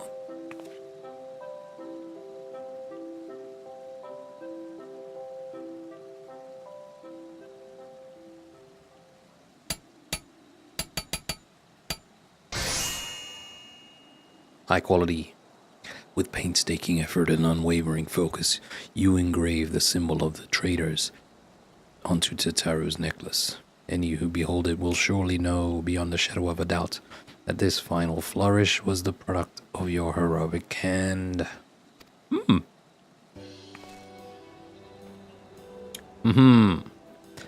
I'm sure she will adore it. Our work is officially done. Finally.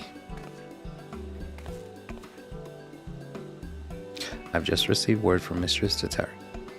She should be arriving in Scholars Harbor soon. Let's go and meet her there. Bruh. Just let it end.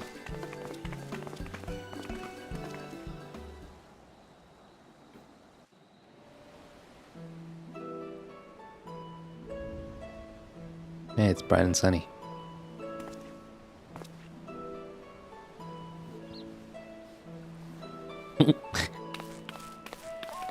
Hello. Fucking Lalafels. So small. I wasn't expecting a personal escort from the docks, though I dare say I could grow accustomed to it. How was your time in Palakistan?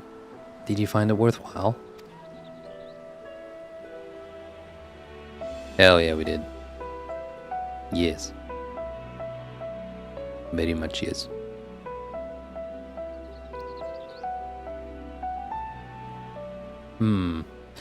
So while they do have interest in our equipment, matters of recovery are their greater concern at present. Recovery, yes, but also growth, which may lead to a lucrative opportunity for the boutique, if you will permit me to suggest another new product. Whoa, what's this? Is that her hair? That's probably just her hair. Almost looks like a tattoo. What if we offered handicrafts designed and produced by the people of Palakistan? Authentic works representative of Hannish culture. For those of us living abroad, reminders of home would do wonders to ease feelings of estrangement, and for others, such pieces could be appreciated as beautiful works of art. Our village is up to the task. You will not be disappointed. Doubt not their conviction, Mistress Tataru.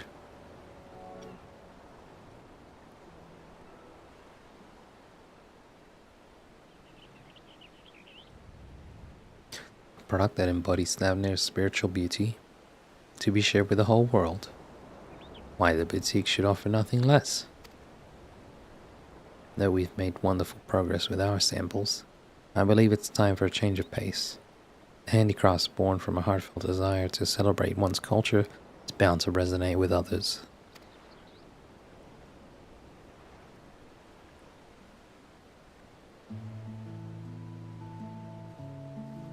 Given her eagerness, I presume Megina intends to stay and help facilitate this new venture. But what about you, Hasdad? You felt the call to return to Thavnir rather more strongly, as I recall.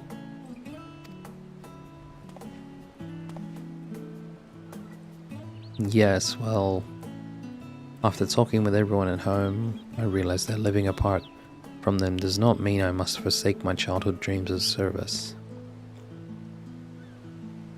I believe I can best serve my people by staying in Charlian and continuing to work at the boutique. If you'll have me. With pleasure, Hasdad.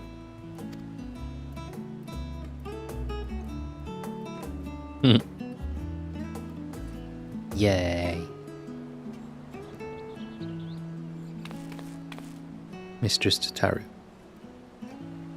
if it would not be untoward, we would like to present you with a small token of our appreciation for everything you've done for us. Yeah, do it. Oh, I have it. Here you go. I made this smile. Not untoward at all. Rest assured that I graciously accept all offerings of praise and adoration, especially ones as fine as this. It's so small. But how queer.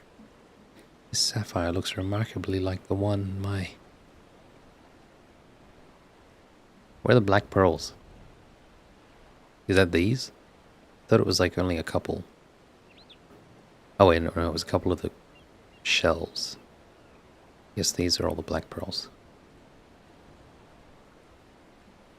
It was the marquee leather strap or whatever.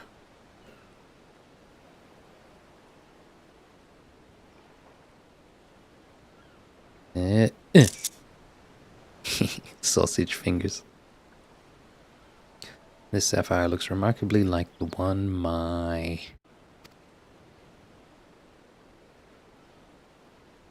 Every? Is this my mother's sapphire? Hers, so now rightfully yours. I hope we haven't overstepped our bounds. Look, I put this Natal on the back. Man, I want to do that one, but nah. That's funny.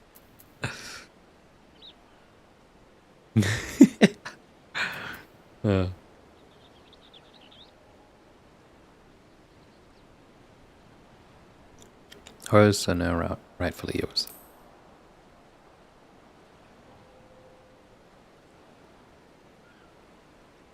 It's hers. It's really hers.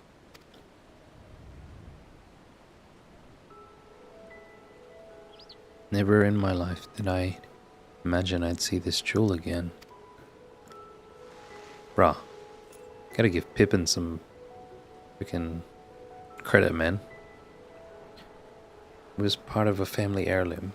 When my mother was married, she received it from her mother.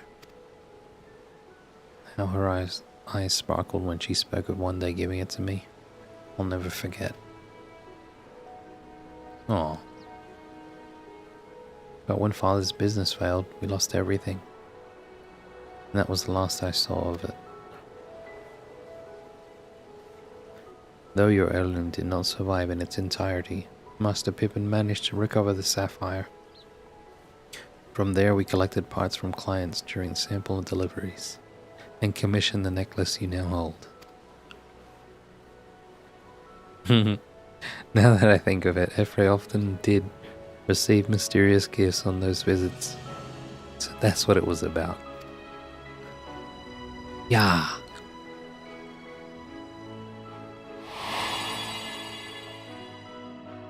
Aww. Time after time, I am reminded that a fortune in coin promises only a fraction of what a wealth of friendship provides. Damn.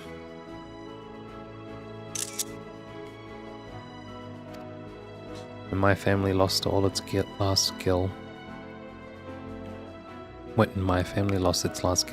I became a lapidary's apprentice. And that's how I met a certain miner named Minfilia.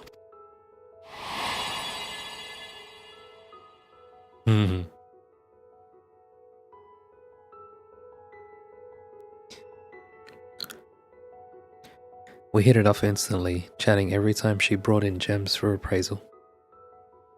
Then one day she came, not with her usual haul, but with an invitation to join the Path of the 12. The rest, as they say, is history.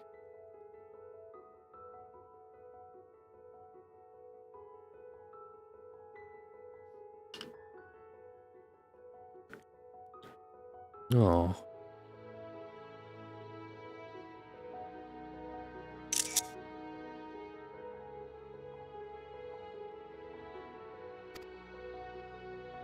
One serendipitous meeting that led to so many others, that led to so many incredible adventures.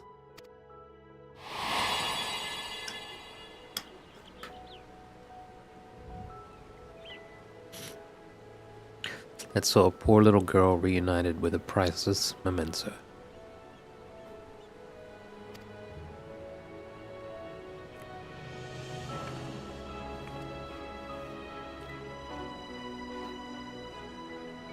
Our teachings say that there is more ugliness than beauty in this world.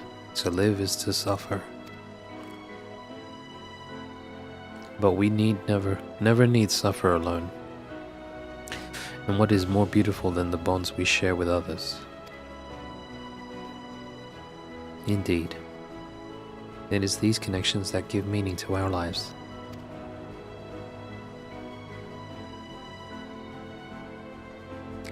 Connections for which I too am grateful, and thus compelled to advise that we return to the Agora. The counter remains unmanned, and we mustn't neglect our clients.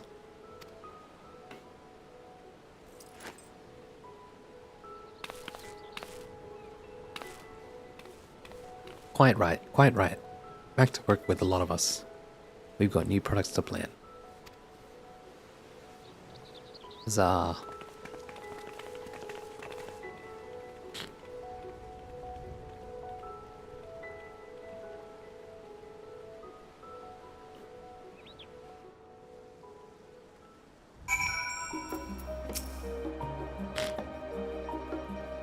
No doubt we will be even busier in the days ahead, but if our village prospers, then it will all be worth it.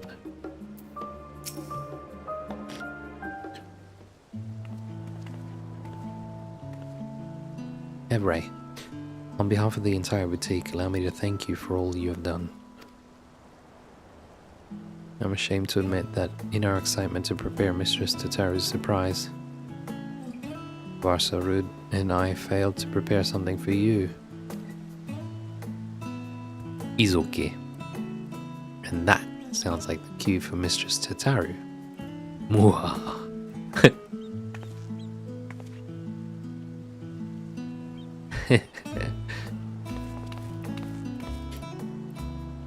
Very soon, Ebre here will no doubt embark upon another journey to corners of the world unknown, as she is wont to do. So to wish you well in making new friends, and to remind you of those who will always hold you in their hearts, I have prepared bespoke chocobo party, crafted with love by one Tataru. Cool.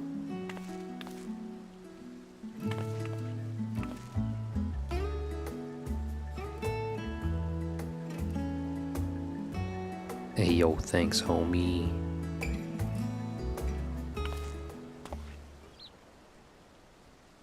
I dare say the boutique will be embarking upon its own adventure in the coming days. And with true adventure invariably comes tribulation. But with your compassion, resourcefulness, and reliability, I have every confidence that we shall succeed in our respective endeavors to ever higher returns of both coin and camaraderie.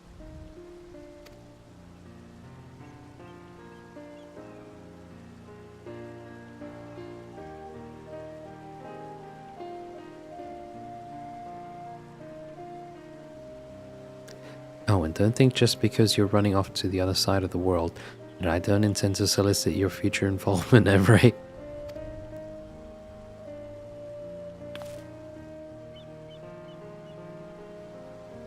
You won't escape me that easily.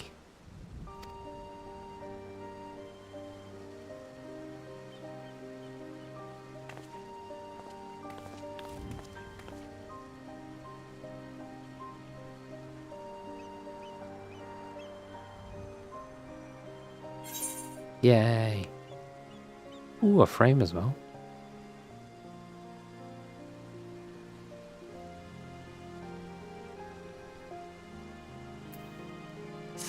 We did it. Yatta. Our donors were pleased to hear that Mr. Tataru's necklace was successfully restored. I am so grateful for their cooperation. Preparing and distributing both our regular line of equipment and wares from Palika's stand is no small task, but I find it deeply fulfilling. No small talk. Oh, I did it. Yes, yes. No more exclamation marks.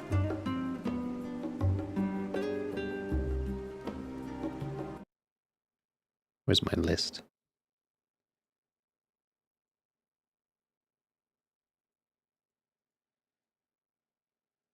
Cool.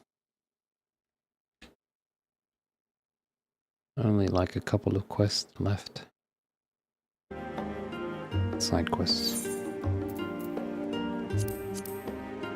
Wayfarer's Party. What does that look like? Man, I need to change the color. My chocobo.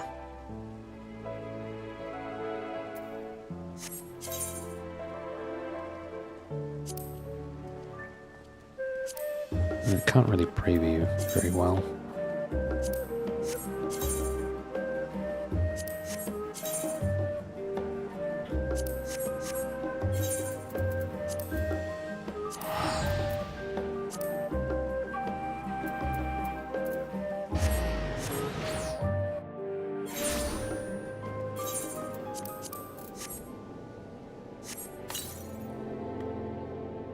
Framer's kit.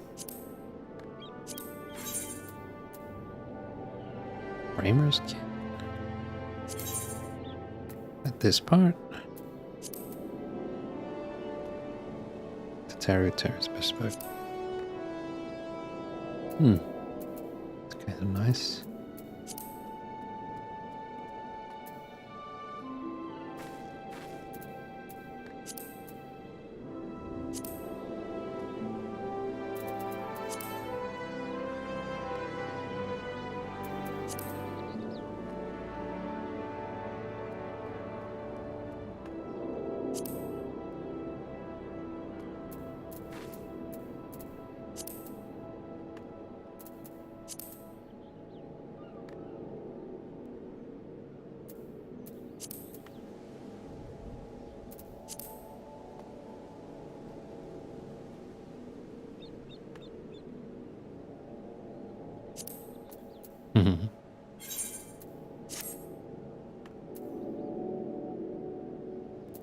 Wait a minute.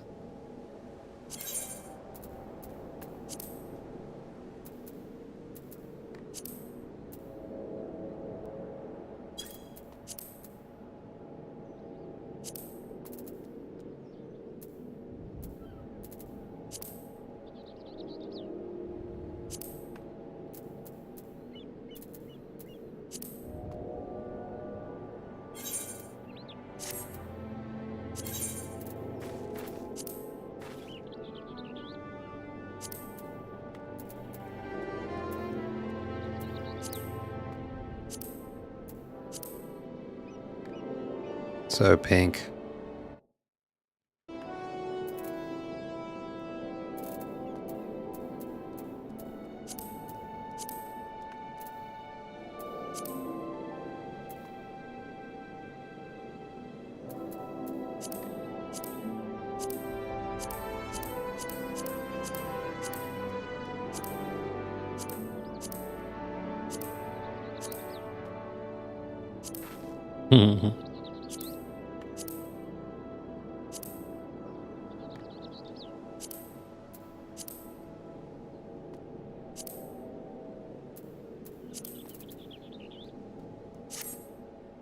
Nice.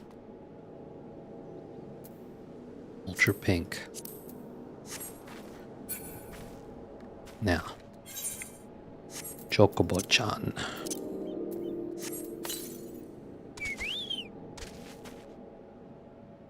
Huh.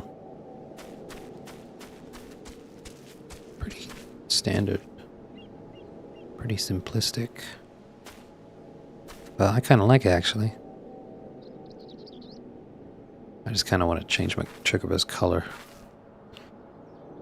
Need to buy a house. Let's go check out the portraits.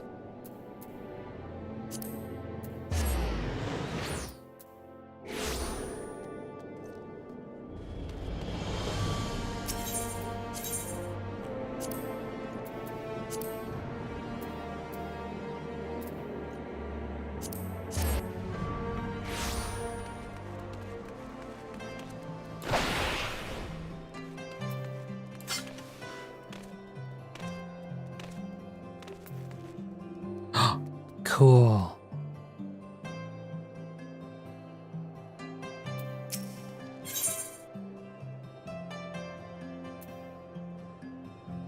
Oh shit, I'm not going to be able to preview any of these. Oh, since when? Wow, it's my boy. Can you always preview these? I swear you couldn't before. What about this one? So you can't. I guess it's just a special case for this guy. Nice. Hey, hey.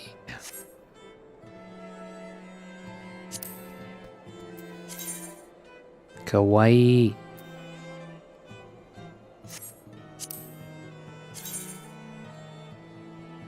He's the scion of wisdom?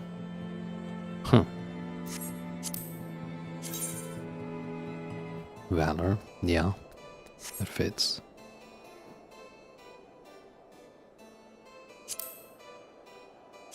Discernment. Cryul. Yeah. Who else could that be? Adventure calls. The Builder. Oh, the gods. Ooh, cool. The Destroyer. Damn. The Warden. The Traders. Oh, that's cool. Matron. Oh, Booba. Keeper. Man, that's cool. I gotta get me a home.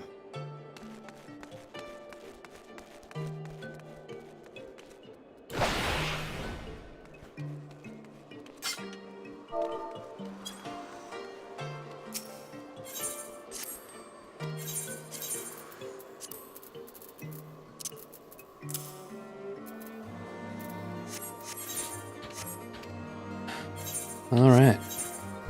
That's that done. Took a while. How long did that take? 5 hours, Jesus, oh god. Yeah. But it was good. Dawn Trail ready. Maybe a couple of side quests. Very small stuff on the side somewhere. But pretty much Dawn Trail ready. It's not like you need to do that stuff anyway. That's done. That's everything. Yeah. Okay, I will stop stream now. GG's. Thank you for watching. Goodbye.